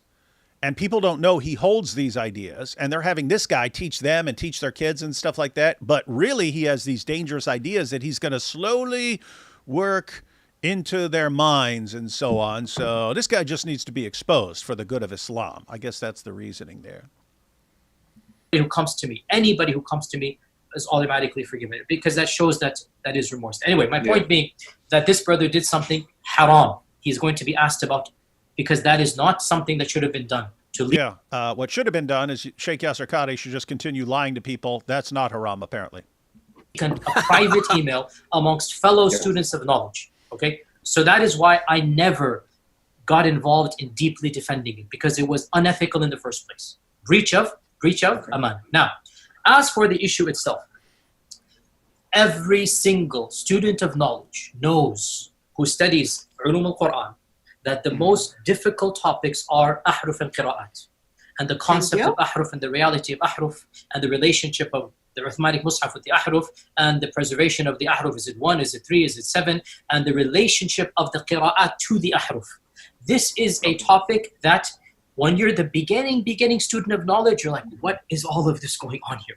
When you go a little bit more, you learn to simply memorize what your teachers say and regurgitate it out, and you don't fully comprehend. When you do a deep dive is when things get very, very awkward and difficult. And this isn't new. This is from the time of the Sahaba. This is from the time of the Sahaba. So, guys, lots of good stuff there. Lots of awesome good stuff. So, for one, he said, everyone knows. Like, not your average Muslim, but once you're a student of knowledge, he says, everyone knows the biggest, the most difficult issue, Qiraat, Ahruf, how this connects. You got the Ahruf that are revealed to Muhammad, but then you've got the recension of the Caliph Uthman. He burns things, but then you end up with the different Qurans later on, and people canonizing certain versions of this. And then we've got the Qurans in the world today. And he says, he had those 3 stages right there. He said, if you're at the beginning, so student of knowledge, your regular Muslim isn't even at the beginning. They're completely ignorant of what's going on here, unless they hear it from us. But the beginning students of knowledge, they go, what is this stuff, man? What? Why? Because I've been told my entire life, perfect preservation right down to the letter. And now I'm finding out what? There are all these different Qurans and we can't even figure these things out. What's going on here, right? So that's stage 1. Stage 2, you just listen to your scholar who's teaching you and you just regurgitate his explanations. Oh, they're different dialects, blah, blah. You just regurgitate that nonsense. And they says you do a deep dive and all of a sudden you're like, uh-oh, this is bad. This is bad. These explanations don't work. These explanations don't work. Now, think about this, guys. If what Sheikh Yasir Qadhi were telling you in public were true, not one letter of difference between any 2 Qurans from the time of Uthman, not one letter. Would there be any problem with Qiraat and Ahruf? And would there be any problem with that? No. You would know about the problems.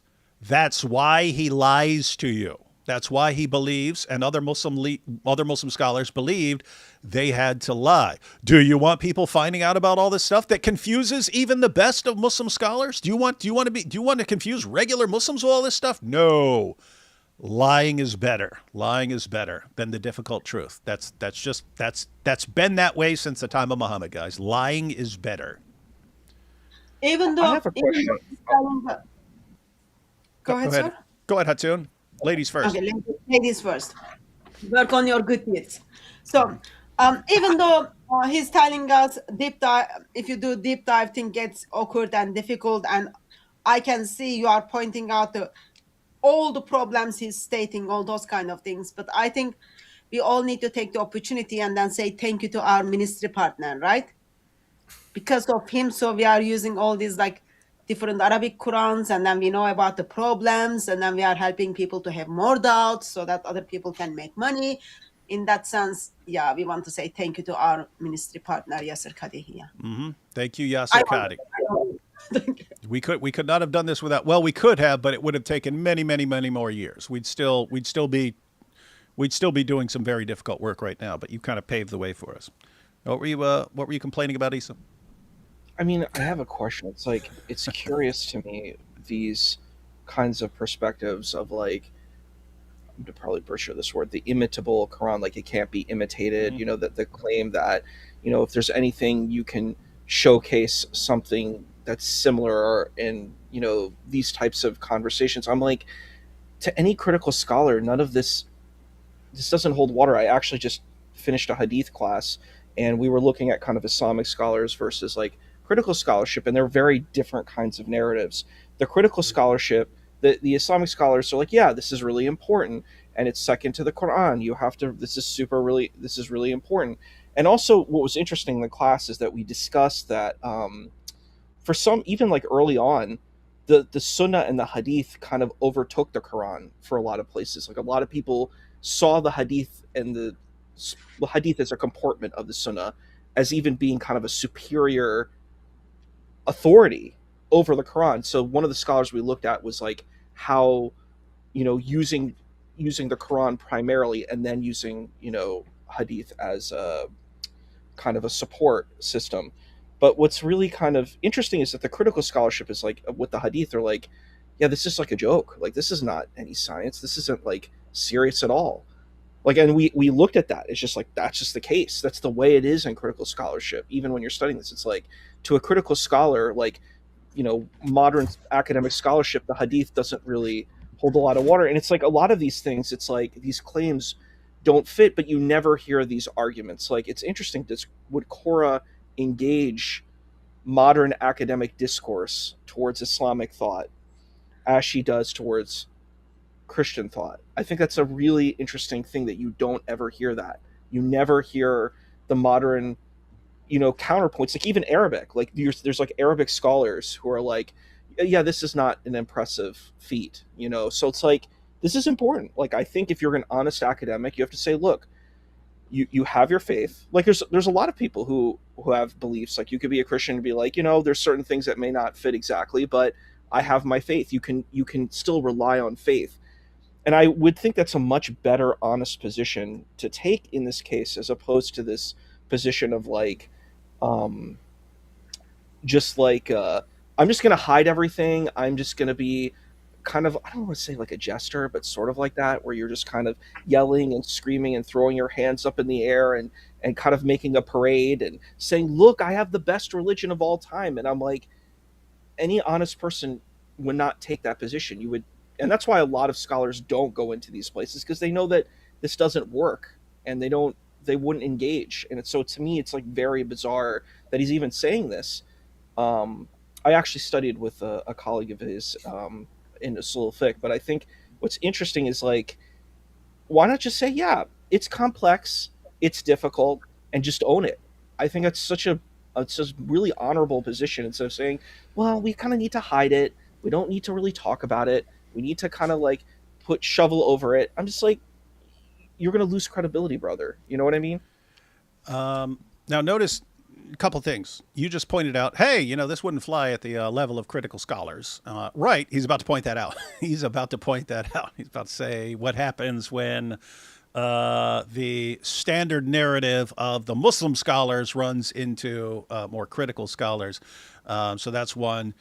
Two, as for Muslim dawah bros and dawah ladies, would they use the same methods against Islam that they use when dealing with, the Bible or something like that? No, they don't. And we've always pointed out what happens if they do start using the same methods, right? Because Mohammed Sven Kalish, he was a convert to Islam in Germany, and one of the pioneers of Islamic studies in Germany, became a professor of Islamic studies right there. And after years of criticizing the Bible and so on, he said, what happens if I apply the same critical methods I've been using against Christianity to Islam? And he did, and he walked away saying he doesn't think Muhammad even existed. And so that's what kind of happens there. But then the other example is like Shabir Ali. Shabir Ali, for years, when he's debating, is using critical scholars to attack Christianity. And everyone's always asking him, why don't you do the same with Islam? Why don't you do the same with Islam? Why don't you do the same with Islam? And eventually he did, to some extent. He started rejecting hadith and so on. And now average Muslim is not even interested in him. So that's that issue. As for why Sheikh Yasir Qadhi wouldn't just go ahead and be honest, Issa, have you not been paying attention for the past 6 years? He got destroyed for a couple minutes of honesty in this discussion, just a couple minutes of honesty, and they declared war on him. And later on, this was just last year, he was honest again for 2 minutes, and he said, hey guys, hadiths, no actual historian takes this serious. Not one, not on the planet. Not one takes this methodology seriously. So, and he said, so when I'm in the mosque, I have to be Sheikh Yasir Qadhi, and yes, I believe in these hadiths. When I'm outside of, when I'm in the academic world, I can't say this stuff. I would never be taken seriously. So he kind of points out this double life, and that's really what's going on as far as this double life that people like him have to lead, right? He's got the ummah, which will attack you for telling them the difficult truth and will marginalize you and call you, fake and you're not even a believer and so on if you tell them what you actually think or actual scholarly positions on this stuff. And then you have the academic world. He wants to be in both of them, and he admits you have to change. Here's how I am when I'm talking to you guys, and here's how I am when I'm among academics. The stuff I say to you guys, I could never say around academics. They'd laugh me out of the halls of academia. And the stuff I say when in the halls of academia, I could never say around you guys. You guys would want to destroy me. So I have to live this double life. Well, the issue that leads to this interview is people become aware of this double life he's living. They see what Yasir Qadhi's like behind the scenes when he's talking to students of knowledge and academics and so on. And they're like, this doesn't line up. This is actually some dangerous stuff. We need to expose him. And then Mohammed Hijab comes up with the brilliant idea, I will bring the two Yasir Qadhis together. And this will solve all problems. This will solve all problems. So we're going to see how this solves all problems here. Good times, good times. Real quick, you're breaking up. Move on. Talking about Christianity. Uh-oh. Okay, I thought that was my connection. Okay, so it's on their end. Yeah. Hey, tell us your theory, Thaddeus, when your internet picks back up. It usually fluctuates. It usually goes like this. Or you get super top-notch internet like me. You get super top-notch internet like me, and even when it's fluctuating far beyond that of mere regular human beings. We were just on that stream with IP for 2 hours, and we didn't have any issues really. But hopefully, it's good now. Okay. Yep. All right. Just real quick, I'll try to be brief in all my comments. So Christianity doesn't have the same issue, right? Top level Christian apologetics engages with critical scholarship.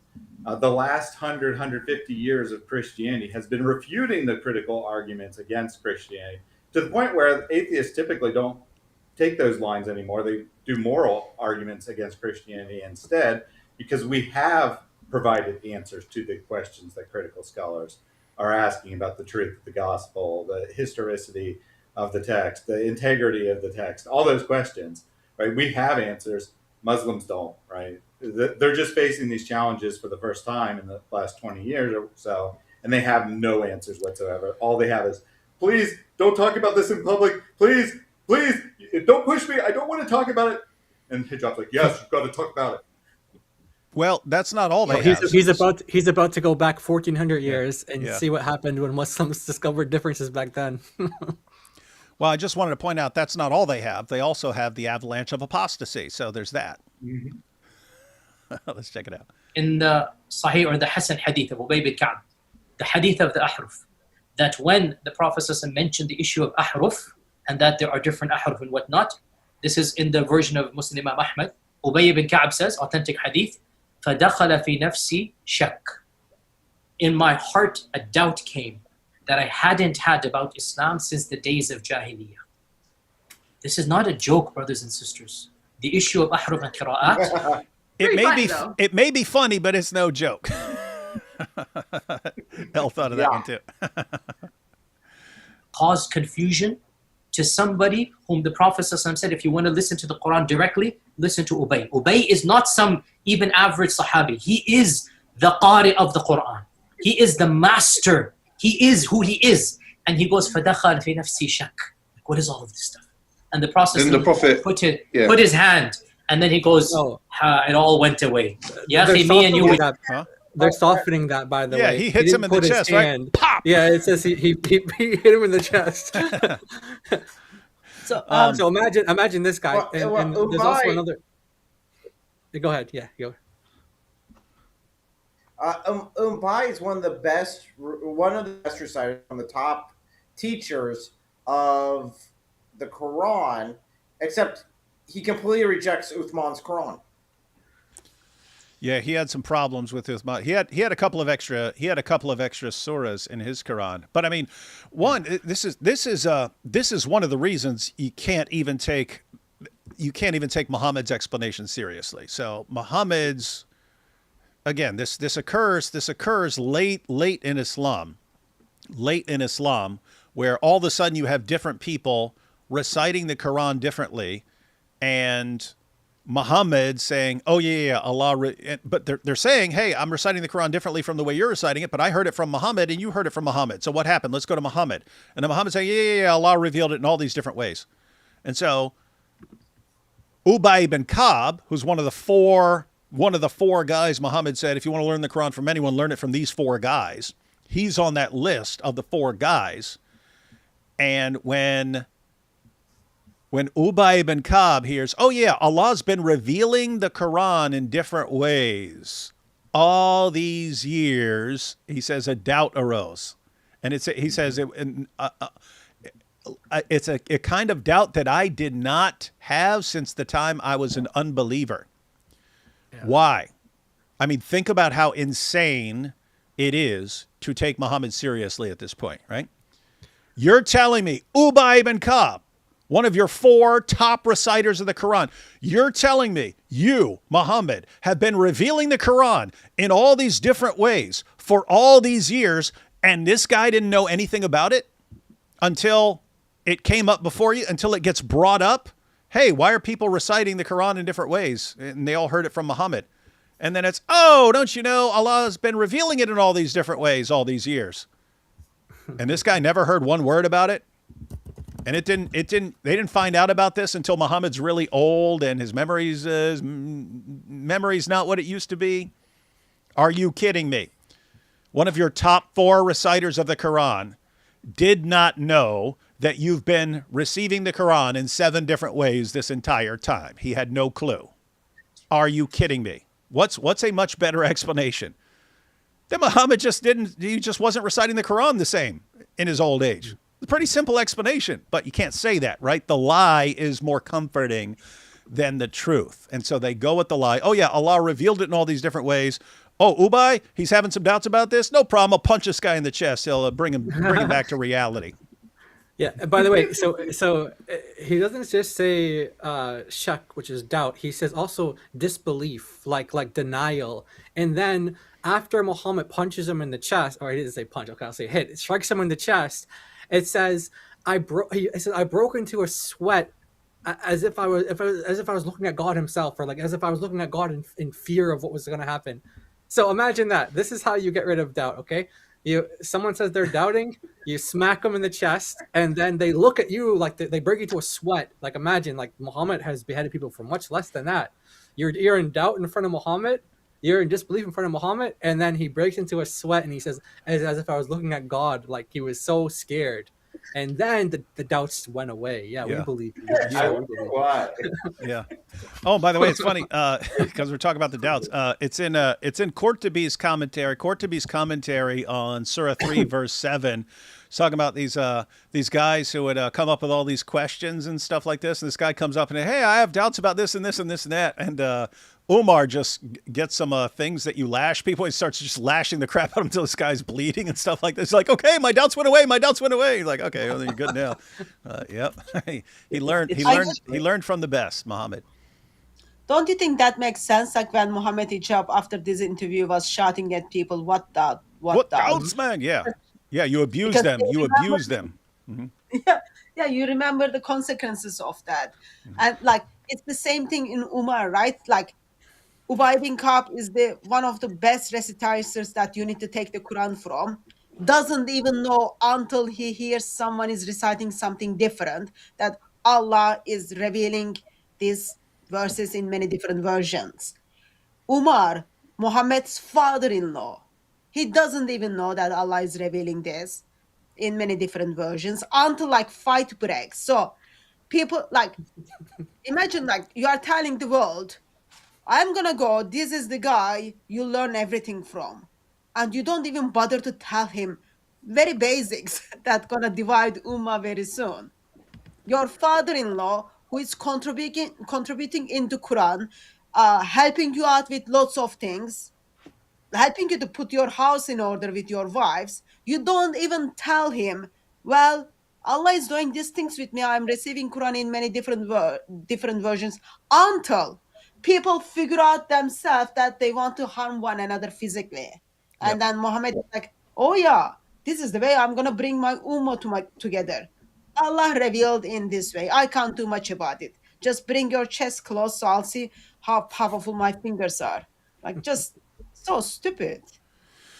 Yeah. Well, so I just want to point fair, out in logic, this is called ad hoc, where you come up with an obviously contrived explanation afterwards. So instead of telling people as you go along, hey, Allah's revealing the Quran in all these different ways for these different people and Allah's doing it in all these ways. It's after there's a problem, and then you come up with an explanation that is obviously manufactured because the people who knew the Quran best, they didn't know any of this stuff. They never heard it. You didn't tell them before. It would have been convenient to tell them before, but I mean, so how is he doing this, right? These are the guys who are, they're going around reciting the Quran. You got the guy leading the prayer at the mosque and stuff like this. No one ever notices that this is being recited in 7 different ways. It never crosses anyone's mind. Weird. What are you saying, Elle? So but David,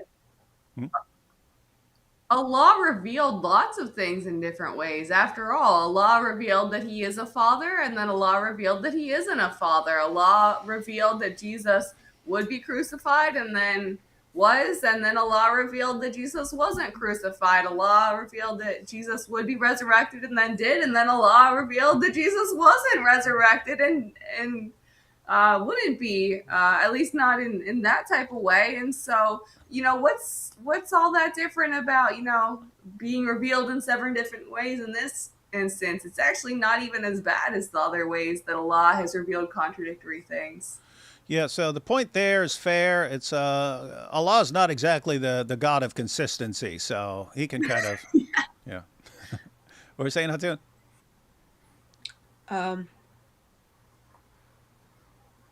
It will come to me. I can't remember now. All right, then we'll hear more from Sheikh Yasir Qadhi. Don't have that blessing, do we? Me and you don't have that blessing. He said we don't have that blessing of Muhammad punching you in the chest to remove your doubts and scare the crap out of you. Let's see. Put his hand, and then he goes, it all went away. Yahi, me and you, we don't have that blessing, do we? Me and you don't have that blessing. We don't have the blessing of Muhammad beating the crap out of us. Now, start beating you, and then it went away. I'm curious. It's like, are doubts a bad thing? I think when we think of doubts, it helps us challenge us. In Islam, yes. Challenge us on our beliefs. That's why you're a Sufi, dude. That's why you're a Sufi, and you can't. And the Salafis will not welcome you. I always forget Issa's here. Then I'm like, oh yeah, we're talking about Islam. I wonder how Issa feels about this. Well, I think doubt is a good thing. I think it helps challenges us on what we really believe. We have to check. We have to test our beliefs. I think it's not. I think that's a very weak position to say, well, I don't, because I don't like what it says. And I think this links into the Islamic dilemma, which I'm hopefully going to do my master's thesis on. But like, this is a thing that I find is really strange, is that folks are like, well, I have doubt. So, this makes it, I have to throw it away. And I'm like, but that's not what it is. You have to then engage it. You have to test it. I think just saying, well, everything, it's like, is your faith a house of cards? Does it just collapse when something seeps in that you may not, may be difficult to reconcile? Like, I think that's just a really bizarre and unhealthy, like, listening to these people, it seems very much like a very unhealthy belief system that they have. And my question too also is about the Uthmanic, Caliph Uthmanic, the burning of these manuscripts. I'm like, what did these manuscripts showcase? I'm actually curious. I'm like, if we had that, what would that do? And I think it is very strange. Why would you burn all of them? I think it's peculiar and strange, and I don't know. There's not really a good explanation for why that happened. For me personally, I think. Hey, Issa, let me break this down for you. So your prophet said, oh, you have doubts? Let me punch you in your chest one good time and hope you get the message real quick. And Issa's like, well, wouldn't it be better to just think through the doubts? And yeah, we agree with you. It's your prophet. Who doesn't agree with you, man? Hey, Issa. Yeah, Issa, I'm actually genuinely. Oh, I would love to hear what Issa's thoughts on Surah 5:101 is. Because like I agree with what Issa's saying about wrestling through doubts, but I'd be curious to hear what like your understanding of that passage is.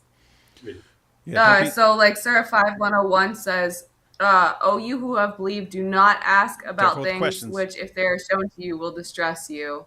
But if you ask about them while the Quran is being revealed, they will be shown to you. Allah has pardoned it, and Allah is forgiving and forbearing."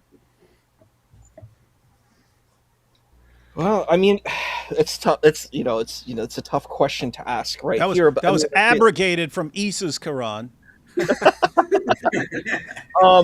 Issa was going to Dawa mode. He's about to manifest. Uthman should have burned that too then. Well, I think it's the difficulty is when we're looking at the Quran. It's, how do I say this? It's sort of like it's a poetic text, and it's a very vague text, and I think it's like it's I think that's the answer that I can give towards this particular situation on the spot for this, but it's like it's just poetry. Okay. It's one of the verses that no one can understand according to Surah 3 verse 7. Only Allah knows what that verse means. I think so. You just need to spend a little bit time with Mohammed and then get that beautiful punch on your chest. Yeah. It will clarify. It will clarify things.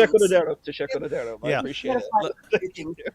Yeah. Hey, Issa, you don't have Mohammed here, but this can be solved. Just go around some of your go find some good Salafi buddies and say, hey, I'm a devout Sufi, and I think you guys are wrong about a bunch of this stuff. They'll beat the crap out of you, and beat all the doubts out of you, and then to be fair, I'll have to hunt down all the dudes who beat the crap out of you and beat the crap out of them. But so you will be avenged, man. You will be avenged.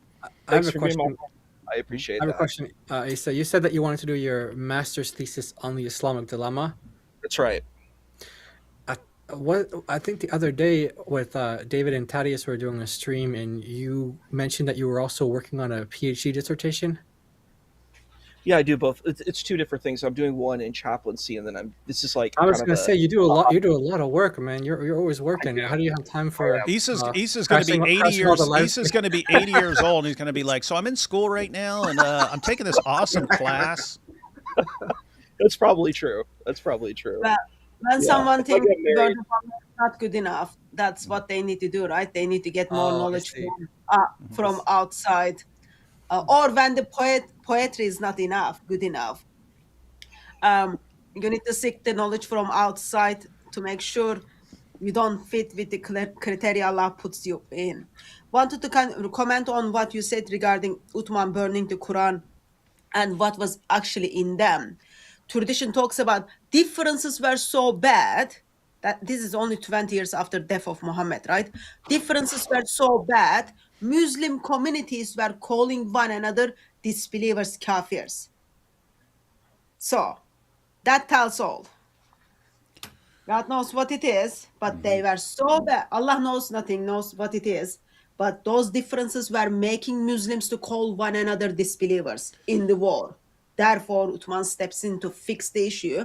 And then tradition talks about, we don't want to be divided like Christians and Jews, right? What is our division? Old Testament, New Testament, the identity and work of Lord Jesus Christ can be one of them. So those are bad. And we can only imagine if Issa had been there, he'd been like, no, don't burn them all. Doubts are good, man. Doubts are good. You don't know what you're doing. Let's take a class. Let's take a class together with mine. We'll get to the bottom of this, man. Next see is Isai's masterpiece on Islamic dilemma, and then this is from Issa because we can see the blood of Issa when they chopped his head off, spread into pieces. Hatun, sister, I don't think that's gonna happen. I'm such an unimportant person. I don't think that they would go after me. I don't think they would even care about me. So it's not about they care about you or not. Allah doesn't even kind of think doubting is important. You disagree with Allah. That's all of it. So just make sure you keep your head on your neck. Yeah, so want just I appreciate that. don't Thank want you. someone to say, like, someone to publish a book and then say, well, 4th century they said this is Uthman's blood, but we figured out actually no, it was Isai's blood. So just to clarify on my question, your current stance is you have doubts about the verse that says don't have doubts? Yeah. Well, the thing is, I think if we did, you could do a deconstruction. I think it's interesting. Like, for example, like the word clear, I think it's always an interesting thing because it says there are clear verses like the mutashabihat and the muhakamat, like these verses that are clear and, not clear. Like, what does clarity mean? And that's the difficulty. Like, it's hard. What's a very debate? hard situation. What's a debate? What's clarity? No, but I do think I think it's a very fair. It's a fair argument. What is how would we define? What is sitting? What is sitting? It says don't sit with them. It doesn't say don't hang out with them. It says don't sit with them. Come on, what is sitting? I think it is a difficult thing. Like when we're looking at like if we're deconstructing this word clear, it's Issa, like I think you should go into politics, Issa. I think that might be another direction. Maybe he's already hanging out with Keith Starmer. Keir Starmer's his best buddy. I'm actually. It's so funny. I actually am planning to run for politics. So you can. There we go. Now it all makes sense. Now it all makes sense. We could see it. Well, you got the Muslim card locked down, buddy, and he's over here trying to win the Christian card because we'll be like, he wants us to be like, Issa, he wanted the good ones. He wanted the good ones. Yeah, we don't want Mohammed Hijab running the country, but Issa, he wanted the good ones. He's getting the Christian vote now. That's smart. That's smart, man. That's smart. All right, let's check out more Sheikh Yasir Qadhi. Again, this is you're asking some very honest question. It's the first time I'm saying these things. Many people are aware who listen to my lectures that I've mentioned the crises that happened to me at Yale, my first year at Yale. It wasn't a crisis of faith, by the way, so I was very clear about this. People misinterpret it. It was a crisis of my understanding of knowledge. It was a crisis of what my teachers taught me. Alhamdulillah, alhamdulillah, as somebody who memorized the Quran as a teenager, alhamdulillah, in my entire life, I have never doubted that the Quran is divine. You cannot doubt that. And you listen to it, you recite it, you cannot doubt that. It's never been an issue.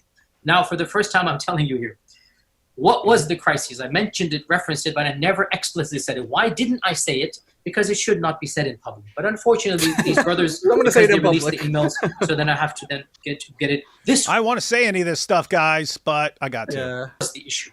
That the issue of ahruf and preservation and qira'at and relationships between them, these are very, very difficult issues. And the most advanced of our scholars, they're not quite fully certain how to solve all of the unanswered questions in there. Okay, the best of their scholars cannot answer some of these unanswered questions about the connection between Kirat and Ahruf and all this stuff. The best can't answer it. So that's why they don't want a regular Muslim to find out about this if the top scholars can't figure it out. So better to just lie. Let's see. Al-Jazari, who without a doubt is the greatest scholar of qira'at for the last 1,000 years. Ibn al-Jazari famously writes, I have been... That's why hijab was cited Jazari that one time. That makes sense. He heard it from Qadhi. Thinking and pondering... Oh, yes, I've been thinking and pondering about the issue of the ahruf and qira'at for over 35 years. 35 years. Sana, he said, right?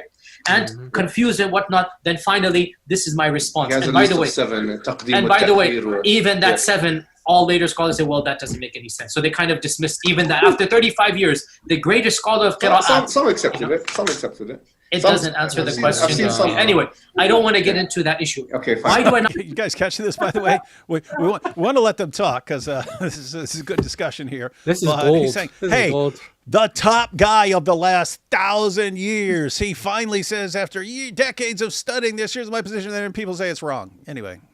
Yeah. I want to get to that. By the way, his response to the 7 ahruf, this is what he said. This is very ridiculous. But he was saying it's like the 7 different kind of variations which words can have. So you can have like different nouns, you can have like different verbs. So the example is that Jay was giving at Speaker's Corner, you say, they say. So he was saying this is a variation of a word. So you can put this letter in front or this letter in front. He also said you can add a word, you can take away a word. And so it seems like it's obviously ad hoc. Like no one's, you can come up, by the way, you can come up with a list of 100 ways words can change, but because there's 7 ahruf, you need to come up with 7. So it's completely ad hoc, and that's one of the reasons why scholars like rejected it afterwards, because it's like you're obviously just trying to like, you see all the problems, you've been studying for 35 years, you know all the issues, and now you're just trying to do some patchwork. But your Yasir Qadhi is like, no, it doesn't work.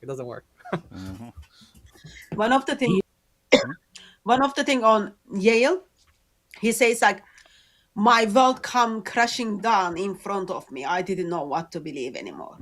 So it's not like some simple thing, right? Like Mohammed's hand wasn't there to just punch him on the chest. He says like, my world came crashing in front of me. Yep. Got to have Muhammad's pimp hand or Islam doesn't work. Issues should only be discussed amongst people who know what the qira'at are and who understand some of these questions that are being raised. Is what you're saying the shak that came, or not the shak, but the crisis that you had was in relation to this question of the relationship between the ahruf and the qira'at, basically? No. The crisis I had wasn't that. The crisis I had was, that was what generated. But what was the crisis? The crisis was very simple. And by the way, this is now a well-known open secret amongst many Muslim graduate students and academics around the world. And this is well-known. Traditional understandings of ahruf and qira'at cannot answer some of these pressing questions that are now being poked by our people. Not in the Zut sense. By our academics, academics outside of the faith tradition. You see, in a Muslim environment, there's always some respect that we have for the Quran. We should. In a Muslim environment, we'll press a little bit and then we'll say, okay, khalas, sami'na wa ata'na. And that's great, alhamdulillah. When you go to academia, they don't have that red line. And they're going to just, the famous story of the emperor with no clothes. They're going to just point out, no, that doesn't make any sense. Well, that's not true. And this and that. And guys, that is crazy, right? So think about what he just said. He's talking about he's apparently said for years that he had a crisis of faith when he went to Yale, right? He had some sort of crisis of faith when he went to Yale, but he hasn't been clear on it. Now, for the first time, he's saying what the crisis of faith was. It wasn't about whether Islam is true or something like that. He says, hey, it's not me doubting Islam. And then he brings up the issue of ahruf and kirat, and Hijab says, is it that? He said that's what generated it. And then okay, here's the issue. As Muslims, since we respect the Quran, we really respect the Quran, we'll kind of push a little bit when we're trying to figure things out, and we'll push a little bit and go, well, that doesn't make a lot of sense. Well, shut up. Yeah, we listen and obey. Okay. I won't push too hard there. And he's saying, then you run into non-Muslim academics.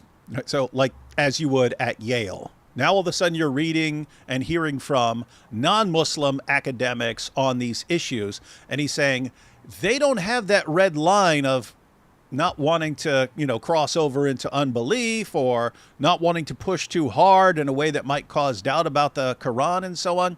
So they don't have that red line. So they'll just keep pushing. And he says, this is his analogy. He compares it to the story of the emperor's new clothes. Mm-hmm. He's comparing Muslim scholars to the idiot emperor who was so dumb that the guys told him, oh yeah, you've got beautiful clothes on. And he was actually naked because they told him, if you're stupid, it's invisible. And so he's like, oh, I don't see anything here. I must be stupid. Oh no. But he has to walk around like he's got these awesome clothes on. He thinks they're invisible to him, but he's really decked out towards everyone else. Until he walks out and everyone, they announce to people, the material is really beautiful unless you're stupid, and then it's invisible. So he walks out butt naked and everyone's looking at him going, he's naked. Oh, but it's because I can't see it because I'm stupid. And finally there's like one kid in the crowd who goes, look, he's got no clothes on. And then everyone realizes this dude just has no clothes on. They all start laughing at him. That's how Sheikh Yasir Qadhi is describing Muslim scholars. They're all the idiots who are afraid to challenge the explanation of that they've been passed down to them because they think they're stupid, right? Like, oh, if I don't get it, if it doesn't make sense to me, it's because I'm stupid. And the non-Muslim academics are like the kid who just doesn't care, and he's like, this guy's butt naked here. Yep. And so, what is this? He's saying that the Muslim scholars are all these gullible morons who are just too scared to admit the things because they don't want to appear like they're dumb. This is crazy, guys. This is crazy. That's what he thinks of Muslim scholars. And so this is what caused his doubts. He's realizing these guys challenge this stuff, and he's about to say they're right. Matter of fact, let's go ahead and play this because he's about to say that they're right. Yeah, well, hold on, David. Just a quick clarification. Just a quick point of clarification. So Yasir Qadhi got mad after this, saying people were misrepresenting him and like using holes, like all kinds of Islamic scholarship. But although in this interview he is only talking about one specific thing, and that one specific thing might have started the problem, I've heard him just like prior to this interview, he had described his doubts in other ways. And the way he described it was that at Yale, they tear down the entire building of Islam. They tear down the entire building of the Islamic history and all these things you believe. And all they give you is rubble, and it's your responsibility to build it back up. So this might have been the start of it, but it wasn't the only thing that he was actually doubting and seeing that there was real problems in Islamic history about. And let's see him go on here because it's about to get awesome. They're going to just point out, no, that doesn't make any sense. Well, that's not true, and this and that. And they'll bring issues, which I'm not going to mention explicitly, that you know are true because they're in your own books. They're not inventing anything new. They'll bring you riwayat, and they'll bring you athar, and then you add to that very well-known issues of, I don't even want to be explicit. And then you bring on top of that makhtutat, and then. And it's very clear to you until... He's talking about they're going to bring, because he's saying it all in Arabic. So he's saying they're going to bring to you narrations, they're going to bring to you reports, they're going to bring to you manuscripts. And so these are the things that are supposed to be creating major issues here. One thing here. Apparently everyone in the entire universe needed attention today. Everyone in Oh, Thaddeus got cut out though. I can fix it, man. Come on, I can fix it. I'm a fixer. That's what I do. There you go. Oh, fancy. That's what I do.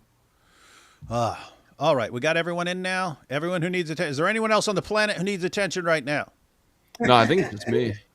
Okay, hang on. Not right now. Let me get back to that. Every single very... I might actually rewind this because this is just so awesome, this whole section right here. I'm going to rewind this a little bit. Because he's going to say reports, narrations, and manuscripts. That's what he says in Arabic. I rewound it even before that because I just love this entire section. This should just be on repeat all day in front of Muslims. By our people outside of, by our academics, by their academics outside of the faith tradition. You see, in a Muslim environment, there's always some respect that we have for the Quran. We should. In a Muslim environment, we'll press a little bit and then we'll say, okay, khalas, sami'na wa ata'na. And that's great, alhamdulillah. When you go to academia, they don't have that red line. And they're going to just, you know, the famous story of the emperor with no clothes. They're going to just point out, no, that doesn't make any sense. Well, that's not true, and this and that. And they'll bring issues, which I'm not going to mention explicitly, that you know. Can't bring them up explicitly because I don't want to cause doubts. Are true because they're in your own books. They're not inventing anything new. They'll bring you riwayat and they'll bring you athar, and then... Guys, you catch that? He says you know they're right because they're in their sources. In other words, we believe this, and these guys come along and you go, that's not true. And they go, why are we going to believe you? You're cool. You're the kuffar. And they say, it's in your own sources. Look right there. We'll quote your sources to you. They're right. You got to hear it from this is what I keep saying. They have to hear this stuff from us because they're not going to hear this. They're not going to hear this from their leaders. And here's Yasir Qadhi agreeing with me. Before he got his PhD from Yale, he got a master's at Medina. Now, that tells you he didn't learn any of this stuff from the Muslim university. So even a scholar, someone who's a scholar who's getting master's degrees and like the traditional Muslim kind of ijaza or you know, qualifications and stuff like that, he's not learning this stuff there. He even though he has a master's from Medina, he didn't learn that stuff there. He learned it from Yale. That's when, like Thaddeus said, that his Islam got torn down and he had to rebuild it. So even there are Muslim scholars who go to like Azhar and Medina and whatever other, they're not learning this stuff. Yeah, they're not learning how to examine anything critically. So probably they are learning how to recite Hafs, how to recite Wash. Even they are reciting, they are not thinking, oh, that meaning of that is different, right? How can that be one and perfect? Nope, because you get punched right in the chest for that. But you need Mohammed for that, right? Clothes. They're going to just point out, no, that doesn't make any sense. Well, that's not true, and this and that. And they'll bring issues, which I'm not going to mention explicitly, that you know are true because they're in your own books. They're not inventing anything new. They'll bring you riwayat and they'll bring you athar, and then you add to that very well-known issues of, I don't even want to be explicit. And then you bring on top of that makhtutat, and then. And it's very clear to you and to every single very advanced student and specialist that the standard narrative has holes in it. That's what I'm going to say. Amazing. Hattun's got some Swiss cheese there. Matter of fact, amazing. That's what. I couldn't get the mouse. I've got some mouse here. Yeah. It's just I couldn't get them. So. And I remember because keep in mind, guys, we didn't know Hatun as well back then, but after the holes in the narrative. After the holes in the narrative interview, Hatun would go up and she'd say, "Excuse me, Mr. Muslim, can I ask you a question? Why is the Quran like Swiss cheese according to Yasir Qadhi?" And would just keep going with that. I want to point out something. Sometimes you're just fed up with life. Someone else. You're just fed up with life and you don't know how to handle the situation.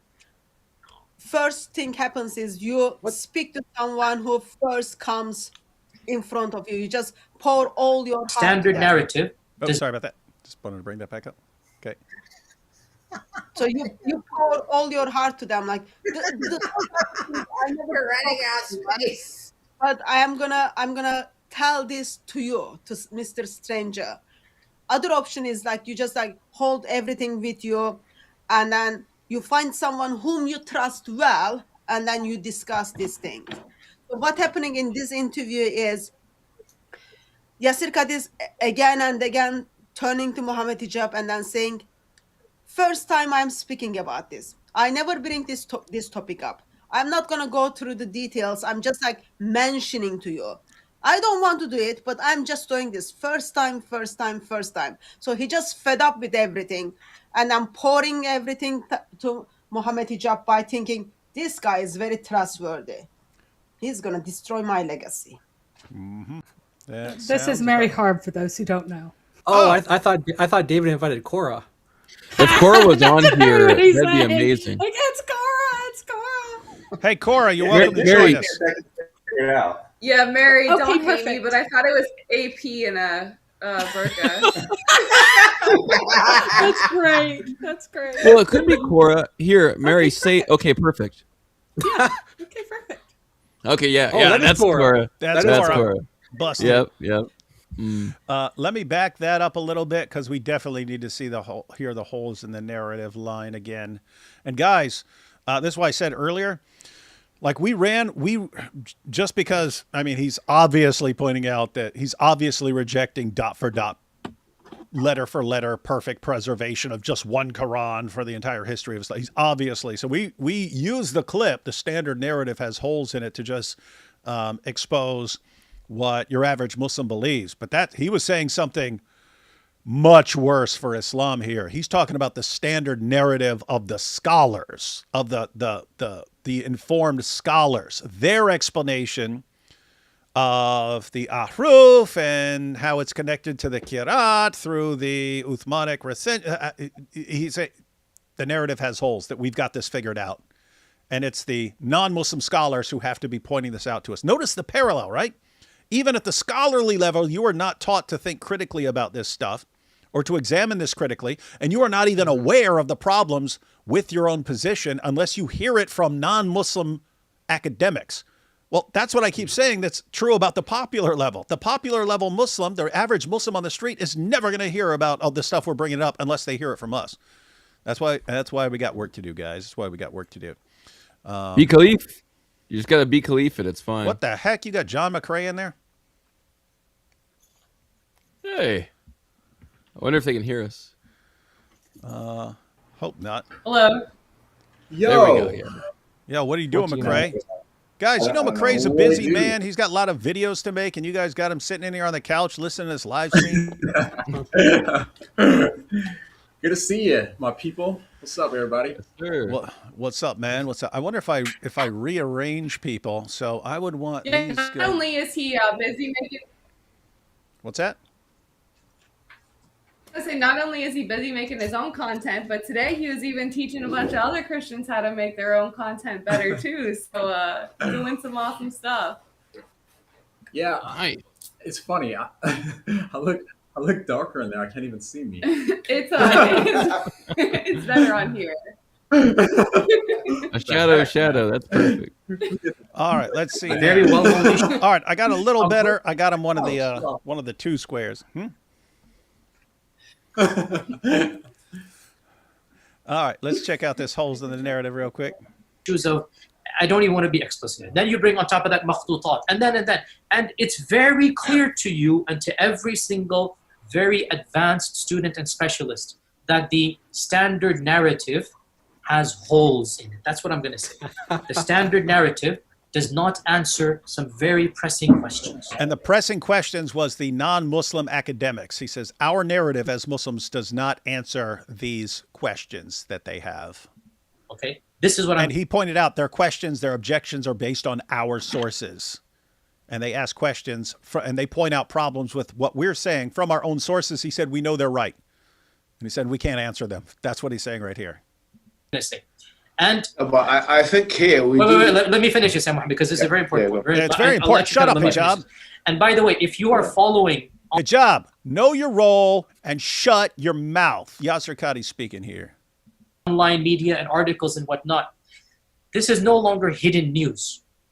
More and more professors and academics are writing stuff, and it's being publicized on Twitter in the last 2-3 years. I have had at least, I'd say, a dozen people tweet at me like specific articles, like how do you answer this, and about ulum al-Quran, about qira'at, about makhtutat, about issues.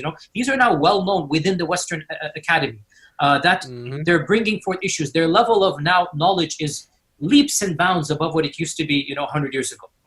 And by and large, our ulama in the Eastern world are not aware, by and large, of what's going on in the Western side of things, and they're not answering those questions in a manner that it needs to be answered. And this is you catch this, guys. Notice the parallel again. You've got he's talking about the academic level, and he's saying, "Oh, people know about this stuff." He's talking about people at the academic level. Your average Muslim doesn't know about any of this stuff yet, but he's saying, "Yeah, it might need to just start bringing it up now because people at the academic level know." But he's pointing out, he's like, even our scholars don't know about what's going on in the world of academia, and they don't know. They wouldn't know how to respond to any of this stuff.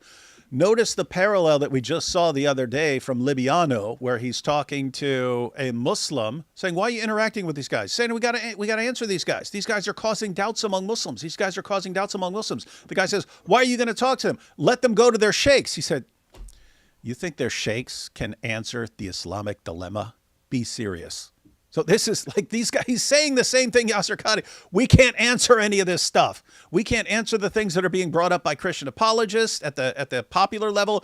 And Yasir Qadhi saying the same thing about the academic level. We cannot answer these guys. Maybe there's a freaking problem with your guys' religion. just a theory. No one can answer anything at the popular level or at the academic level. We can answer nothing. We're screwed. Okay. The example of one example of the kinds of things that he's saying that I'm not going to bring up is that they do have recitations that come from different reciters who heard from someone. No one has ever argued that the different reciters recited lots of different versions. The reciters that they're taking it from, each one has one version. So why don't their students' recitations match? Like that is your student. You have two students and they're side by side. Some of the most important differences, like the split Sunni and Shia, come from reciters. They come from a number of reciters, but even reciters who have the same master. That destroys Islam and any pretense of like this thing that we have that we can be sure of. But like Yasir Qadhi pointed out, this is so advanced. Like your average Muslim, this is way above their average level of understanding of what Islam is. But that's something that Hatun brought up earlier. You have one master teacher, awesome, and then he has two students, Hafs and Shu'bah. Well, guess what? The two students differ with how they recite the Quran. They have differences among them, but they're getting it from the same teacher. And so that's what Mary's pointing out, that this is one of these issues that they have a hard time answering. So some scholars say, oh, well, the teacher had two different readings and stuff. Like, no, he didn't. And so there's a tension there. But that level of understanding what you're bringing up right there, this is very hard to have a discussion. Like he's pointing out, it's very hard to have a discussion about that with Muslims because they hide this stuff from them. And well, Jai, it's really sad. Just go with Hafs. Just go with Hafs or I'll punch you in the chest, man. I mean, that's what the problem solved. Or burn everything Shia, that doesn't agree with Hafs. It's pretty simple, man. Pretty straightforward. The Shia and the Sunni are kind of doing that right now because the Shia prefer a recitation that has a variant found in the other reciter from Asim, the one that isn't Hafs, whose name I pronounce very badly, and that variant says you are thanks you wipe over your socks, whereas the one that is in Hafs says that you have to wash your feet. And the difference is incredible for a Muslim. If you do it wrong, your prayers are not accepted by Allah because you have not done wudu. Allah does not take invalidated wudu prayers. He's not going to do that. So this is a matter of millions of people going to hell because of this difference. Then go do that wudu that you do. Well, didn't you bring this up this is on your video the other day, David. Mohammed Hijab was bringing this up, and he said they're debating about what type of socks they're allowed to do. Oh, yeah. Like, what socks, man? Your child is going to become an apostate. Like that. Yeah. That's what he was talking about. One of the issues was Muslims are debating about, like, this sounds really trivial and insane to Christians to think about, but Islam is a legalistic religion. You have to do everything to the letter, otherwise it's not accepted. You might go to hell because you messed up on one little thing. It's very legalistic. So it sounds stupid, like, okay, who cares if you wash your feet or you wipe your feet? And what's even the difference? But there are differences between those two things. And if you do it one way, according to some scholars, you're not going to be pure and you might go to hell. The other way, you do it and you might not be pure, you're going to go to hell. So Mohammed Hijab was using that example. He was saying, you guys are debating about what socks to wear. What socks? Your child's becoming an apostate. And that was from the famous clip of Mohammed Hijab admitting that 24% and all that stuff is happening in the Muslim world. It's also based off like how you urinate, right? I mean, if you urinate the wrong way, then you have a lot of suffering in the grave. It really just kind of depends on if you're doing anything the right or wrong way. You're just going to suffer. Basically, no matter what you do, you're going to suffer. Question is just how much. So, Islam's very legalistic, but I think Yasir Qadhi is helpful because the number of Muslims I've spoken to over the last couple of months, one of them was a Muslim. Now he's not a Muslim anymore. He's a Christian as of like 2 weeks ago. But turns out, right? It's incredible. I just had to ask him about like why Allah would want to create, and that kind of helped a lot. But Yasir Qadhi is really helpful when he's not talking to a Christian audience because now you actually have him being somewhat honest. And this is before people even get into the issues of like the aruf being the Quran, right? It's like there's 7 aruf, and each aruf is the Quran, but there's only one Quran, but they're also all 7 Qurans, which are truly eternal. And so it gets worse and worse the more that you get all of our modern day arguments against Islam. I really don't know what's left for Islam. What is there left to defend? No. What's left for Islam is complete, utter, total destruction. That's it. But I have to say, David S., if you want an extremely legalistic religion that tells you how to go to the bathroom, you're in luck. Come on. That's what I did. Holy moly. That's bad.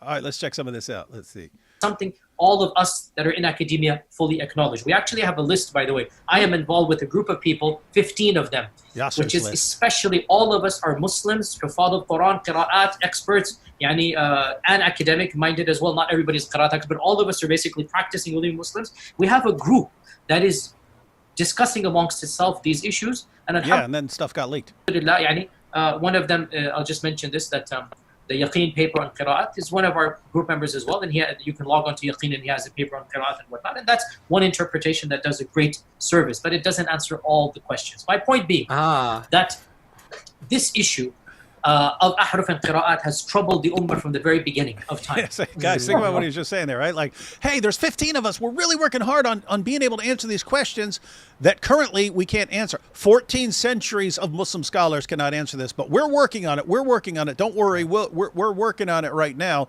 And he's about to say, guys, hey, this has been troubling Islam for 14 centuries, and we still haven't figured it out. So, but check this out. It's nothing new. There are 15 opinions about this. None of them fully answer all of the questions that are raised. Some of them answer more than others. So the issues of the relationship... We've got 15 explanations. None of them work.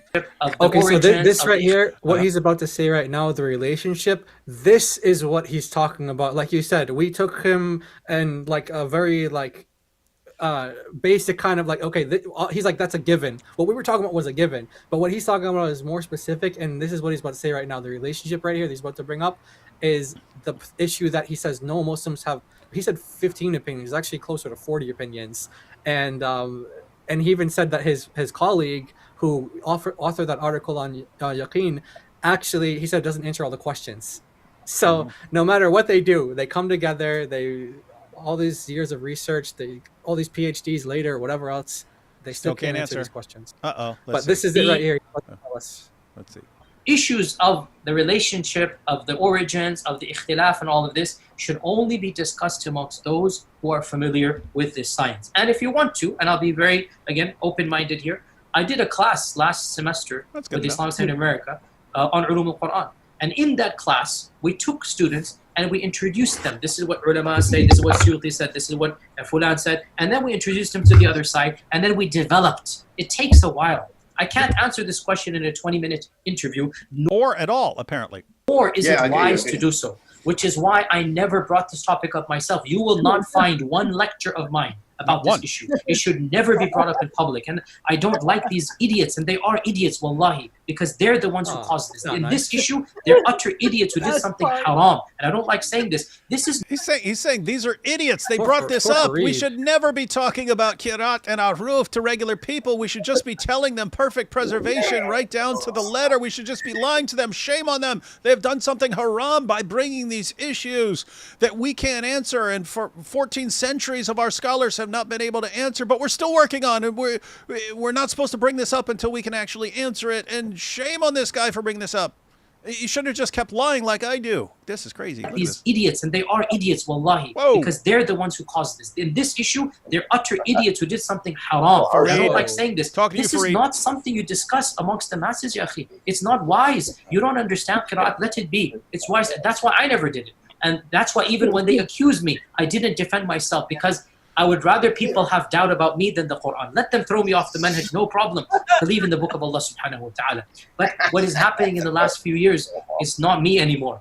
It's the Western academics. These problems are now becoming mainstream. Twitter has so many accounts of Quran experts and non-Muslims that are just saying things. Have more room on the Are you guys just chatting back there? What's going on? Hey, if you guys are chatting, you want to mute your microphone for once in your life? Sorry, we thought we were muted. Oh, you thought wrong. And if you're wrong about that, what else are you wrong about? You guys are basically the Yasir Qadhis of Christian apologetics.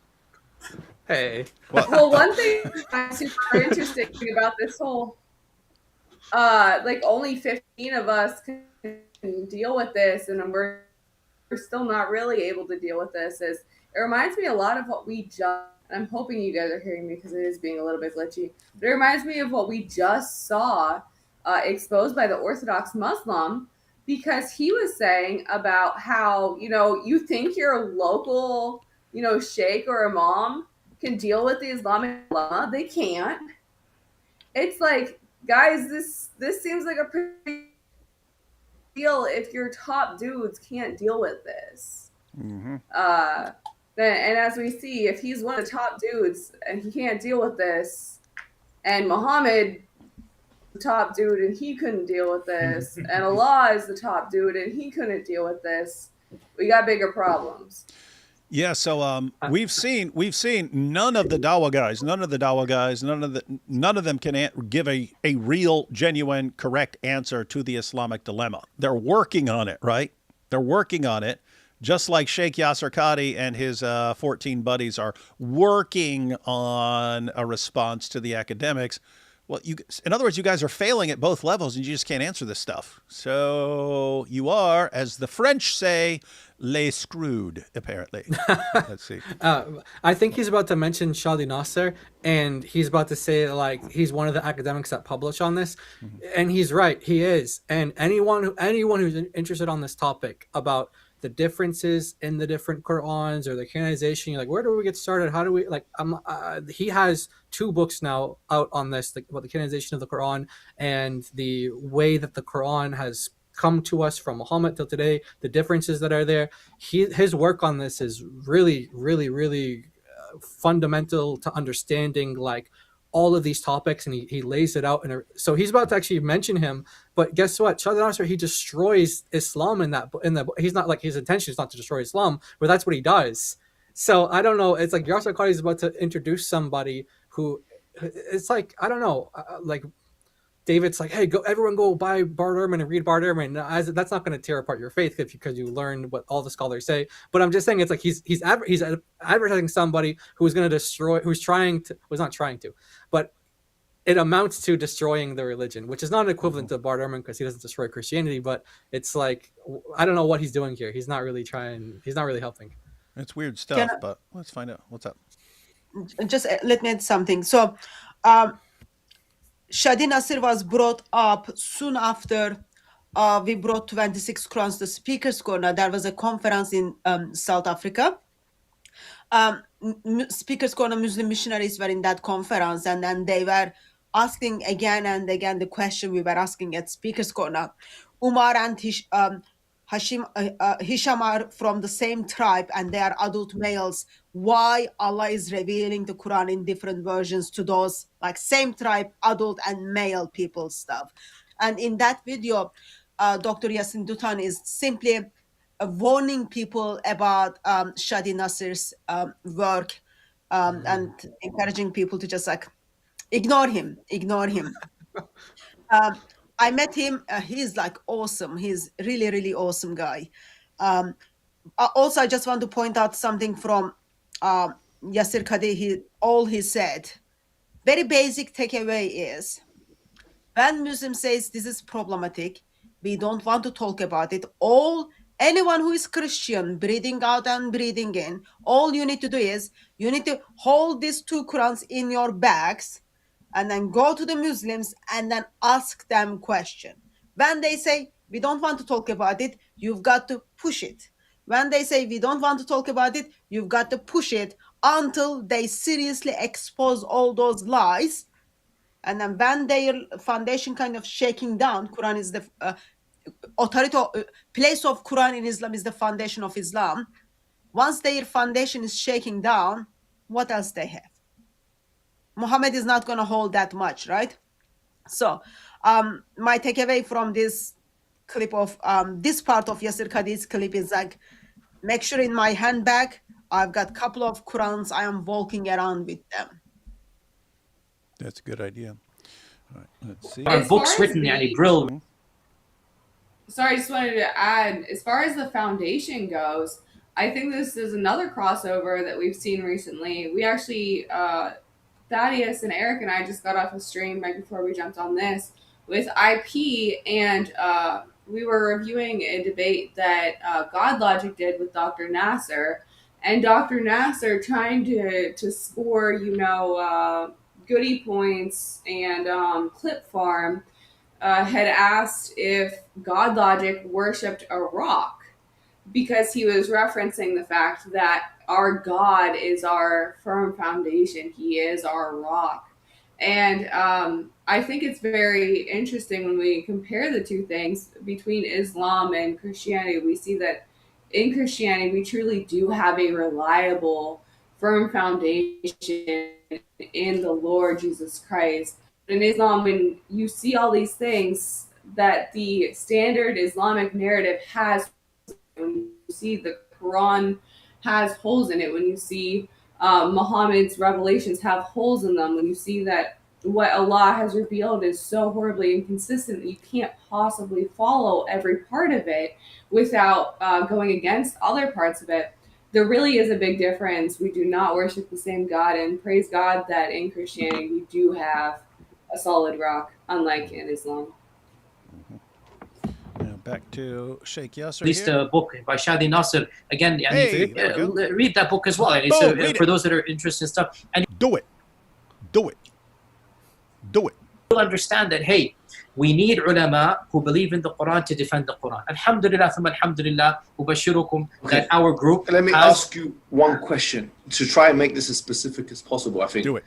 If I were to give you a blank Muslim, yeah? Hold up.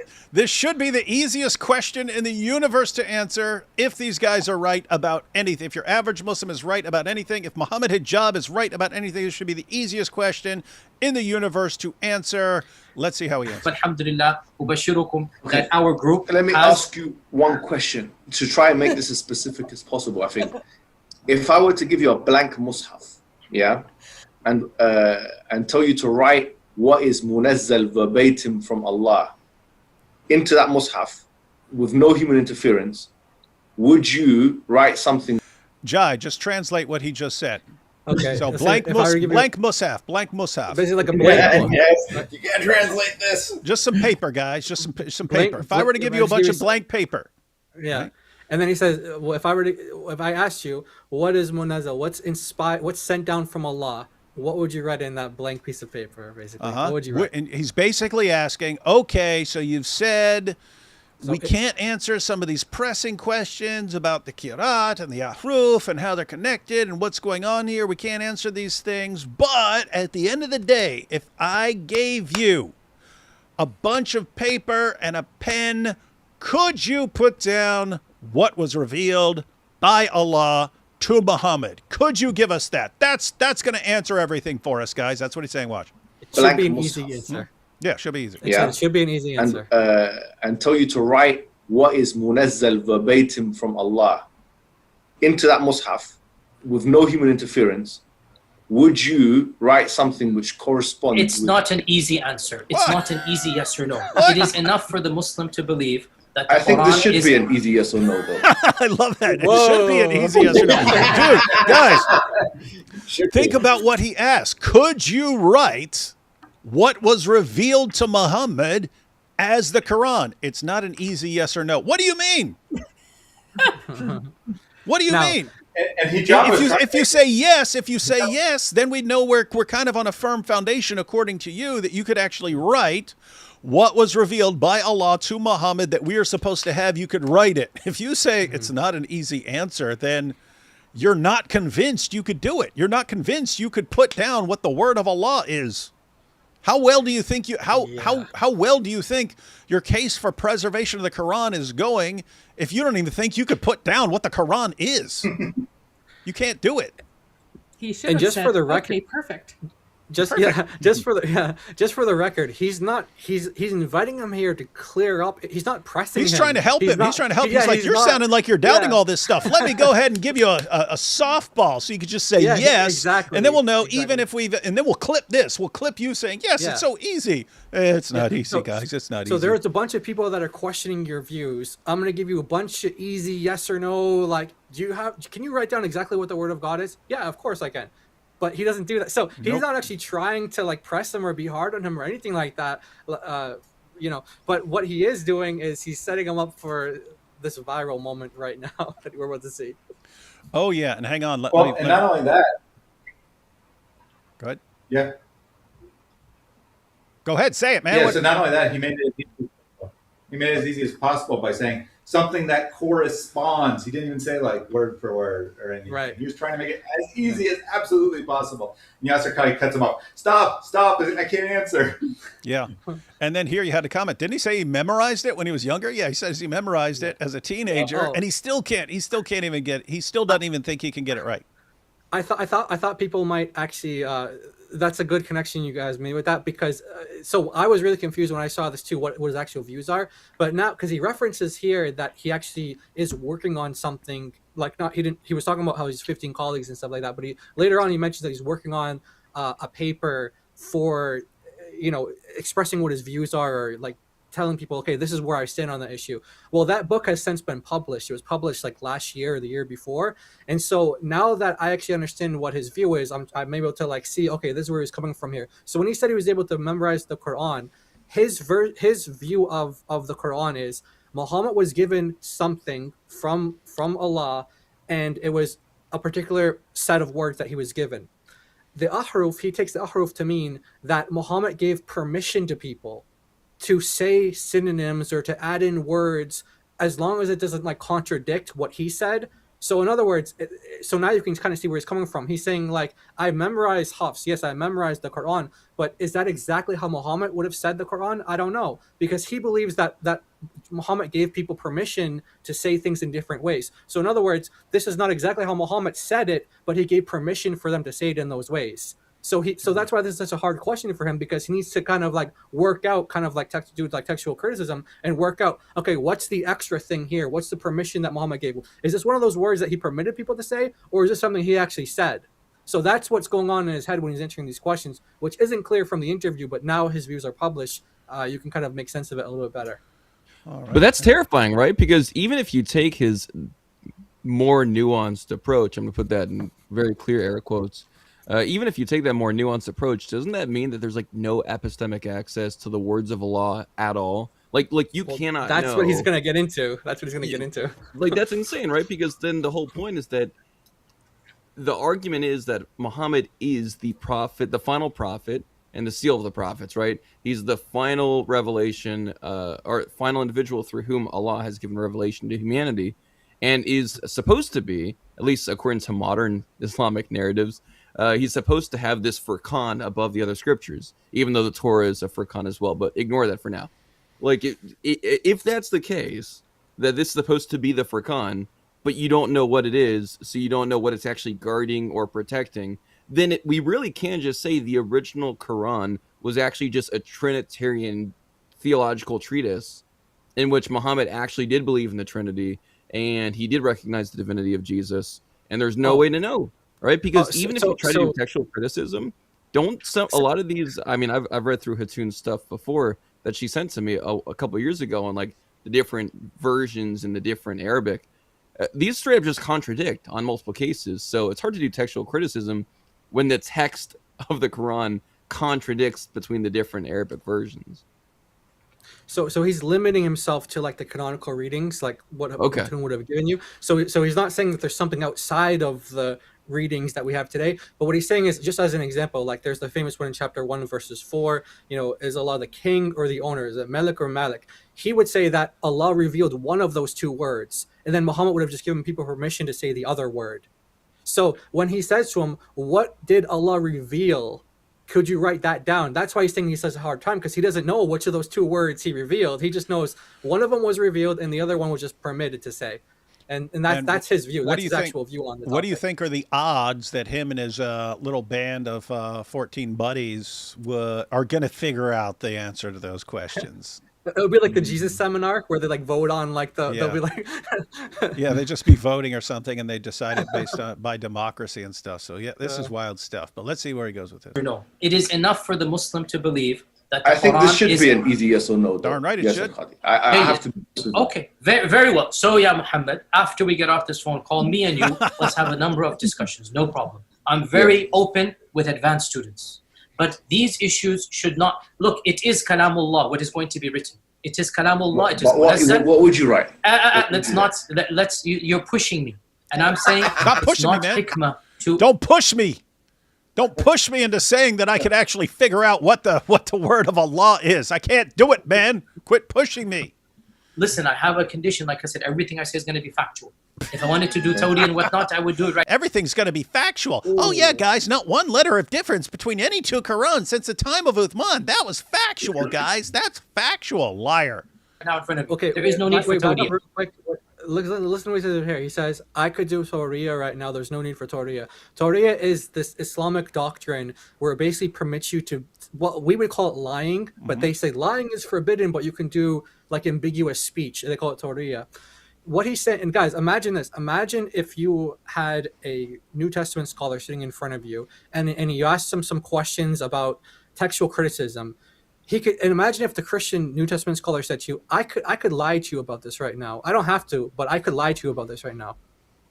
Would that give you like confidence in your religion, or like make you feel like, oh, wait, my scholars can lie to me?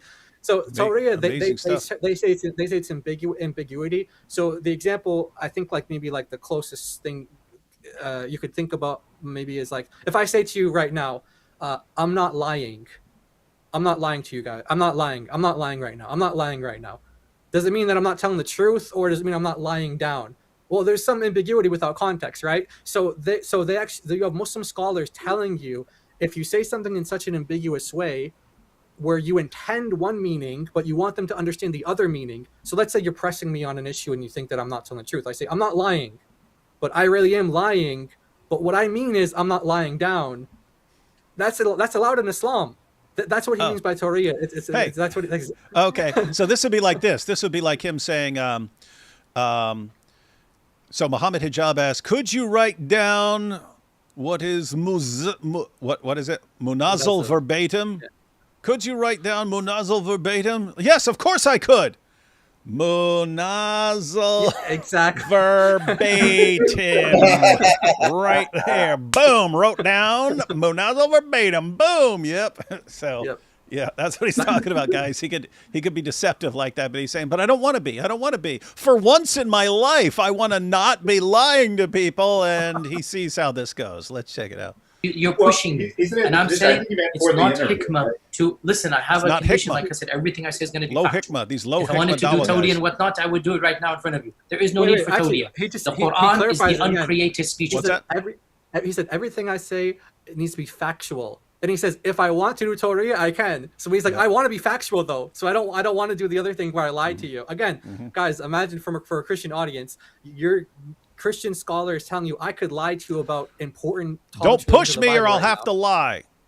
That's crazy. That should be a huge wake up for all the Muslims listening to this. Hikmah to listen. I have a condition, like I said, everything I say is going to be factual. If I wanted to do Tawdi and whatnot, I would do it right now in front of you. There is no need for Tawdi.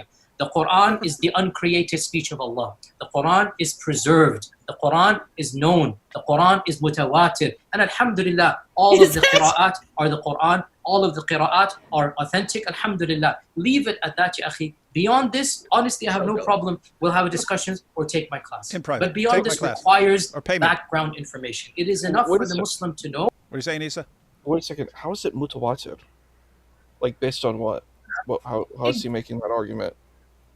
Exactly. I mean, they put, like, for example, they put Ubay in the list of all, this is Mutawatir Hafs. He is in the list for Hafs. What did he say about Uthman's Quran? He wouldn't take it. He's like, I won't take that Mus'haf. That's not mine. It's not the Quran. And yet they stick the names of people who explicitly said, this is not from Allah, into the chain of narration for the most important thing they have.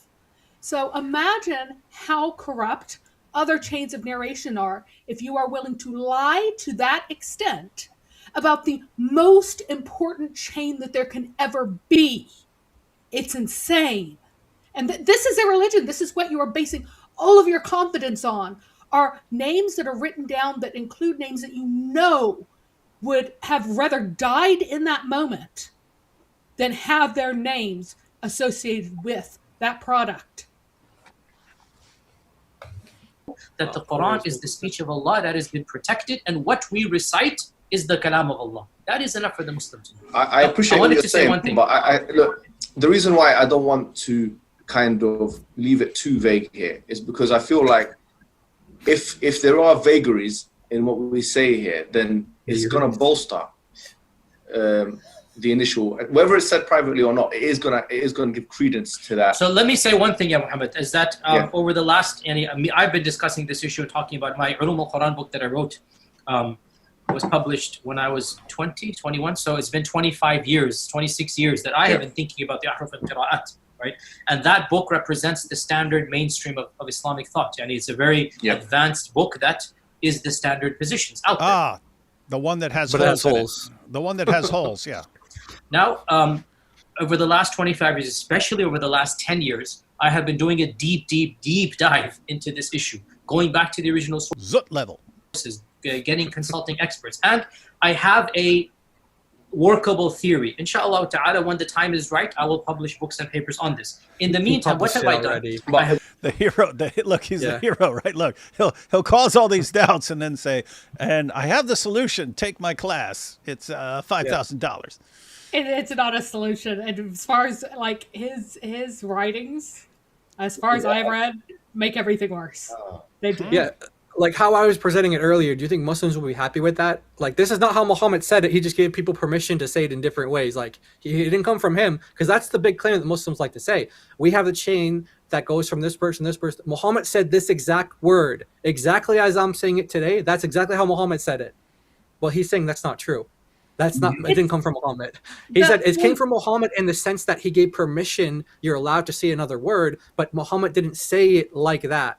And so Muslims wouldn't be satisfied with that view, and that's why it hasn't caught on since.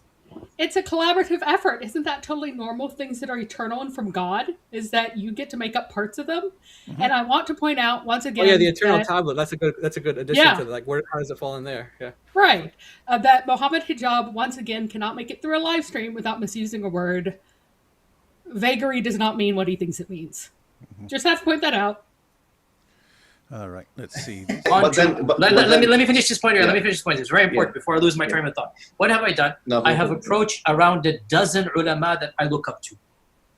And I'll mention some of the names, but you ascribe this to me. Sheikh Akram Nadawi, Sheikh Abdullah Yusuf al-Judea in England, Sheikh, subhanAllah, the Qira'at expert in Medina. Actually, when I went to Medina, I made a point to contact him, and we had a one-on-one discussion. And I've presented the findings of our group. It's not just me, like 15 of us are thinking about these issues. We understand some of these modern problems and whatnot. And I presented the khulasa to all of these people who are world top-notch experts. Some of them, I'm not going to mention names right now because I don't know if they want me to, fully agreed. Some of them said, these are really interesting ideas. I need time to think about them. And in the meantime, I want you to present it to me in written form. Okay? One of them, but then if I could push back here just a little bit, I know. This, you're gonna finally push back, man. I don't want to make it uncomfortable, but it's just to make things clearer. Like, as you know, I spend a lot of time with Sheikh Akram, and we had these conversations about the qira'at, like for many years. I would say many years I've had these conversations with him. His view is that the qira'at are not mutawatir. He made that public. It's not something which is on his YouTube page.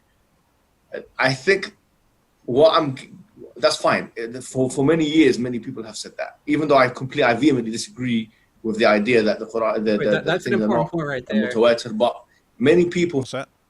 That's an important point right there. So Yasir Qadhi is saying that he's went to other scholars and other sheikhs and things like that, and he explained these views. Well, this word mutawatir, what they're saying is that this in Islam, this is a concept where something is so mass transmitted. The idea is that it cannot be something that one person lied about. The idea is that it came from all these different people. There's no way they could have colluded and lied about it. So they would normally say this is one of the conditions for what makes something the Quran. Like, everybody agreed on it. There's no disagreement. Well, he just mentioned a scholar, Akram Nadawi, which Muhammad Hijab has studied with, and Yasir Qadhi is consulted on. He doesn't believe that the different readings of the Quran are mass transmitted. He thinks that they're sent down through single chains, not through mass chains. So if you ever hear Muslims saying that, this is like, we have all the companions, you say it like this, and everyone said it like this, and everyone said it like that, he's saying, no, you only get it from one line of people. And Muhammad Hijab is saying this is a known view. Scholars like Ibn Jazari held this view as well. We mentioned him earlier. He held this view as well, that the Quran, that the readings of the Quran are not mass transmitted. So this comes up in these kind of discussions. If you get into these topics with Muslims, they'll bring up this point a lot. It's actually not the case that this is a consensus amongst Muslims. Good to know. For many years, if you look at the early times you had of, Tabari, whatever, it's clear that the question of tawatur was not always a straightforward one. With all 10 qira'at that are like dashed. But what I was going to kind of push, because this question here, I think if it's left unanswered, a lot of people will have doubts in your position. That if someone gave you a Quran which is empty in terms of there's nothing on it, must have. Gave you a pen, obviously you're half of the Quran, Would you be able to write what Allah said? He already asked and answered, and his answer was not an easy question. Definitely can't answer yes or no to that. Sorry. Obviously, you can do isti'ana with what's maktub, but the question is, would what you write in that mushaf correspond with any? I'm not saying it's a mutawatir. I'm saying would it be sahih, authentic? Would it correspond with anything that we have in terms of the riwayat and the qira'at? If the answer is no, then for all intents and purposes, what you could be portrayed as saying is that you have a view which is not only completely anti-normative, but is beyond the scope of what was written for 1,400 years. So someone will say if it's beyond the scope, no, who's going to bring a new Quran? A'udhu billah. We're going to have the Quran there, but which qira'ah will it be in? It'll be probably a mixture, right? It's not going to be necessarily... Fine. Yeah, okay, so let's... And guys, you understand the problem here? This is why you can't answer, could you write it, right? Could you write it? He's saying it would be a mixture. In other words, you would agree with Hafs, if you could somehow figure out what Muhammad actually said, which you can't, then you'd have to say, it would be more along the lines of, okay, I agree with Hafs on this, I agree with Warsh on this, I agree with this, and you'd kind of go through and figure out what you think is the best read. There's no basis for doing that because you burned all the freaking manuscripts. You can't figure it out. It's too late. And so, no, you just can't figure out. You just can't figure out. And so, guys, the overall situation here is you have the Muslims who are just saying, like this is Fareed's position, yeah, Allah revealed it in all these different ways. When you read a verse and there's like one letter's difference, but it completely changes the meaning of the verse, they say, oh yeah, Allah revealed it in one way, and then he revealed it in the other way, and completely changed the meaning of the verse. And he revealed it in both ways. He wanted both ways out there, and he wanted all these variants. He revealed it in all these different ways. Anyone who's looking at that is going, okay, that is the stupidest thing I've ever heard in my entire life. That is beyond ridiculous. It's just stupid. And Yasir Qadhi apparently acknowledges some of the stupidity of the position, so he thinks it's revealed in some particular way. And once you say that, you're screwed, because how can you get back to it? You can't figure it out. There's no way to figure it out. And so it's either you say something insanely stupid, like, oh yeah, Allah revealed it in all these different, sometimes contradictory ways, or you have no way of figuring out what the authentic word of Allah is. That's a new dilemma, guys. That's a new dilemma. Yeah. The Yasir Qadhi dilemma. What Qadhi wants to do is basically textual criticism. Yep. And his position, I guess, is that every original reading exists somewhere. You just got to figure out which one is the correct one. I think that's basically the position he wants to hold. And the problem is that's like very anti every Muslim scholar, right? Every Muslim scholar is like against doing textual criticism and saying, no, none of these versions are correct, but we can get back to the original correct version somehow. Yeah. And so he's just screwed that. And by the way, Muslims would never let him do this. Here's the problem, guys. If you're wondering why they would want to cling to such a stupid position, Allah revealed it in all these different ways. And he revealed all of these different verses and different words. And again, sometimes contradictory meanings and so on. Why don't they just say, okay, we reject that one, we reject that one? Because these 10 qira'at all meet the standards of authentic preservation and authentic chain of transmission. And if you say some of them are getting it wrong, your entire system is under investigation. The system doesn't work. Your methodology for preserving the Quran has not worked if you say, oh, this one meets all the requirements, this one meets all the requirements, this one meets all the requirements, but they're contradicting each other, so we have to start rejecting them. The entire system. I've used this example before, but it's like, suppose you're the president of the United States and you're speaking somewhere, and the Secret Service are checking every person who gets into the room. Every person who comes into the room, he goes through the metal detector, he goes through the scanners, they scan every person who gets into the room. And so the crowd's all together. The president of the United States walks up on stage, all of a sudden someone in the middle of the crowd pulls out an AK-47. So Secret Service jump on that guy, right? They jump on that guy who's got the AK-47. Okay, is the problem solved? No, because this dude got an AK-47 past your security, which means your security is the problem. Your security is screwed up. And for all you know, every person in the room has an AK-47 at that point, right? That's the problem. If you say this is our methodology for determining an authentic recitation of the Quran, and you say this guy got it wrong, even though it meets all our criteria, your entire system fails, and you don't know what the Quran is anymore. That's the position they're in right now. That's why they just have to lie at this point. But Jai, what did Al-Tabari say about things being wrong and the ones that are chosen? Oh yeah, and no, that's an interesting point, because I was thinking about that as well. So when Muslims do textual criticism, they don't do it the way that you would like, the way that Christians do it. So there are different criterions that Christian scholars will use to determine what they think the original reading most likely was, and they have different things that they do. Well, guess what Muslim scholars do? They do things like, okay, what makes the most sense? Would it be this way or this? So in other words, one of the ways that they might, determine what an original reading is like a way that doesn't kind of seem as straightforward. Maybe it's a little awkward, like it makes sense, but there's another way to say it, and the other way happens to be a textual variant. You might think, oh, someone might have, when they were writing it, they just thought they were, or for whatever reason, the other variant exists. You might think that the awkward reading has more probability of being correct, because if you're going to write it in a particular way, it's not. In other words, you're more likely to not get the you're not to get the other reading, and so a scribe's not going to come later and make an awkward reading, right? That's the idea. Well, the Muslims do it the opposite way. They go, oh, this one makes more sense in this context. This one's it's like opposite land, and so.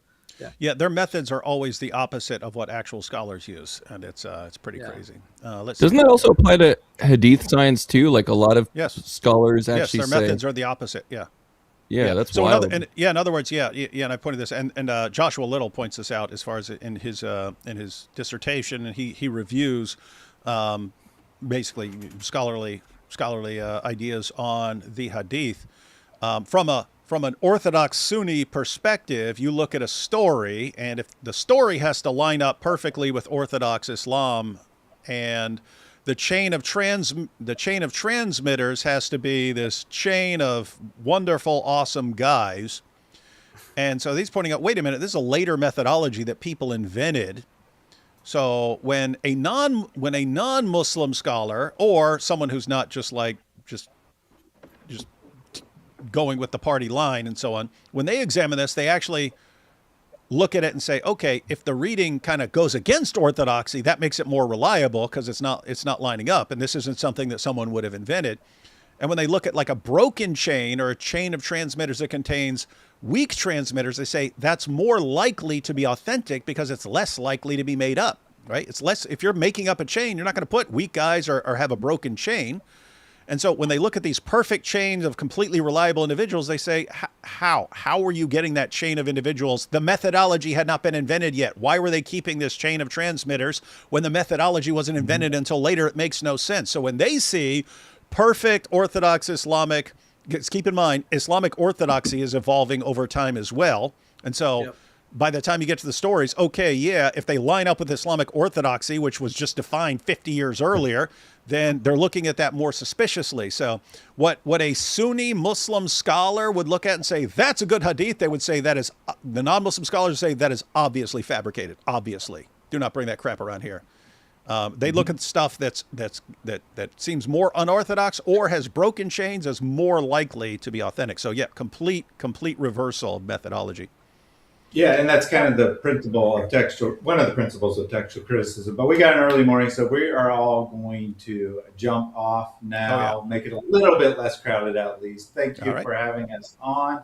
And if anyone else wants to say anything, that's great. But my takeaway is that you just can't trust anyone in Islam. You can't trust any scholars. The most knowledgeable Muslims are telling us, no, we can't discuss any of this. Any of our religion will destroy our religion, among other people who are less knowledgeable.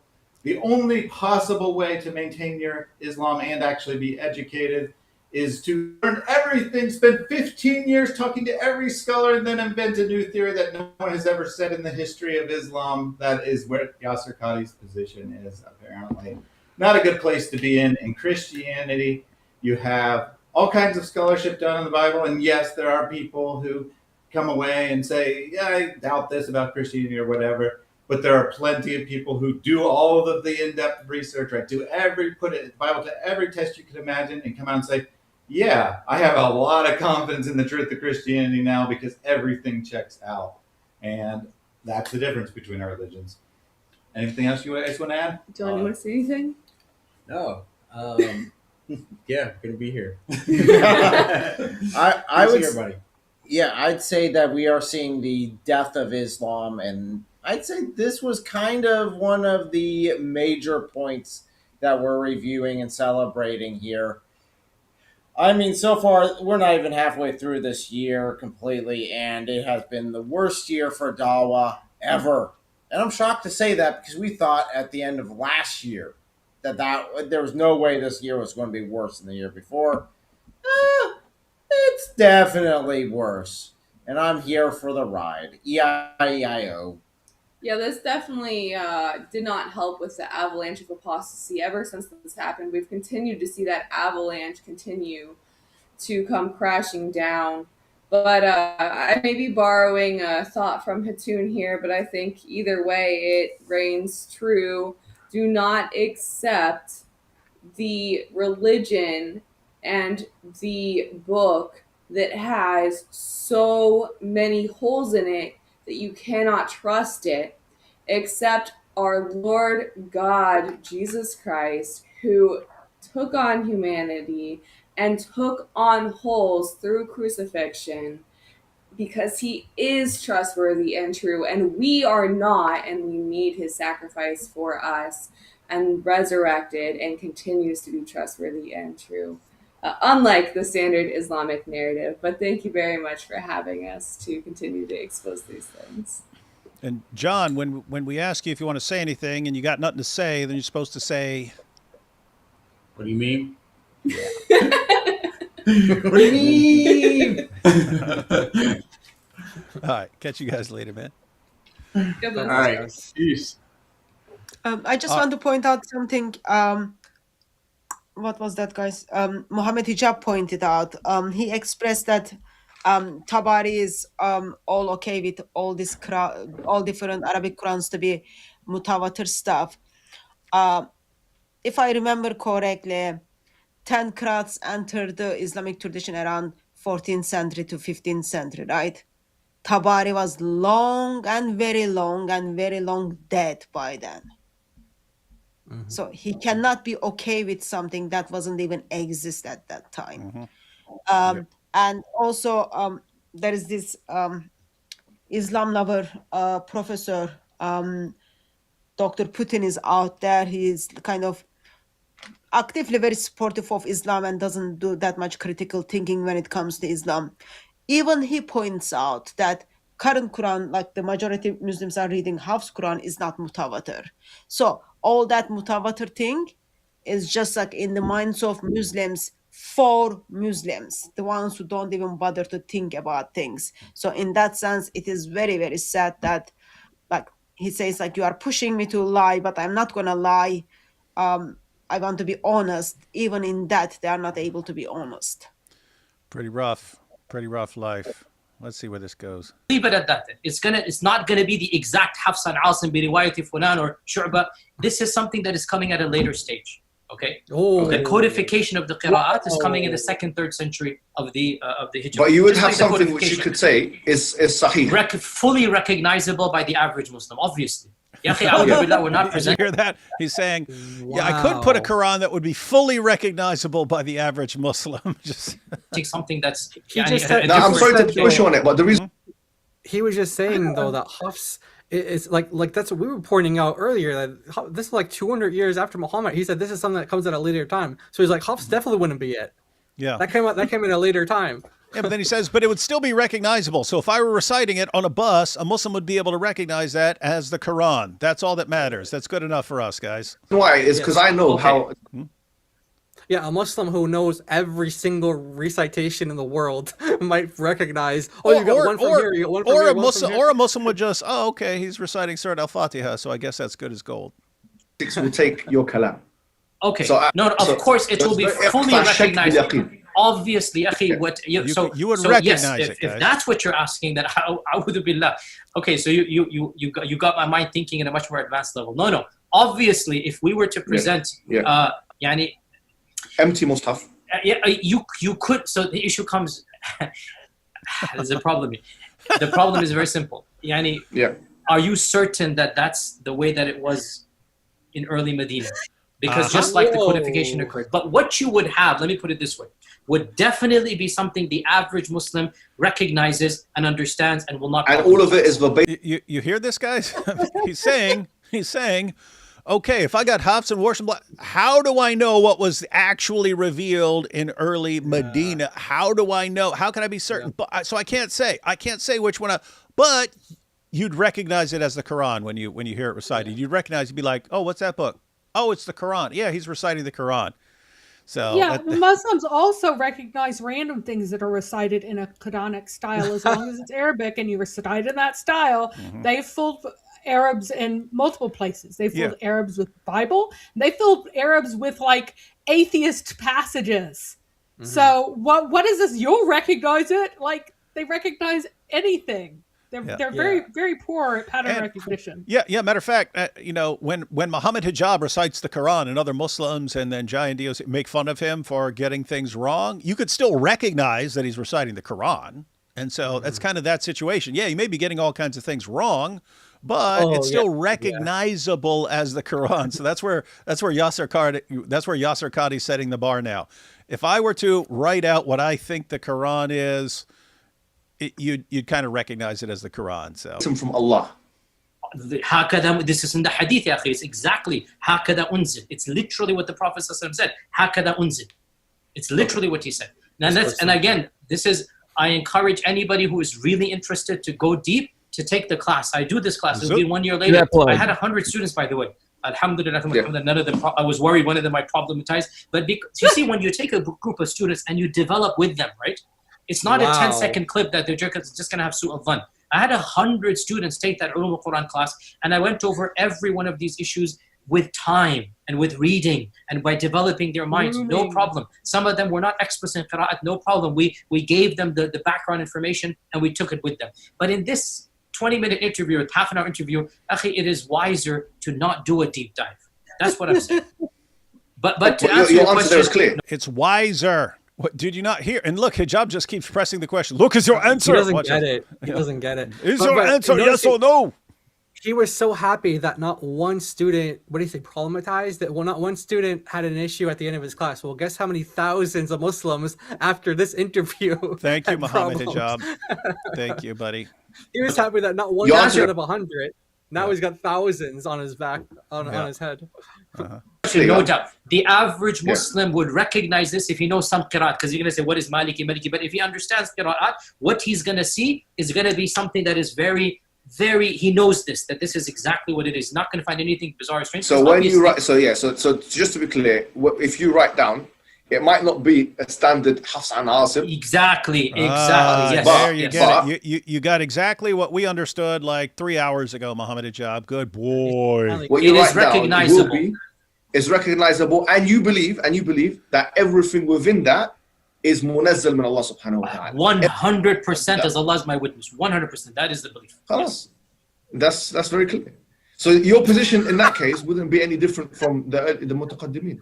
Many of them. Let's leave it at that. I don't want to confuse the view. Yes, the early mutaqaddimin understood this. That's my point, Muhammad. The earliest scholars of qira'at fully understood this. But what happened was a switch in the 6th, 7th century, which kind of then ossified the tradition. As for anyway, let's not go there. So you're right. That's fine. So one last question now, just to end this kind of conversation. There's been a lot of discussions here and there, but for someone, we talked on a very advanced level, but let's just try and benefit the majority of people that will be listening to this. Yeah, let me say, okay, so if I give you a big stack of paper and I said, yes, can you write the Quran? Would you be able to do it? This guy's talking about. If someone wants to start now, kind of learning Islam and get involved, and maybe they haven't got a full command of the Arabic language, but they want to start with books, what would you advise in terms of where to go? Not only just books, but bodies of work, videos. Okay, you've mentioned your seerah, for example, so that's something people can maybe refer to. But is there anything in addition to that that you would point them towards? Yeah, so we have to understand this now. We are not talking about those interested in academic Islamist study in Western institutions. Should we cut it there? Yeah, probably. Yeah, let's see. All right. All right. Well, good times there. Good times there. We've been going a long time, everyone. If anyone needs to cut out, they can. I got some super chat. I also wanted to check out a little bit of the clip of Mufti Abu Layth's reaction to that, because he has the funniest laugh. I'm trying to think. Anthony Rogers has a funny laugh. Robert Spencer has a funny laugh, but nope. Mufti Abu Layth takes the cake on when he's laughing at something.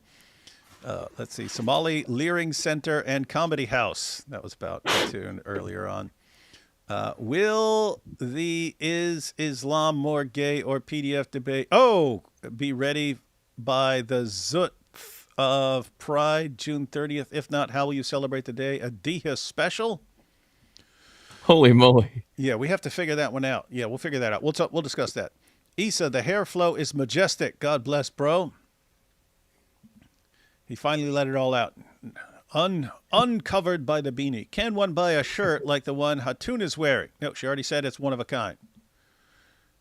Al-Zut Day should be Holes in the Narrative Day. Yeah, that's a different one, though. That's different holes in the narrative. I'm finally listening live for once so I can super chat. The Quranosaurus scene in Demolition Ranch 2 was hilarious. I was laughing out loud by myself like an idiot. Keep crushing the Dawah scene in a hilarious way. We'll try. You fit Thaddeus on screen in your face, Sam. I can't shut up about this, but when you were filming the T-Rex scene, how many takes did you have to go through to get your facial expressions to match your inner monologue perfectly? Because I know you didn't get that first try. Didn't get a first try? No, we just pointed a camera at me and I just made some faces like this. Yeah, she's talking about like where I'm about to, I'm deciding what to do with Quranosaurus, and I just, I start having inner monologue and stuff. But no, we just recorded me just sitting there looking and changing my perspective, and then I made it match up later. So, yeah. A lot of people don't know that you actually recorded your testimony video in one shot. Yeah. It doesn't take David multiple tries. He's a pro at this. I'm a pro. Elle's hat got bigger. Oh, yeah. He's got the ad hoc and the hick. He doesn't have the hoc. He's got the ad hoc. The ad hoc. That'd be a funny video. Ad hoc. Issa is the Matthew McConaughey of Islam. All right.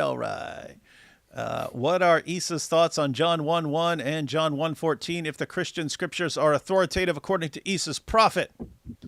Don't say poetry, please. Yeah, we don't say poetry. We don't have a ton of time to go into that right now. We'll investigate that in a later time. Yeah, we'll do that. Yeah, we will eventually interrogate Issa. Check news from Belfast. Anyone want to check news from Belfast? See what's going on in Christianity. There was a guy who attempted to behead another guy in the street, and pretty horrible video. It's on Twitter, like as we speak, or on X as we speak. So, pretty hard watch, but I guess that's what happens when you bring people who consider that like an honor killing. Yeah, I'll check that out in a bit. In Christianity, the standard narrative has holes in it too, in our Savior's hands. Yeah, Elle pointed that out. Cora, your eyes are so beautiful. Ha ha ha. And your voice is less annoying. D. Wood, can you conduct a micro poll on Quran preservation? I can. Strange Muslims have problem with the Trinity, but no problems with 13ity. 30 for 1. Very Islamophobic. Hijab to Qadhi. What do you mean? That's a good one. Serious question. How do you know when a Muslim is lying? It seems to me that every Muslim lies near constantly. Why do people still trust these guys? Lying is pretty common in Islam. These data needs to get into general AI databases. Yeah, so they start giving more accurate responses. Hijab wanted the clips, but he ended up clipping the Quran that day. Quran cut down in a hail of hijab questions like a mob hit. That was a great day, guys. Am I your son, Yasir Qadhi? It's not an easy yes or no. What do you mean, Yasir Qadhi? You don't discuss this in public, Yaki. Give me a straight answer. Yeah, take my class. Yeah, I wonder if he talks like that to everyone. Moped lied both ways. Oh, the lying versus the lying. Jai, that was your example, man. Okay. YS. Who's YS? I can't say which Karat is true. Who's YS? I think you mean why. Yasir Qadhi, probably. Yeah, Yasir Qadhi? Okay. Probably YQ. It's probably YQ. I can't say which Karat is true, but it's true. Trust me, bro, as I lie to you, Islam is true. However, it's all blind faith. Facts destroy Islam. No, it is true.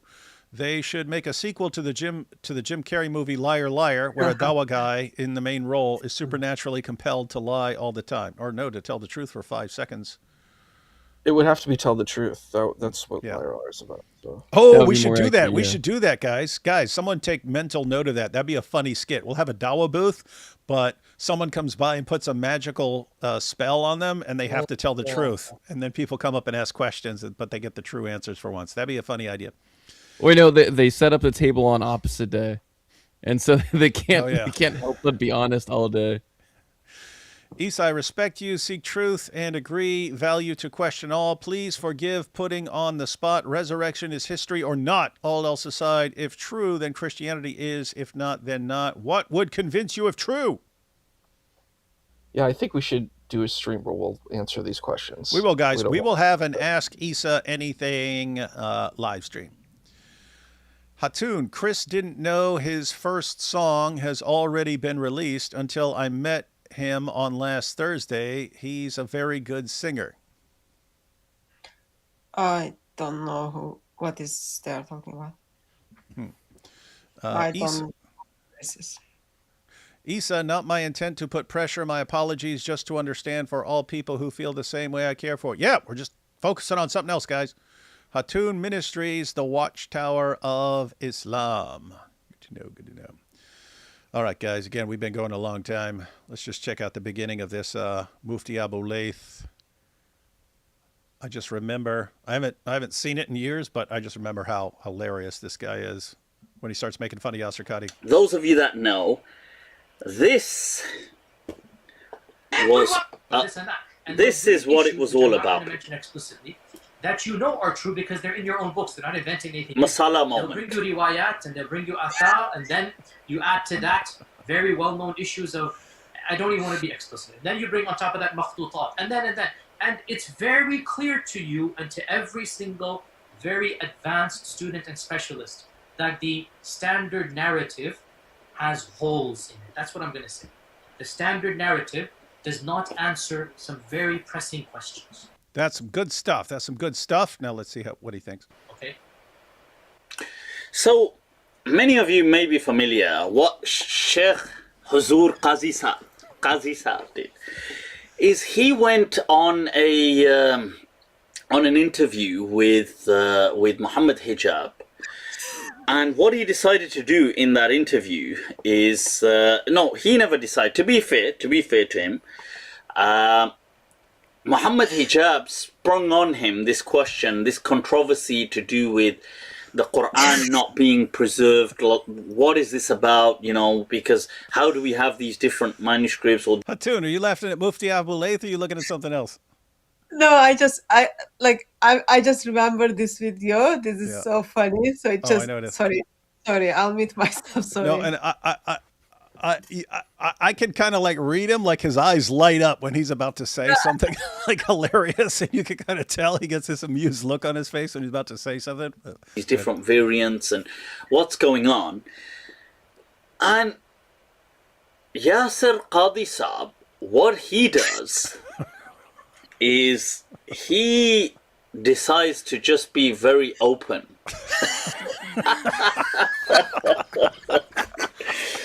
And he decides to say, well, you know what? I'm going to just pour my heart out and say that we've got huge problems with the Quran, yeah? Oh, man. Oh, gosh. This guy's funny. But then what makes it worse is he doesn't give the solution. Like, he keeps saying this is something we shouldn't be discussing in front of people. Shouldn't be discussing this in front of people. But then he carries on discussing it, but only discussing the problem part. Yeah. And when it comes to the solution, he says, well, you know, this is really complicated. Why don't you go on my course? Pay me money. So it's just problem. This is our theory beforehand. They create doubts. They create doubts, so you have to pay them for the solution. Oh gosh, this guy's just so funny, man. Why don't you go on my course? And you know, I had 100 people on it, and join my paid course. And what I'll do is I'll take you through the answer.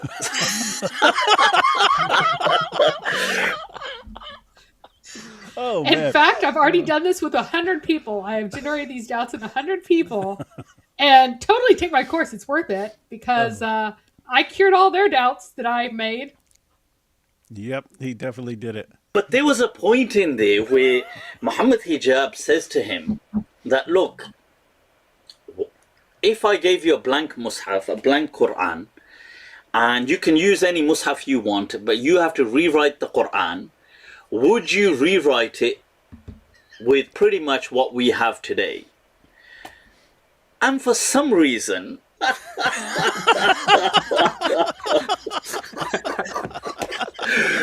right, so what happened is, after this whole episode of Muhammad Hijab kind of pressing him and him deciding to have this moment of epiphany and transparency and I want to just pour my heart out to the world, this backfired so badly.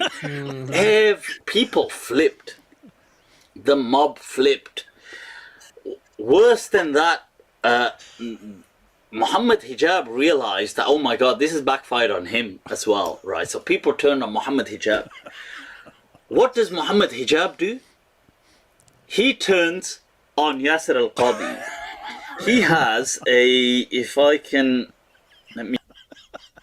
He did.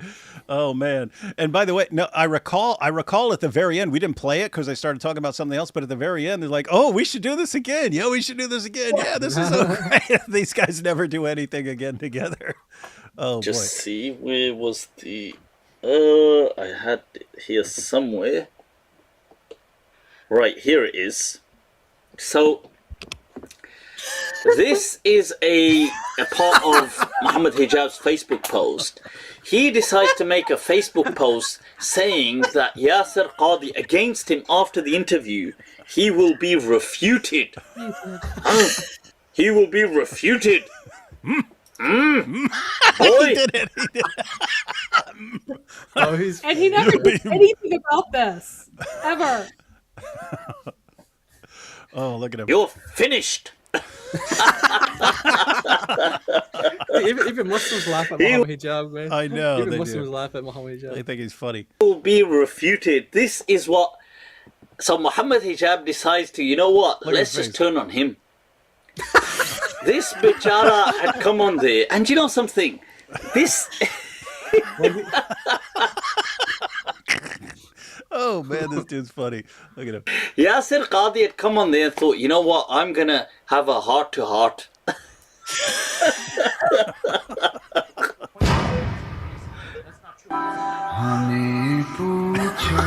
He puts this. I can't play because I don't know the status of this nasheed here, as far as YouTube copyrights and stuff.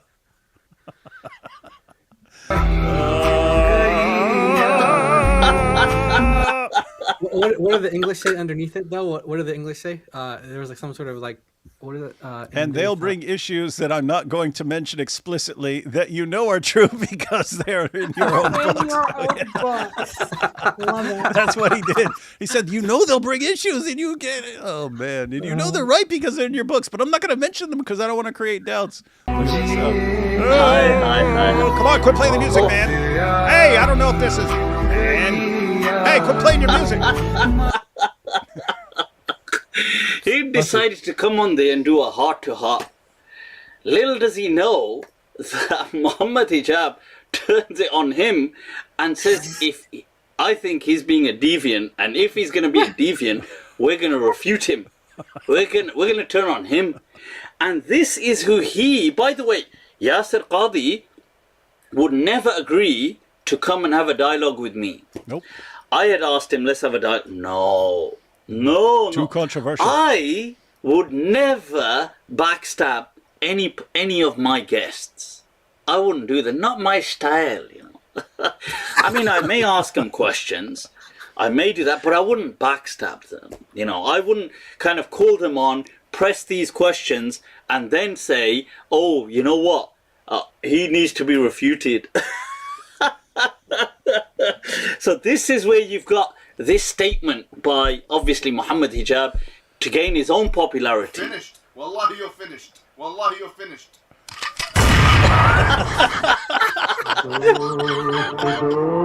I'm letting it play. It's so funny, man. Copyright strike me. I don't care. This is funny.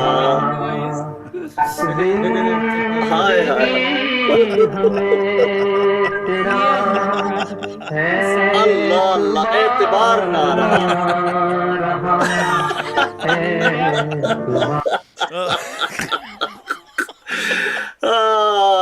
This is what has happened, people. This is what. But I want to say, look, listen, people. In many ways, Sheikh Yasir Qadhi, Mohammed Hijab, in many ways, this is for them just chickens coming home to roost. They are part and parcel of this mob culture of creating this, we need to refute people. This, you know, this refutation. He's got a good point. We'll destroy him, we'll humiliate. Okay, eventually come up against each other. We'll destroy you, no, we'll humiliate you. No, we'll destroy and humiliate all of you. And this is culture of like, oh, if you're and Yasir Qadhi is one of the biggest proponents of this. Not so long ago, he made a video where he was speaking about me. He doesn't mention my name, but he's saying, yeah, you know, that's what he does with me too. Did you know there is a Christian apologist?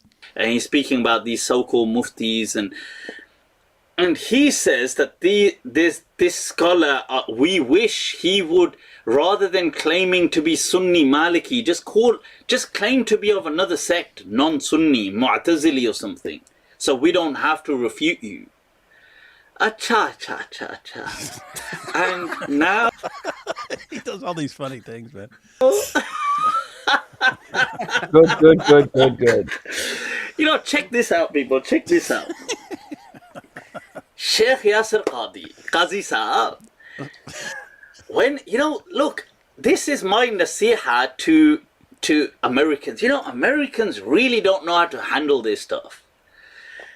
Two things they can't handle. One seems to be they can't handle women. As soon as they get on certain, as soon as they get to a certain kind of fame, usually there's a big problem, you know.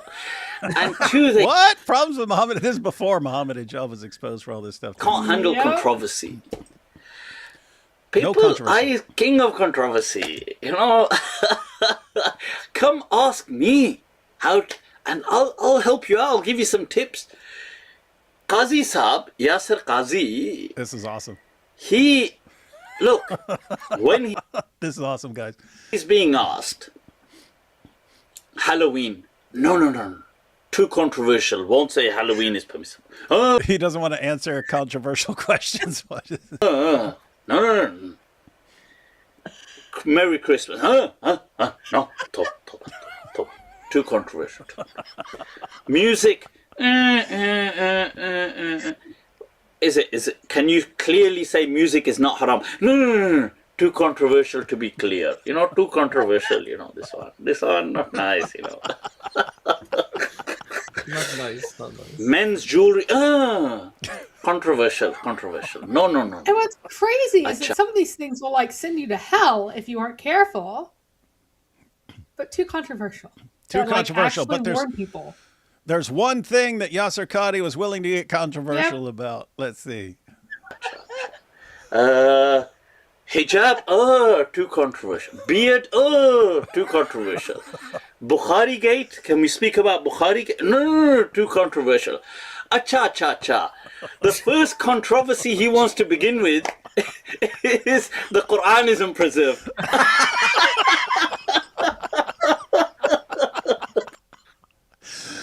He doesn't want to say anything that's controversial, and the first thing he wants to say is, "Oh yeah, the Quran's all screwed up. We can't answer it. Nothing we can do about it. Sorry." Which certainly, that's like telling people that is not going to like do them any favors from an Islamic point of view, right? Because you're just supposed to remain in ignorance and blindly follow people. And if you just go make noise, that's fine. But other things, it would have actually really gotten them in trouble according to their own belief. And all it would have to be is like clear about things. You know, Allah says, if you're a man and you wear gold, you'll go to hell. Like, how hard is that? But no, he wants to do the thing that's totally not needed, completely extraneous, but he has a class for it. He has lessons for it. And Hijab is the one who made him do it. The Quran isn't preserved.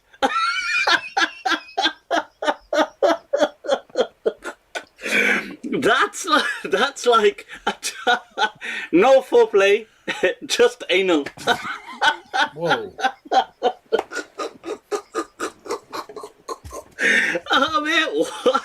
Oh is gosh, this? This is a Muslim scholar saying that's how extreme this is. Oh my goodness. I thought you were talking about Al-Zub for a second. Yeah. That's like let's go into the desert and zoop me. That's what it would be like. So what is going on here? I mean, is that the controversy you want to begin with? That, you know, things like Merry Christmas is too controversial. Halloween is too controversial. So you want to begin with that the Quran is not preserved. the backbone of Islam.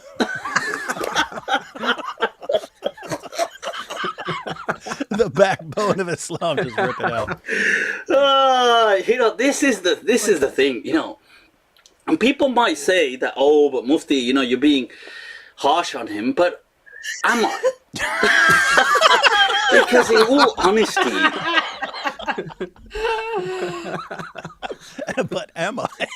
This is the thing. This is what you get. This is what you get for promoting this culture, creating reap what you this sow. Culture. The saying is you reap what you sow. And for even up until recently being a part of it. This is what you were doing. This is what you're doing with people like me. Oh, this is a deviant sect. These are deviant people. This is wallahi, wallahi, this is deviant, And then for thinking Muhammad Hijab is a friend, he would never come on a show with people like me or other people, but he wants to come on a show with Muhammad Hijab. One Labba Swad. This one not nice, my friend,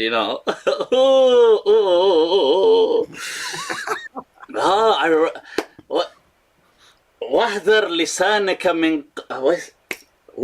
لسانك من خل تنادمه. Allah, beware of what you say in front of these so-called companion friends. إن النديم لمشتق من الندم. Allah. This is it, people. Then it comes back and it bites you. This one bite. And so for being so foolish and stupid, you see, you have to that's his own fault. And look, let me tell you something. He kept saying, oh, we shouldn't discuss this in front of the public. No, don't discuss this in front of the public. Don't discuss. Abe o mere chache. Discussing the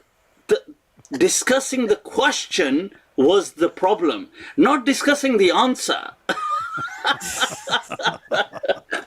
It's funny, people keep asking us to Jai, translate what he's saying. I don't think that's Arabic. He's mixing. Well, some things he's saying in Arabic, but the other stuff is like, because it's like what, Punjabi or something like that, Punjabi or Urdu or something like that. Yeah, it's some of it, like the proverb. He said, sometimes he'll throw in some Arabic stuff, but when it came to the answer, he started saying, "Oh, come on my course everybody join my, enroll on my paid course, and I will then give you the answer. Are, oh Qadhi Saab. The question was the problem, not the answer. Give them the answer, or give them some answer. And then he's like, oh my God, I've got so much hate now, I've got so much hate. And because now the public are either going to force him to pretend he doesn't believe in what in his problems, and pretend that there's no problems that he sees, or he's going to have to own his truth and become further disowned. Yeah, see, that's why he didn't. That's why he didn't state. That's why he didn't state these things for all these years. Once you state them, then people come after you, and then you either have to say, "Okay, I don't affirm that anymore." Yeah. No, I was wrong. Yeah, I affirm. We've got all this covered, and yeah, all these different Qurans, they were all revealed by Allah. Allah revealed them in all these different ways, and no one ever made a mistake. And yeah. You either have to say that, which you know is nonsense, or you become irrelevant because everyone rejects you. And so, which do you do? Well, better not to bring it up, but too bad. He went on Mohammed Hijab show. Big mistake. And it's chickens coming home to roost because, this... Let me tell you something. You know what? My uncle, legend, may Allah bless his soul and have mercy on his soul and grant him an elevated maqam in Jannatul Firdaus. Once we were in Karachi, when we were chatting, and we were talking about someone. My uncle was telling me about this person, and he was kind of criticizing him. And I said to my uncle, I said, Mamu, I said to him that because the person that we were speaking about was poor, poverty stricken. And I said, look, gharib hona koi ghalti thori na hoti hai. And my uncle said to me, he said, haan yaar, he said, ye to hai. He said, gharib hona ghalti nahi hai. I said, look, the person being poor isn't you can't fault him for that. And he said, haan yaar, he said, that's true. Ghalti hona, gharib hona ghalti nahi hai. He goes, magar phuddu hona. I wish I understood what he's laughing about. You got to translate. It's probably really funny. Yeah. This is really funny, this is the problem. You see, there are people in the chat who know the language, and they'll catch up in a second. So they're probably cracking up. That was the funniest story I've ever heard in my entire life. Being an idiot, this is your fault. When you decide to come on, not your fault, when you it's your fault. Yeah. decide to come on live and make these kind of dumb statements and then not even qualify them, not even, when the person's asking, just to kind of dramatize the whole thing, would you be able to write a Quran that looks like the Quran today? Oof, that's a very complex question. Oof, yeah, but complicated. Yeah, this one, hada su'alun. Oof. What is it?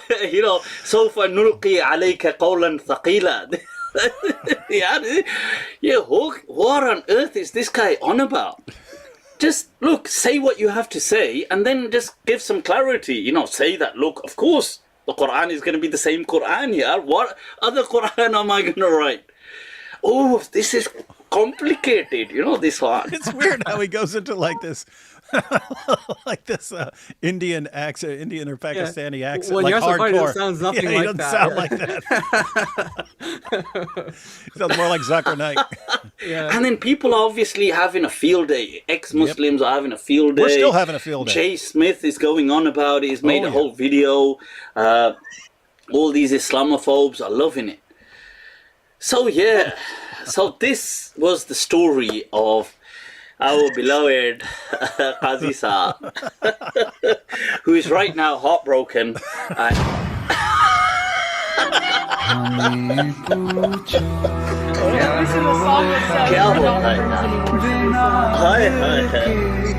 Jiye jana, bina dil ke jiye jana. This is how Qadhi Saab right now is living without a heart.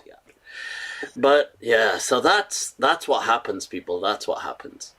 So yeah, so I had to cover that part, and I hope but before I went into it, I wanted to cover the topic beforehand of the dynamic nature of the Quran, so people already know that. Somebody said Yasir Qadhi equals. No, I'm not saying. I no say that, yaar. I say his behavior is like. It's true though. His behavior was a bit, and mark my words. You know something. He has only gone further down in his crisis because he will now have to choose. Does he remain true to himself? Like, does he own this, or does he now have to pretend? Pretend. And he will lose so many more fans and so much more of a following that he's pandering to. Mohammed Hijab, I actually believe in, because he's young yet. Give him a decade, I feel he too will crumble under a similar crisis. He doesn't need a decade, dude. He doesn't need a decade. He doesn't need a That's decade. 5 years. It's a pretty prophetic. That's a prophetic insight. Yep. Here we are 6 years later. He's crumbling. Because these people, they began their journey from this kind of plateau that isn't sustainable. With all these certainties that they claim, that just ain't there. And with maturity, that will kind of crumble. But yeah. Guys, I hope that's been of some help. It was funny. People, let's... He cracks me up just when he's looking at his screen. Let's wrap this up. He can step down now. I'm sure he can, but, he's going to lose it all, isn't he? This is why I was saying that I'm so glad that, alhamdulillah, that I did things my way. Like, at the end of the day, if my opinions change, they change. But people know that's who I am. They don't need to accept me, but I'm not pandering or sucking up to a kind of Frankenstein crowd who, will then turn on me. that was the end of the clip. Oh man, we went and watched the entire thing. I couldn't resist. So we're just gonna watch the beginning, but oh man, that dude's funny. I think what's interesting is that he brought up Frankenstein, the Frankenstein crowd, because like in Mary Shelley's text, that's like what happens is this mob comes to like destroy the creature, and I think that's an interesting thing because like, is this who you want as your bedfellows? People who will destroy you if you don't say what you want them to say. If you don't say what they want you to say. Yeah, and he pointed out. He said like Yasir Qadhi is one of the guys who created that. This mob that go around screaming that everyone's like some sort of deviant about some idea or something like that. And he's one of the guys. So that's why he said the chickens have come home to roost. Oh boy! Remember when he was talking about when his house got attacked by Mohammed Hijab's gangs. In that he was saying like. Yasir Qadhi was saying, I criticized the same guy, but I did it like politically correctly so that no one kind of leaked it, what I said, who I said stuff, versus you didn't do well, Mohammed Hijab. Like, I remember there was like such a conversation happening between Mohammed Hijab and Yasir Qadhi regarding how Mufti's house got attacked.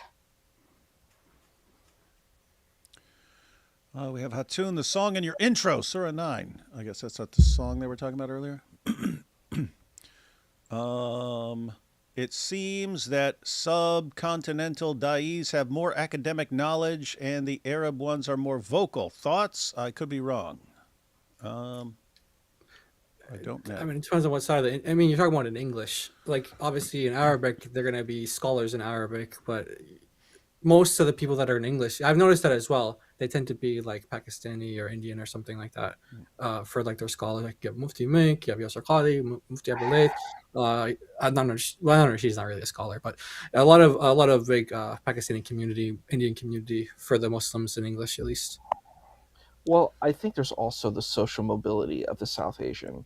South Asians across the board seek getting positions of power and social mobility, and they seek whatever way to get status. That's just that's a very standard South Asian thing. So a lot of South Asians in the Muslim world want to be Arabs. They strive very hard to do that. Yeah. And it's kind of tragic. Oh, There's yeah. a lot of Sheikh Uthman self-loathing as and hate. well. Yeah. Exactly. There's a lot of self-loathing and hate among themselves, and they're not Arab. They can try, and like Sheikh Uthman, he might know some Arabic, but I don't think he can really stand up to you, Jai. I don't think he could win an Arabic battle with you personally, but I think that there's this idea of wanting to have social mobility, and there's just saying I have to be the best Arab. There's a movie that I always talk about. It's called International Gorilla, and it's a fascinating Pakistani film because it shows I hate to say this, Islamic fanaticism, a degree of Islamic fanaticism, because the whole premise of the movie is these Pakistani people trying to take out Salman Rushdie because he wrote the Satanic Verses, and it shows mob rule. They said, we must protect the Prophet of Islam, and they start going and killing people, and it's a crazy film. It's actually, the way I learned about it was because I like to watch bad films, and it came up and they said, oh, there's this crazy Muslim bad film, and I was like, what is it called? It's International Gorilla, and you can watch it for free on YouTube, but it's like torture. It's like a torture film. But in the movie, at the end, I'm going to give a spoiler. At the end, these Qurans fly up in the sky, and they shoot laser beams at Salman Rushdie, and Salman Rushdie melts. I'm not even joking. We need to make a movie like that. We could do that. We have the technology. The protagonists aren't people. And it's so wild because they're being crucified, and then they start singing a nasheed, and there's Jewish people that convert to Islam. There's this Jewish woman in a hijab flies from the sky and lands on her head, and she becomes a Muslim. I'm not even joking. It's one of the most craziest films you could ever see, and it just shows the madness. I call it Paglo Pakistan, crazy Pakistan. It just shows the insanity that's going on there, and it's wild. It's wild. And I think there are people who really believe this stuff. They're we will harm people, we'll destroy, and that's what they do. The reason why they want to kill Salman Rushdie is because he, the Prophet of Islam is defamed. And I'm like, is that your faith? You know what I mean? Your faith is that little that, you feel that your hero is defamed. I'm like, do you think that's your hero? It's such a bizarre fanaticism that I've never understood. It doesn't resonate with me, but it's it works for. It seems to resonate with other people besides you, Issa. Issa's always I hear that. Issa's always hey, I don't think like that, so why would anyone else think like that? I think that people who think like that have I hate to say this, I don't think they have any ability of self-worth and self-understanding. I don't think these people even know who they are as people. They're just I hate to say this, blind zombies. It's like a zombie apocalypse, you know what I mean? And they're just wandering around. Issa says most Muslims are just blind zombies. I mean, it just sounds like that. It's like a zombie. It's not like a person who's functioning as a human, who's critically thinking and wanting to understand who they are as a human. They're just well, I'm just in the society and I'm just a blind zombie, and that's just all I can do is eat and function like some kind of beast. It's tragic. It's a tragic reality. The song is playing. The song basically means your friend is not your friend anymore, meaning Hijab betrayed Yasir. That was the song he was playing. That's funny then. That makes it even funnier. That is super funny. So people are listening to that. It's your friend is not your friend anymore. Can we call the video the cha-cha-cha-cha-cha-cha-cha-cha dilemma? Cha-cha-cha-cha. And we have David Wood. We have the technology, the $6 movie. Cue the music to the $6 million man. Yeah, it would work too. All right, guys. Well, we got through everything for holes in the narrative. I think we got to review it again next year and every year after that. Oh, yeah. On someone's channel. Final thoughts, Hatun, on all this? Not final thoughts, but some thoughts. Yes, we were told that what did we have to say? It? Backbone Islam is being questioned thanks to Yasir Qadhi and Mohammed Hijab. We talked about it for years, couple of years, and it seems we need to talk about it more and more because in the mosques, people are still holding the view that Quran has been perfectly preserved. There is only Yep. one Quran. So we want to expose that because at the end, we want people to give up Islam. One of the way they will give up Islam once their foundation is being shaken, they checked it out, and then they become convinced that their sheikhs, their fathers, their loved ones lie to them and deceive them, as well as Allah and Muhammad, because that will make much easier to preach gospel of Lord Jesus Christ. So in that sense, we've got still work to do. And of course, our ministry partners, Mohammed Hijab and Yasir Qadhi, we are grateful for them. So Very we will grateful. continue to work, we will continue to partner with them for the gospel of Lord Jesus Christ, I guess. They saw us struggling, trying to show Muslims that the Quran has not been perfectly preserved, and they said, "We're going to help. We're going to help." Yeah, that's what partners do, right? That's what partners do. Yep. Wish Mufti Abu Layth were here to play a song about best friends helping each other. Jai, what do you think, man?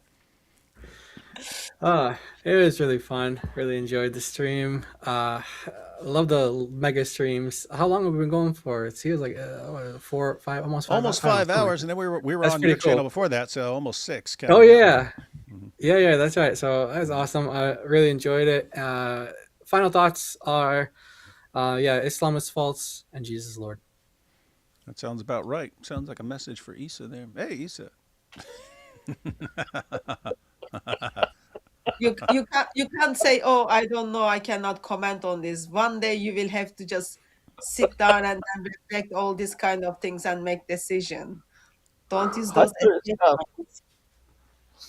Oof, Hatun is tough. I'm just saying, like, I remember every time when I hear you, you were even in one of my live stream, right? You said, oh, I don't know, I need to think about it. And then tonight is the same thing is happening. Like, you don't have that much time to think about it. How old are you? You are like in your 40s. You are not going to make it for a long time, right? I'm in my 40s. You're like in your 70s, dude. Come on. Wow, I'm in my 40s. I can't believe that. Doesn't matter. Even you are 18, like last couple of years. Doesn't matter. You are not gonna live forever. There is a time and place. You've got to make decision because you are gonna stand in front of Holy God one day. So it's true. Well, I appreciate that. Thank you for sharing. That line will be helpful to you when you join the politics.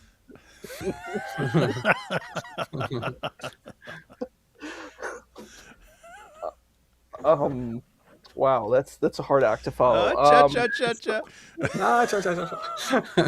He said no. Too controversial. Too controversial. No good, no good. Very controversial.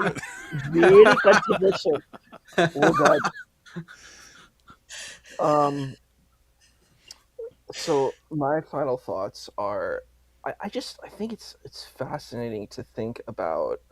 I just kept thinking about like the burning of the manuscripts, and I was like, I don't know, I really love like archaeological treasures. I think it's such a powerful thing to have things from the past. And I think about like what Indiana Jones said, it belongs in a museum. I wish that we had those manuscripts and we could have seen them and could have had them in a museum. I think that would have been kind of an amazing experience to have.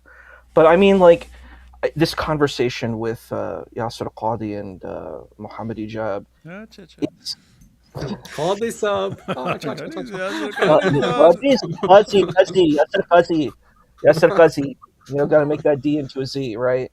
I think it's a very strange conversation. It's a conversation you see a lot in the Salafi community.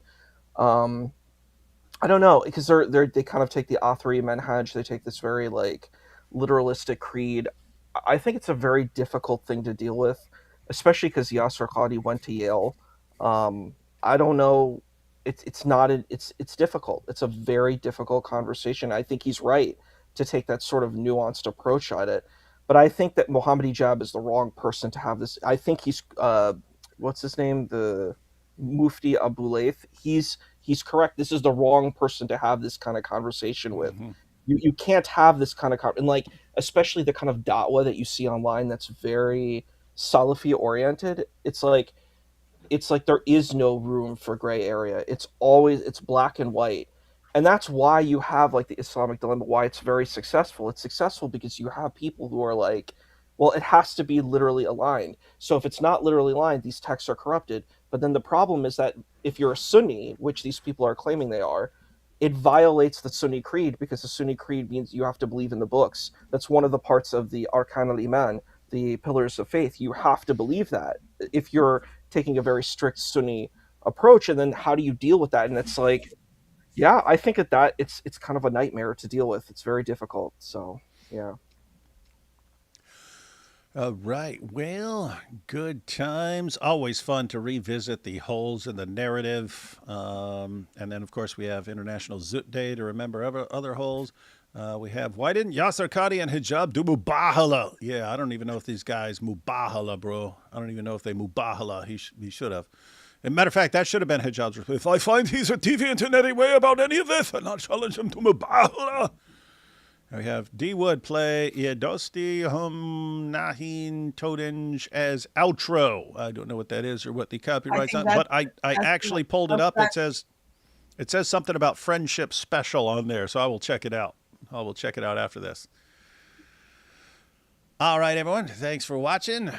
Should have a video up tomorrow on some fun stuff. Thanks for watching. Never forget the holes in the narrative. Catch you all next time.